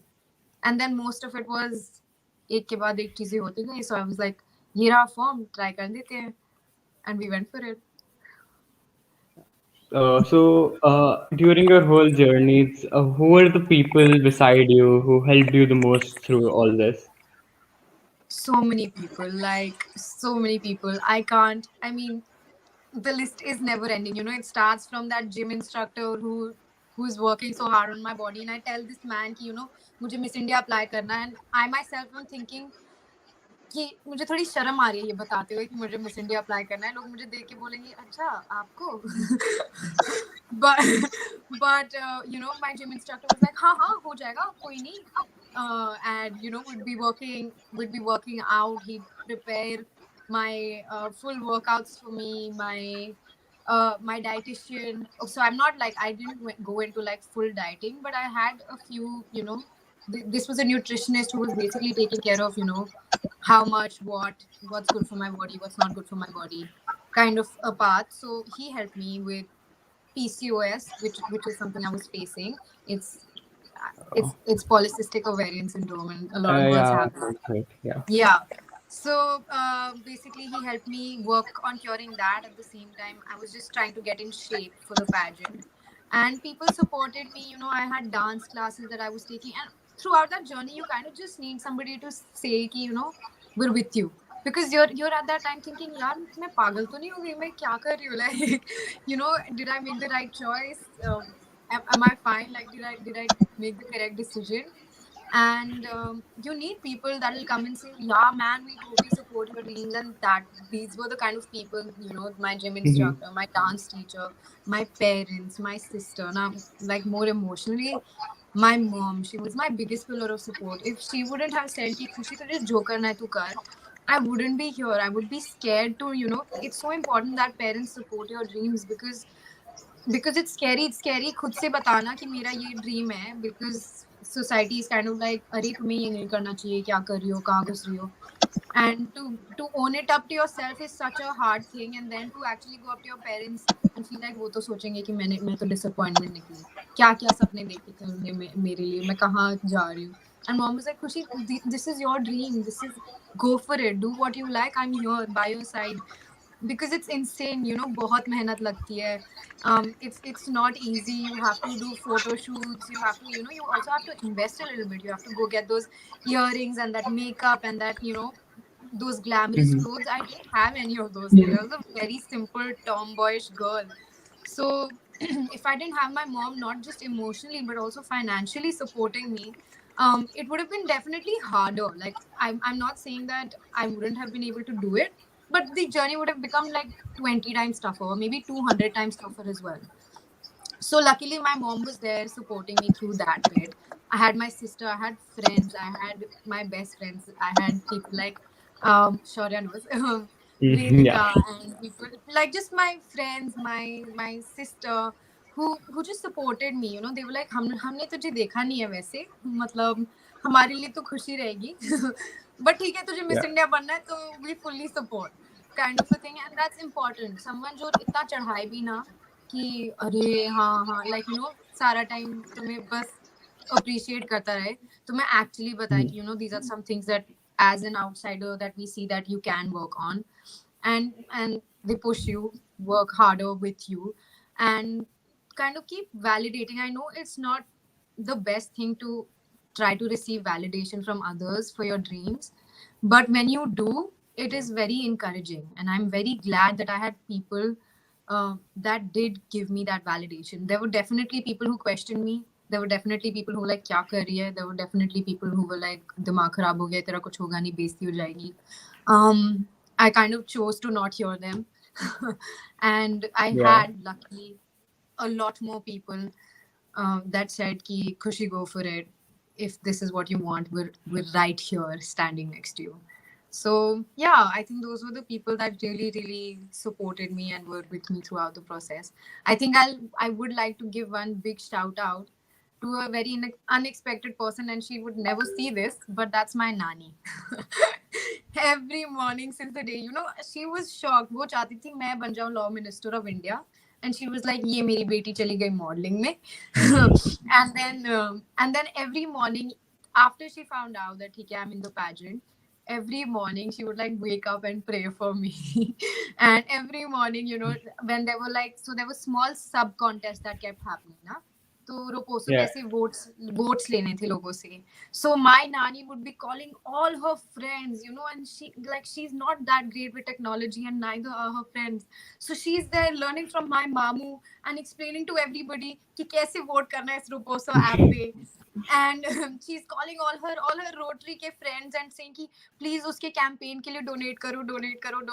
Every morning she would tell me, खुशी 9 बजे तेरे इतने votes थे, 12 बजे तेरे इतने votes थे, and I'm like, okay Nani, thank you. She would call me and be like, खुशी थोड़ा और कर, थोड़ी और videos बना. So definitely a shout out to her. But yeah, I had an amazing support system, and I definitely wouldn't be here without them. So, okay, so aside from all the modeling, the pageanting, what do you like to do in your spare time? I mean, a lot of things. I love to spend time with my family. In fact, like it's one of my favorite things to do.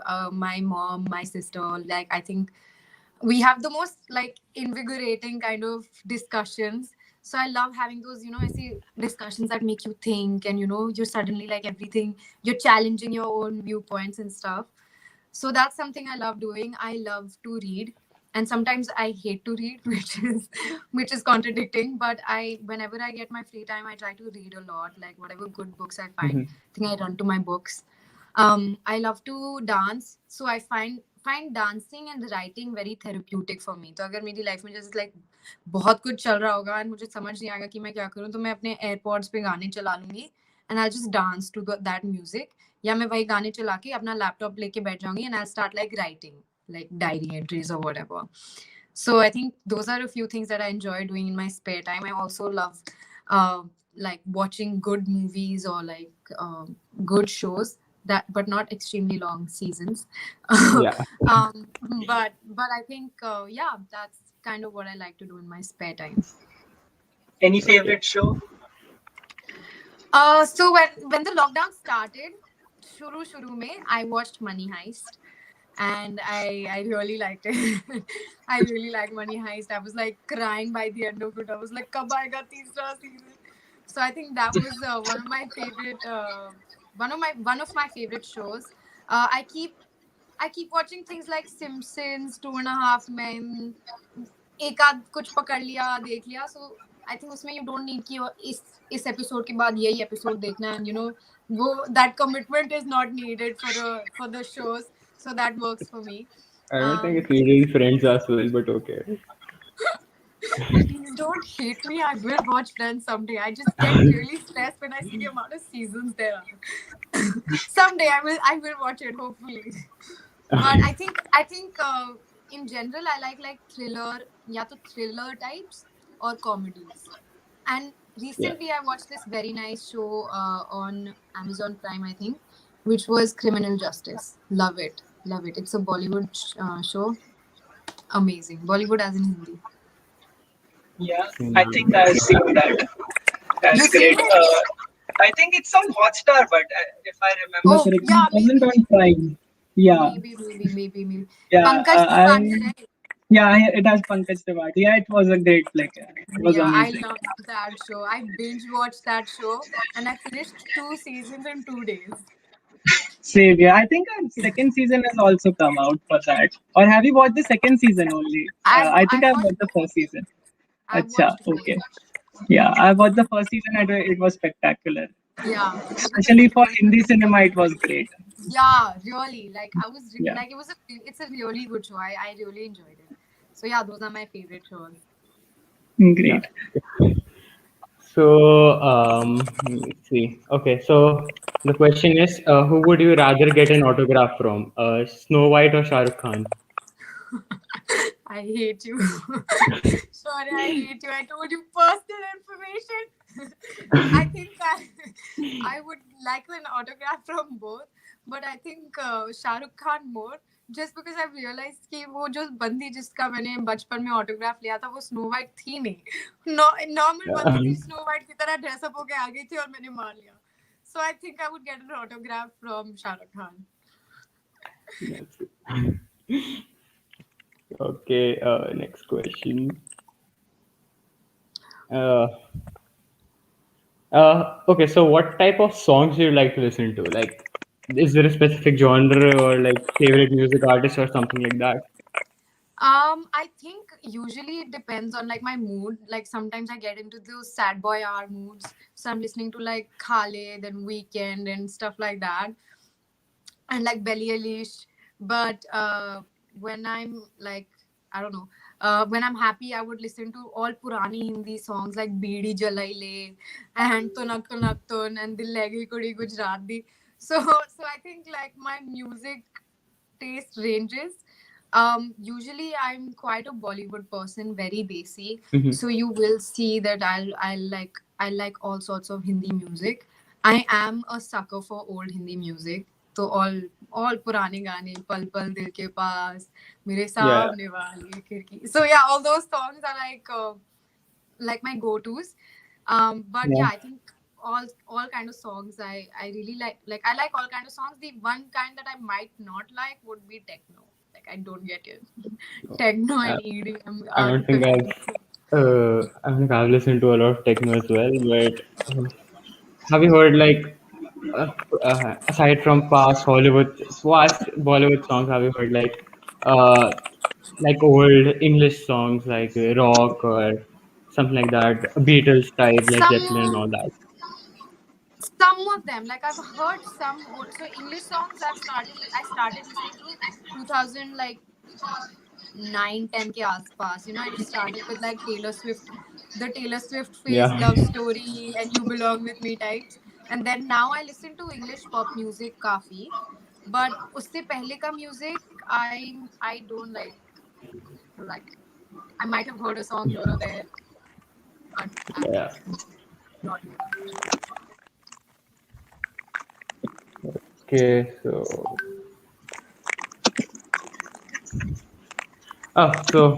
this is a sort of personal question. So, what would be the most embarrassing thing you've ever done? Most embarrassing thing that I've ever done. So Yeah. many embarrassing things. Hmm. That's hard. Like I've been quite an Uh, embarrassing person. Something that happened while you were in the Miss India phase. Okay, that can be done. Okay, so there was this moment. Okay, so we had to do a lot of. I don't find it embarrassing. Okay, it was a very innocent moment, but everybody else laughed, so I'm guessing that was embarrassing. Yeah. So I don't know if it'll sound as embarrassing or as funny if I like narrate it, but I'll tell you nonetheless. We had to like record videos, for like the camera man would come and like ask you to say a few lines or something for something or the other, promotion, this, that, whatever. So we were all sitting and they told me कि खुशी हम ये पूछेंगे तो you just have to like smile and then start with your like answer. And फिर वो अपना camera लेके आए तो यूजुअली क्या होता है कि they say कि set camera camera rolling action. तो मैं खड़ी थी, मैं वेट कर रही हूँ, कैमरामैन वेट कर रहा है कि ये कुछ बोल क्यों नहीं रही. फिर मैं वेट कर रही हूँ, ये कुछ बोल क्यों नहीं रही. So I was just looking at the camera like that. Everybody was looking at me, and then they were like, "Khushi, speak." And then everybody started laughing, and I was like, "Wait, this is not right. He didn't say action." So I mean, that was embarrassing. As in, I was just silently looking at the camera guy, and he's just looking at me, and he was like, "Why is she not speaking?" And everybody else was like, "Why is she not speaking?" And I was the only idiot thinking, "Why is she not saying action? How do I not supposed to speak?" And then everybody just started laughing. So I think that was kind of embarrassing, but that wasn't my fault. That's fine. So, is there any tip that you would give to future girls who actually want to continue down the path and become Miss India? Sorry, could you repeat that? Like, I don't know So, if it's what my advice? voice. Yeah. So, is there any advice that you would give to future girls who want to actually become Miss India? Some specific advice. Yeah, I mean, I do have a lot of advice. I think the one thing I'd say is don't think that you can't do it. I mean, the biggest reason why a lot of girls don't apply is because they don't have it in them, just because they don't probably look or fit a certain stereotype of a model or, of a Miss India. So I would really say if you want to try it, just try it. And apart from that, what I would say is a lot of the things in Miss India are about the person you are. So try to develop who you are, how you are as a person, and I think do that just for yourself also, like pageant or no pageant regardless. But even for Miss India, when I went to Miss India, I saw all sorts of all the girls was so like they had so much substance. They were like they had stories to tell and opinions, strong opinions that they held. So do work on those things, and that's what Miss India sees. Like they don't just see somebody who can look good in a catalog or in a photo shoot. They see somebody who can actually go talk about valuable viewpoints at a world stage without feeling intimidated. And I would say that, like it's not easy being confident. People say, just be confident. It's not easy. Not for the most confident looking people also, it's not easy. You will have moments of self-doubt. I had moments of self-doubt. I still have moments of self-doubt, and that's okay. So just give it a try if you want to go for it. There is really no set way कि अच्छा वो ये जीती थी, उसने ऐसे किया था, तो फिर मैं वो करूंगी तो मैं जीत जाऊंगी. सबका like अपना अपना तरीका होता है.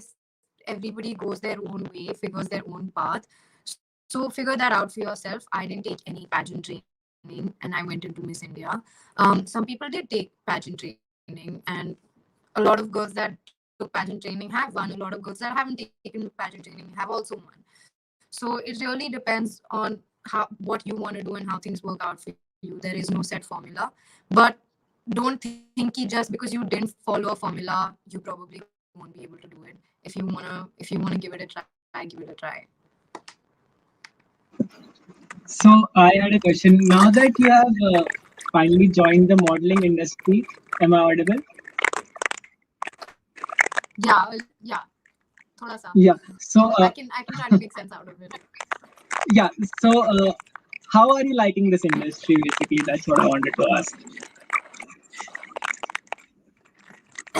That's a very good question. So I'll tell you what. Okay, there are a lot of values that I've developed as I've grown, and some of them include the fact that not everything is about looks. And the problem with modeling industry now, pageantry and modeling are two different things. Pageants may more than looks is what matters, but I think modeling may it's mostly how you look and how you pose in front of a camera that kind of matters. And for me that's like I don't know. So I don't know how well it sits with the person that I am, because I've been telling myself that life is more about looks. Life is so I don't want to get into a field where I become obsessive with my looks. I'll tell you, I don't put makeup on a daily basis. I've done it for this interview because I was like, okay. But I don't put makeup on a daily basis. And I don't know, like there are all these expectations that she's a model, she should look like a model and stuff like that. And the thing is, if you actually see models, if you actually sit with them, they look very, very normal. Like we all look very normal. We look like any other girl that goes to your class. So so that's the thing. Anybody can become a model if they know like how to pose and stuff. The industry is, the industry is about looks and glamour. So it's a little bit of that confusion. Does this sit well with me? Is this who I am? But sometimes I feel like doing it like when you're in a photo shoot, it's lots of fun. It's definitely lots of fun. पीछे गाने चल रहे होते हैं, vibe created है, ऐसे 3-4 लोग आते हैं मुंह पे makeup fix करने, ऐसे बाल उड़े होते हैं, and then you're just posing. It's lots of fun. But that's the thing. I don't know if this is something that I can continue doing as a profession forever, kind of a thing. So yeah, the industry is good for people who care about looks and who can make it work. Like if someone sorry, my camera. Sorry. Can you guys see me and hear me? Yeah, we can. I think there's a bit of static on your side also. There is. Okay. Yeah. But it's fine. I think it's audible. Would you like 4G? Is Just let me pick Are you ma'am. sure? I will. Yeah, ma'am, am I audible? Just let me fix, ma'am. You can continue. Just let me fix. Hello. Yeah, I don't know what he said, but he was basically saying you can continue, and I think he'll fix it. I can continue. But I don't know how he fix it. Okay, wait. Do you want me to switch from Wi-Fi to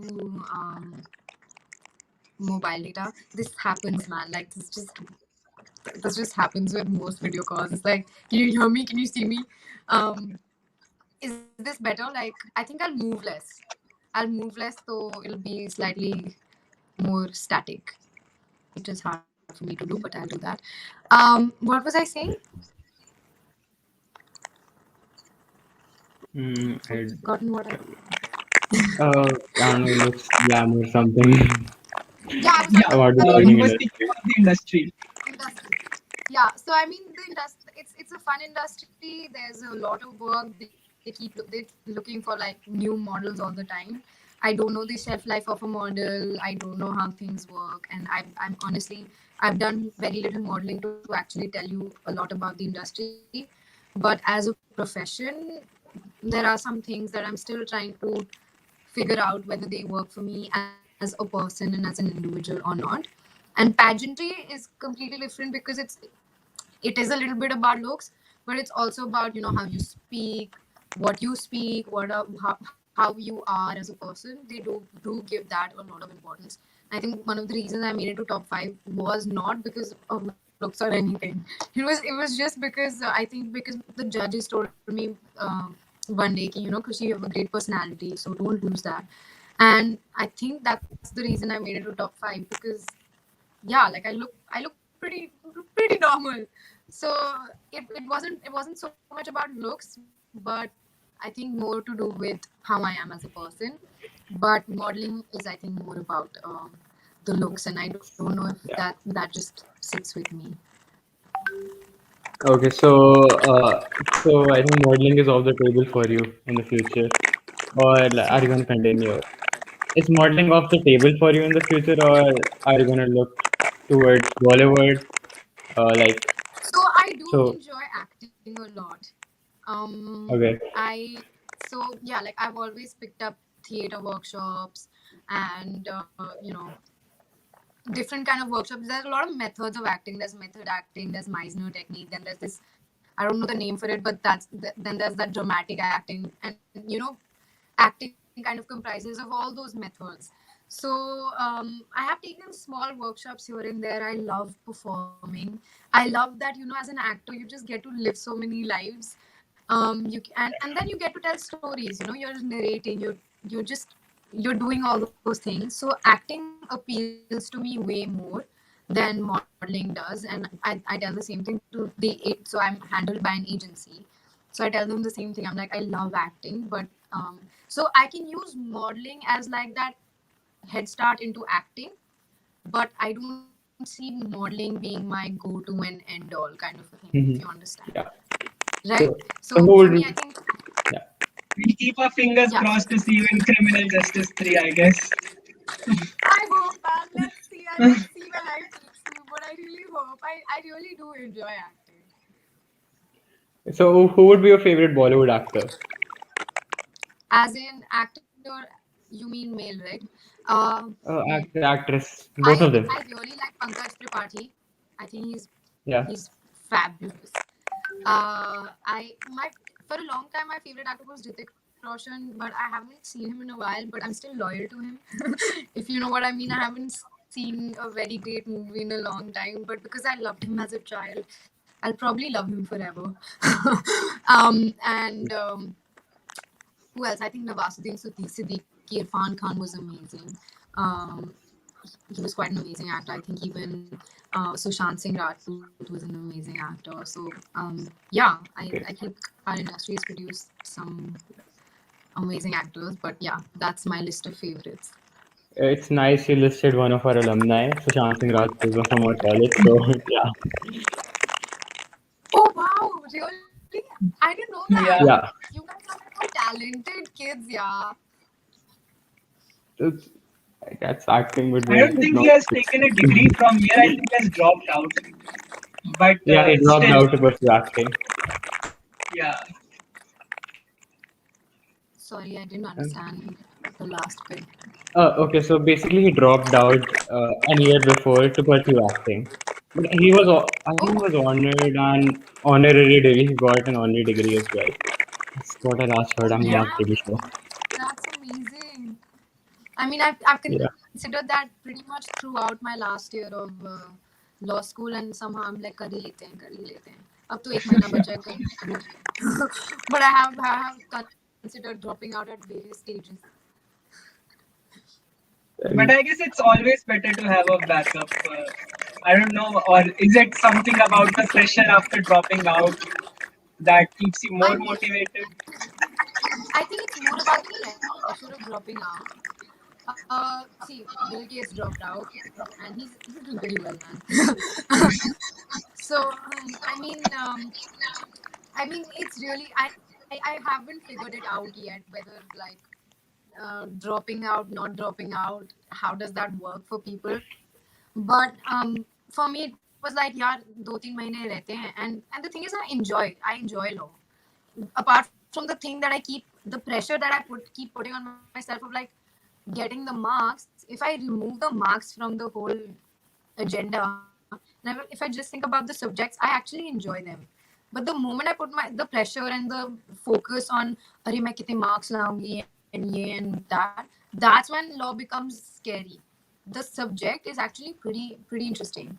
So in that sense, it's dropping out is that decision that shouldn't be impulsive. It's it's a decision that I respect and kind of you know, I would like commend that kind of decision because it takes a lot of guts, a lot of bravery. But it should definitely not be an impulsive decision. मुझसे नहीं होता, मैं नहीं करूँगा. More like ये आगे का plan है और I need to leave this right now to give this dream of mine that has been in my mind a direction. So if you have that kind of passion for something else, then I don't think dropping out is that big a deal.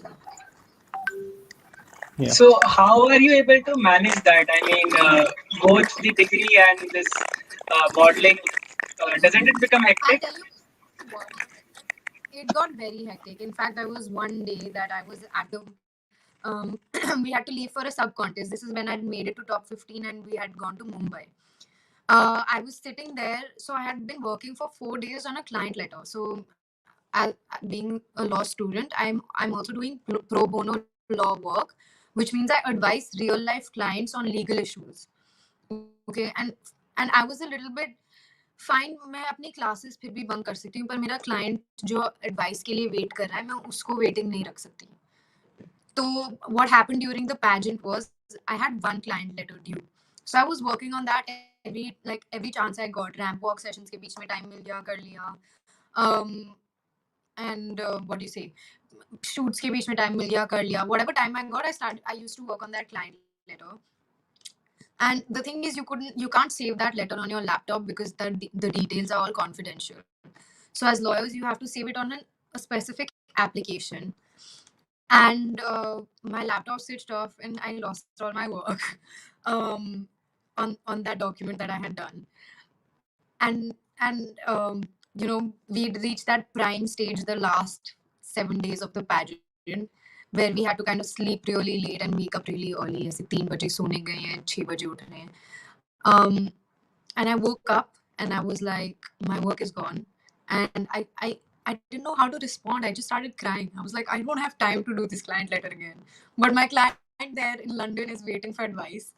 And I'm here at this pageant and I've chosen this pageant and I can't tell these people that I will law work to finish because they have put so many hopes in me. And I just called my mom and I said, Mom, I don't know what to do. Like I just feel like giving up, and I really cried.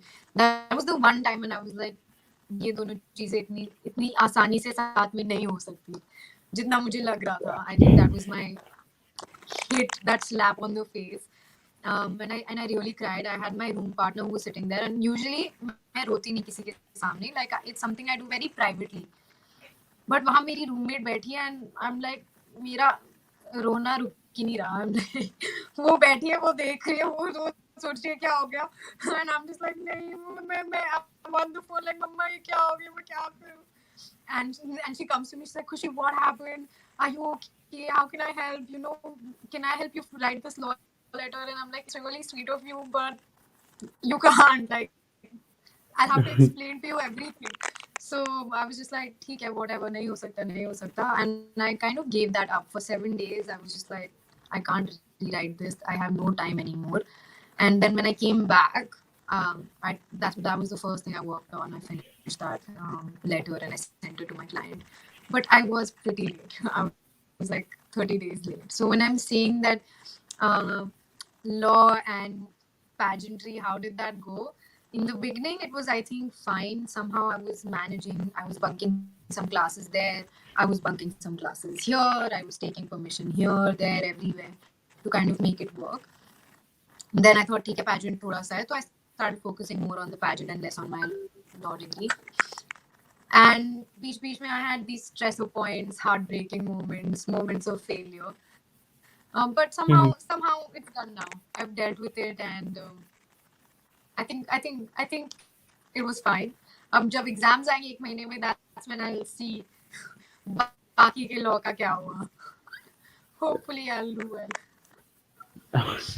It's online, I think everyone will. Yeah, that is, thank God, that's like literally a blessing in disguise from God.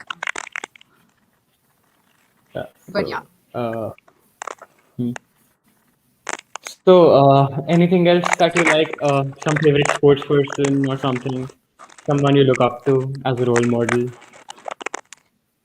I mean, it's a cliche, but I do look up to my mom a lot as a role model. Like, she's a very strong, independent woman. She's, she's got into a business as a child. She got into a business of automobiles. Now she runs showrooms. Like, she's the managing director of Automark and Landmark, which is basically she sells different cars. And at that time when mom joined, women didn't sell cars, women didn't own businesses regarding selling cars. Cars was a man's thing, and the fact that she chose something like that she till date is so passionate about, it's very inspiring. And a few other women that I do look up to, and I look up to women a lot because I don't know, as a woman, as a woman, when I see other women that did crazy outstanding things and breaking glass ceilings, I don't know, it's very inspiring. So I think one would be the first lady of Franklin Roosevelt, Eleanor Roosevelt, and this is like might be nerdy, but just the fact that she worked for she, as a white woman, she worked for black people's rights, and the fact that, like, I was just reading her autobiography, and the fact that she was like very open to like changing her viewpoints. I think that I really respected that about her, and she came from a very bad like childhood and just a tough life, and still she kind of figured it out. She turned out strong. So yeah, I think those are the kind of people I do look up to. Sports people, I'm not sure. I'm not I sure. play basketball though. I do play basketball. So this is one thing. I play basketball, but I barely watch basketball matches. So I don't watch sports that much. I don't watch any kind of sports. The only time I watch sports is when it's like a India Pakistan cricket match, and somehow उस time मेरा love for cricket and India सब जाग जाता है, and you'd see me there watching the match. But apart from that, I don't really watch sports that much. Okay.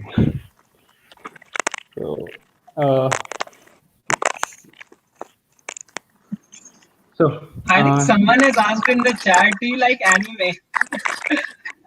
Or have you even heard of anime ever? I've heard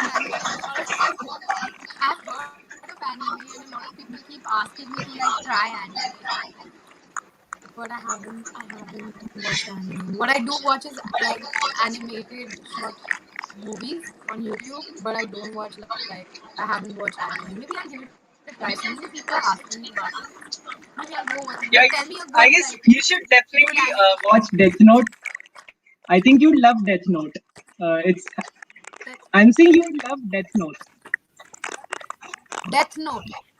Yeah, you'd love it. It has an amazing story.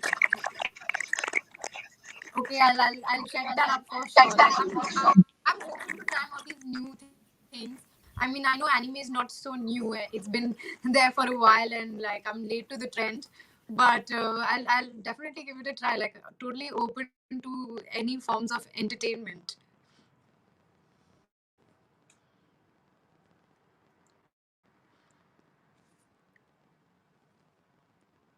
Hello. Yeah, sorry. Yeah. Yeah. Yeah, so it's been great having you. And any last words of advice or anything that you would like to share with us? I mean, first of all, thank you guys for inviting me for this. I think I definitely, I mean, it's still very hard to like see me as somebody who's like giving interviews at colleges and stuff like that, or coming for events like these as the speaker, as the guest speaker. I mean, I've never seen myself do these things, but it feels really nice when even when I'm approached for these things, it's a really nice feeling. So thanks for approaching me and considering me for this talk. I hope I wasn't that boring or too boring for everybody. Um, but yeah, I think my last notes would be you guys have been fantastic, and just take care, have fun, go easy on yourselves. We all are like here doing online college and not enjoying it that much. But Yeah. go easy on yourselves, have fun, and even to the people who are watching, like have fun, take care, and yeah, just chill, be happy. So, It was an absolute pleasure, man. Thanks a lot for joining us. uh, Thank you so much for having me, guys. Thanks, you guys were amazing. yeah, thanks a lot. Yeah, Shall I Thanks a lot, man. shall I exit the chat room? Yes, man. yeah, it's fine. Great. Okay. Thanks, guys. Take care. Have fun. And thank you Bye. for Thanks a the lot, man. invitation. Yeah, Thank bye you. bye. Goodbye. Bye.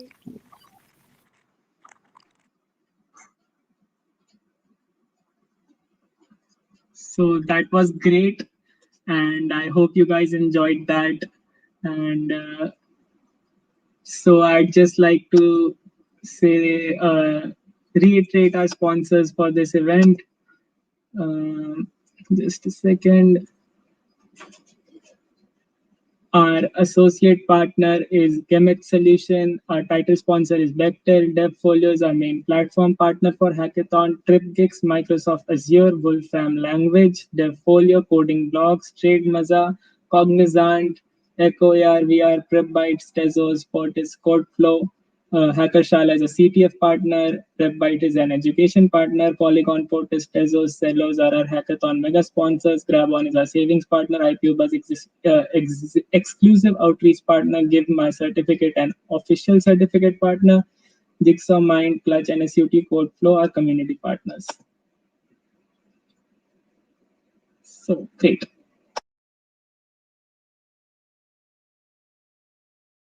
So guys, that's for our session with stop by India, Ms. Khushi Misra, and thanks for joining.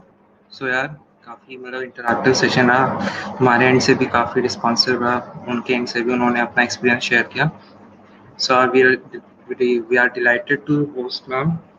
So yeah.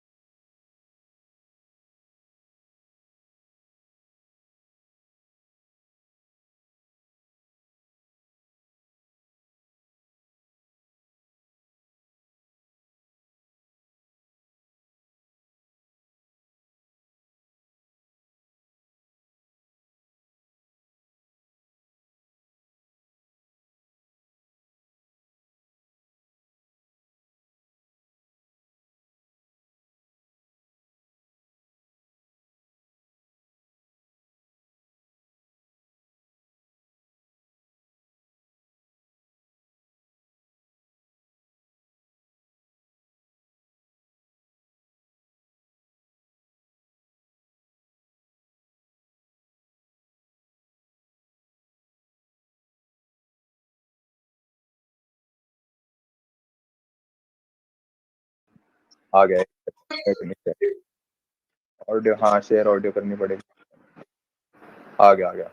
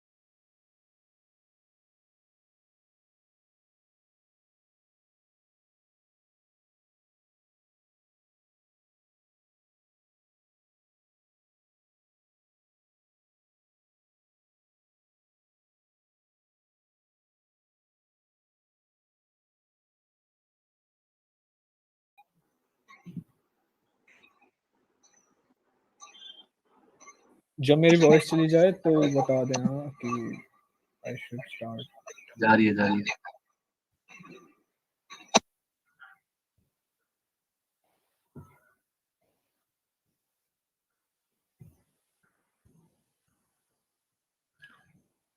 कर दूं ना start? Are ये clearly voice? Yes, yes. So, hi everyone. This is almost the final session, and हमारा जो 3-day fest हमने start किया था 9th से, and वो it is coming to an end. And I personally believe कि this जिसने भी यहाँ पे आके काम किया and whoever came together has learned something more than he has expected. उसने कुछ एक्स्ट्रा ही सीखा, कुछ एक्स्ट्रा लोगों को जाना, एंड इट वुड मतलब उसके लिए बेटर एक्सपीरियंस रहा जितना उसने एक्सपेक्ट किया था. And that was one of my responsibilities कि whoever comes to join INNOVA and works well, so he does get the desired reward. And उसके साथ एक अपनी अच्छा एक्सपीरियंस एंड मेमोरी रहे कि he worked for an online fest. काफी fest cancel हो गए एंड सबको पता ही है कि what is the real situation. So उसमें whatever the best was, we have tried to do that. And one thing मैं सबको जो भी INNOVA की टीम से थे, I would really say कि yes, the efforts were amazing, like the best, but there's always scope of improvement because everyone is trying to get better. तो आपको हमेशा improve करना होगा, and the best always follow the best. So जरूरी नहीं है कि आपने अच्छा कर लिया तो that's it and आपकी responsibility खत्म हो जाती है. But you have to keep on working. You have to work in a much better and a more improved way. जितना हमने this year इस साल achieve किया and whatever we have done this year, and I completely believe the team that will come next year and even further years, that will reach even bigger milestones. वो हमसे और सबसे better काम करेंगे and probably Asia and then world में they would be recognized and respected to the highest levels. And I certainly hope कि किसी दिन बिल्कुल ही top level पे I see INNOVA, and that would be a really proud moment for me and everyone जिसने मेरे से भी पहले काम किया है. एंड स्पेशल शाउट आउट अगर मैं सबको तो दूं तो बहुत टाइम चला जाएगा. स्पेशली मैं I would really like to thank coheads for their consistent effort, and they never gave up in any situation. So, and I certainly believe that their bonding and their ideas वो लोग इस fest को next year और high levels पे लेके जाएंगे. And last but not the least, Bhattesh से मैं कहूँगा कि पेन से हटा दे, सो एक बार सबके फेसेस नॉर्मली आ जाएं. And hopefully that's it. See you again guys next year, and हम और एक्स्ट्रा इवेंट्स के साथ, मोर एक्साइटिंग कॉम्पिटिशन्स के साथ एंड मोर फन इवेंट्स के साथ अगेन आएंगे, and hopefully we reach to more higher levels.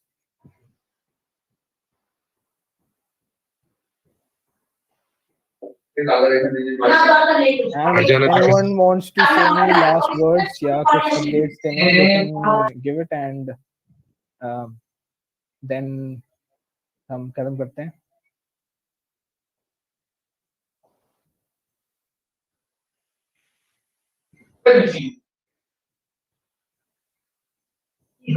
Guys मैं भी कुछ बोल रहा हूँ. बहुत सही लगा, मतलब आप लोगों के साथ काम करके, and the way you had managed all the events, 3 days at a streak, and रात भर चल रही थी, तो काफी अच्छा लगा देखकर.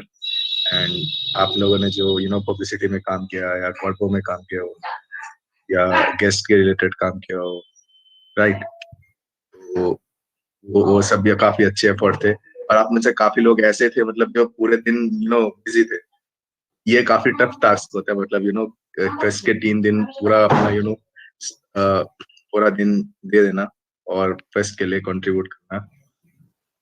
हाँ, काफी लोग ऐसे भी थे जिन्होंने काम नहीं किया, मतलब यहाँ तो सारे ही है, उनका तो क्या ही कर सकते हैं, पर मोस्ट प्रोबेबली यहाँ जितने भी हैं सबने काम किया है। तो होपफुली अब आने वाले टाइम में जब इनोवा होगा, वो तो मोस्ट प्रोबेबली ऑफलाइन ही होगा, राइट? सो हम ट्राई करें, आप लोग ट्राई करना, मतलब आप लोग ही संभालोगे तब तो, कि इनोवा इससे भी ज्यादा अपर लेवल पे हो, और सेम सिमिलर थिंग आप अपने जूनियर को भी पास ऑन कर देना। That's it, and thank you all guys.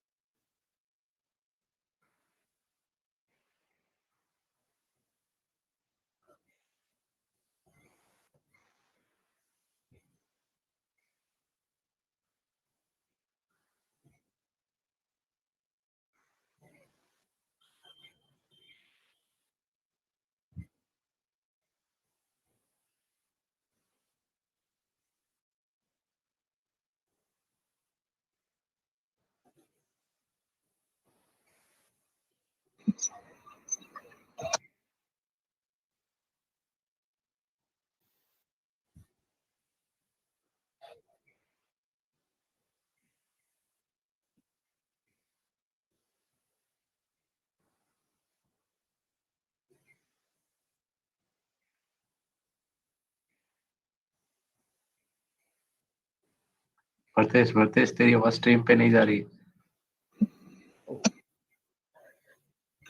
Dam भाई, भाई साहब, गजब।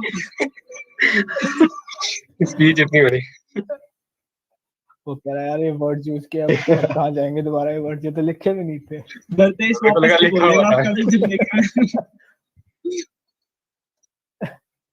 कोई नहीं, भारतीय रिपीट करते हैं ऑन कोई करके। रिपीट कर, और कैमरा ऑन करके कर देना, रिपीट स्ट्रीम कर ज्वाइन देना। कर लेना, अब वहां आतिश पे स्ट्रीम कैमरा ज्वाइन ऑन करनी करेगा। पड़ेगी तेरे को।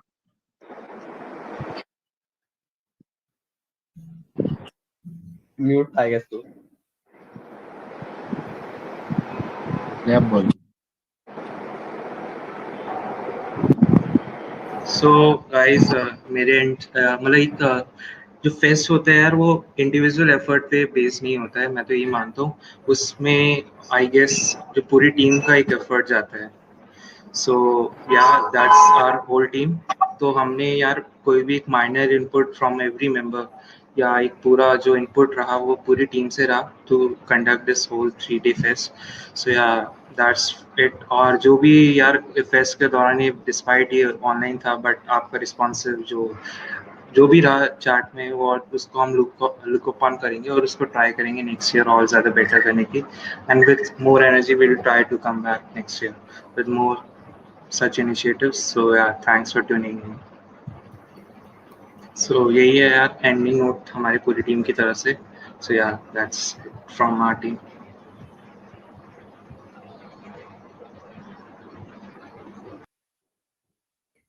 भारतेश आई थिंक रुक दे।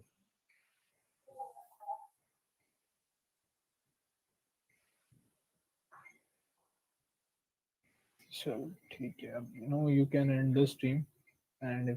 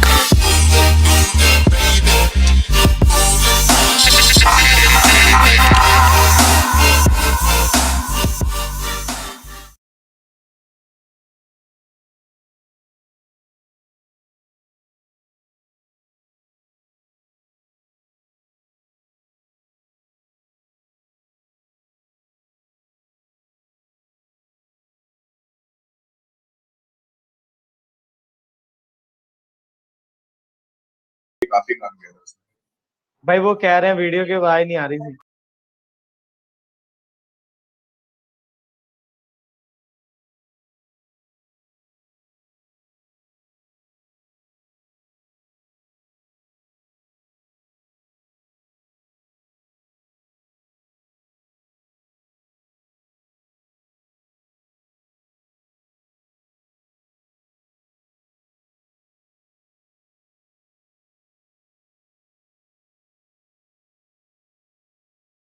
Lots for Aman.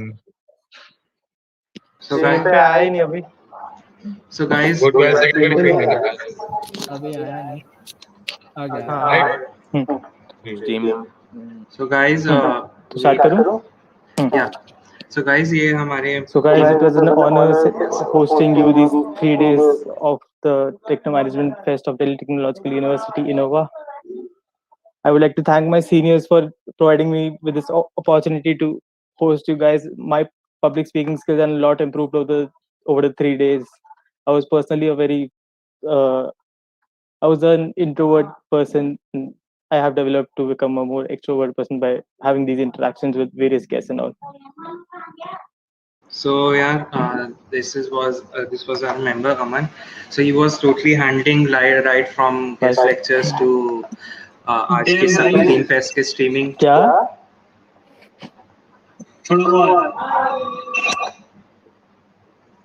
And so yeah, ये हमारे member थे. So streaming कैसे इसकी स्पीचेस हुई है मुझे नहीं पता, तो I have no clue.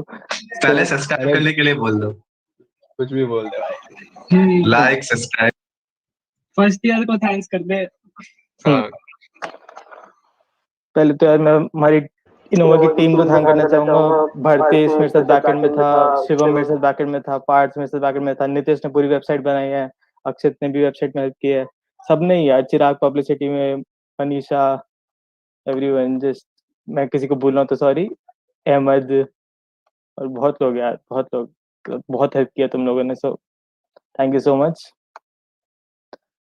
So that was all for INNOVA, the Techno Management Fest of Delhi Technological University. So we thank you guys for joining in.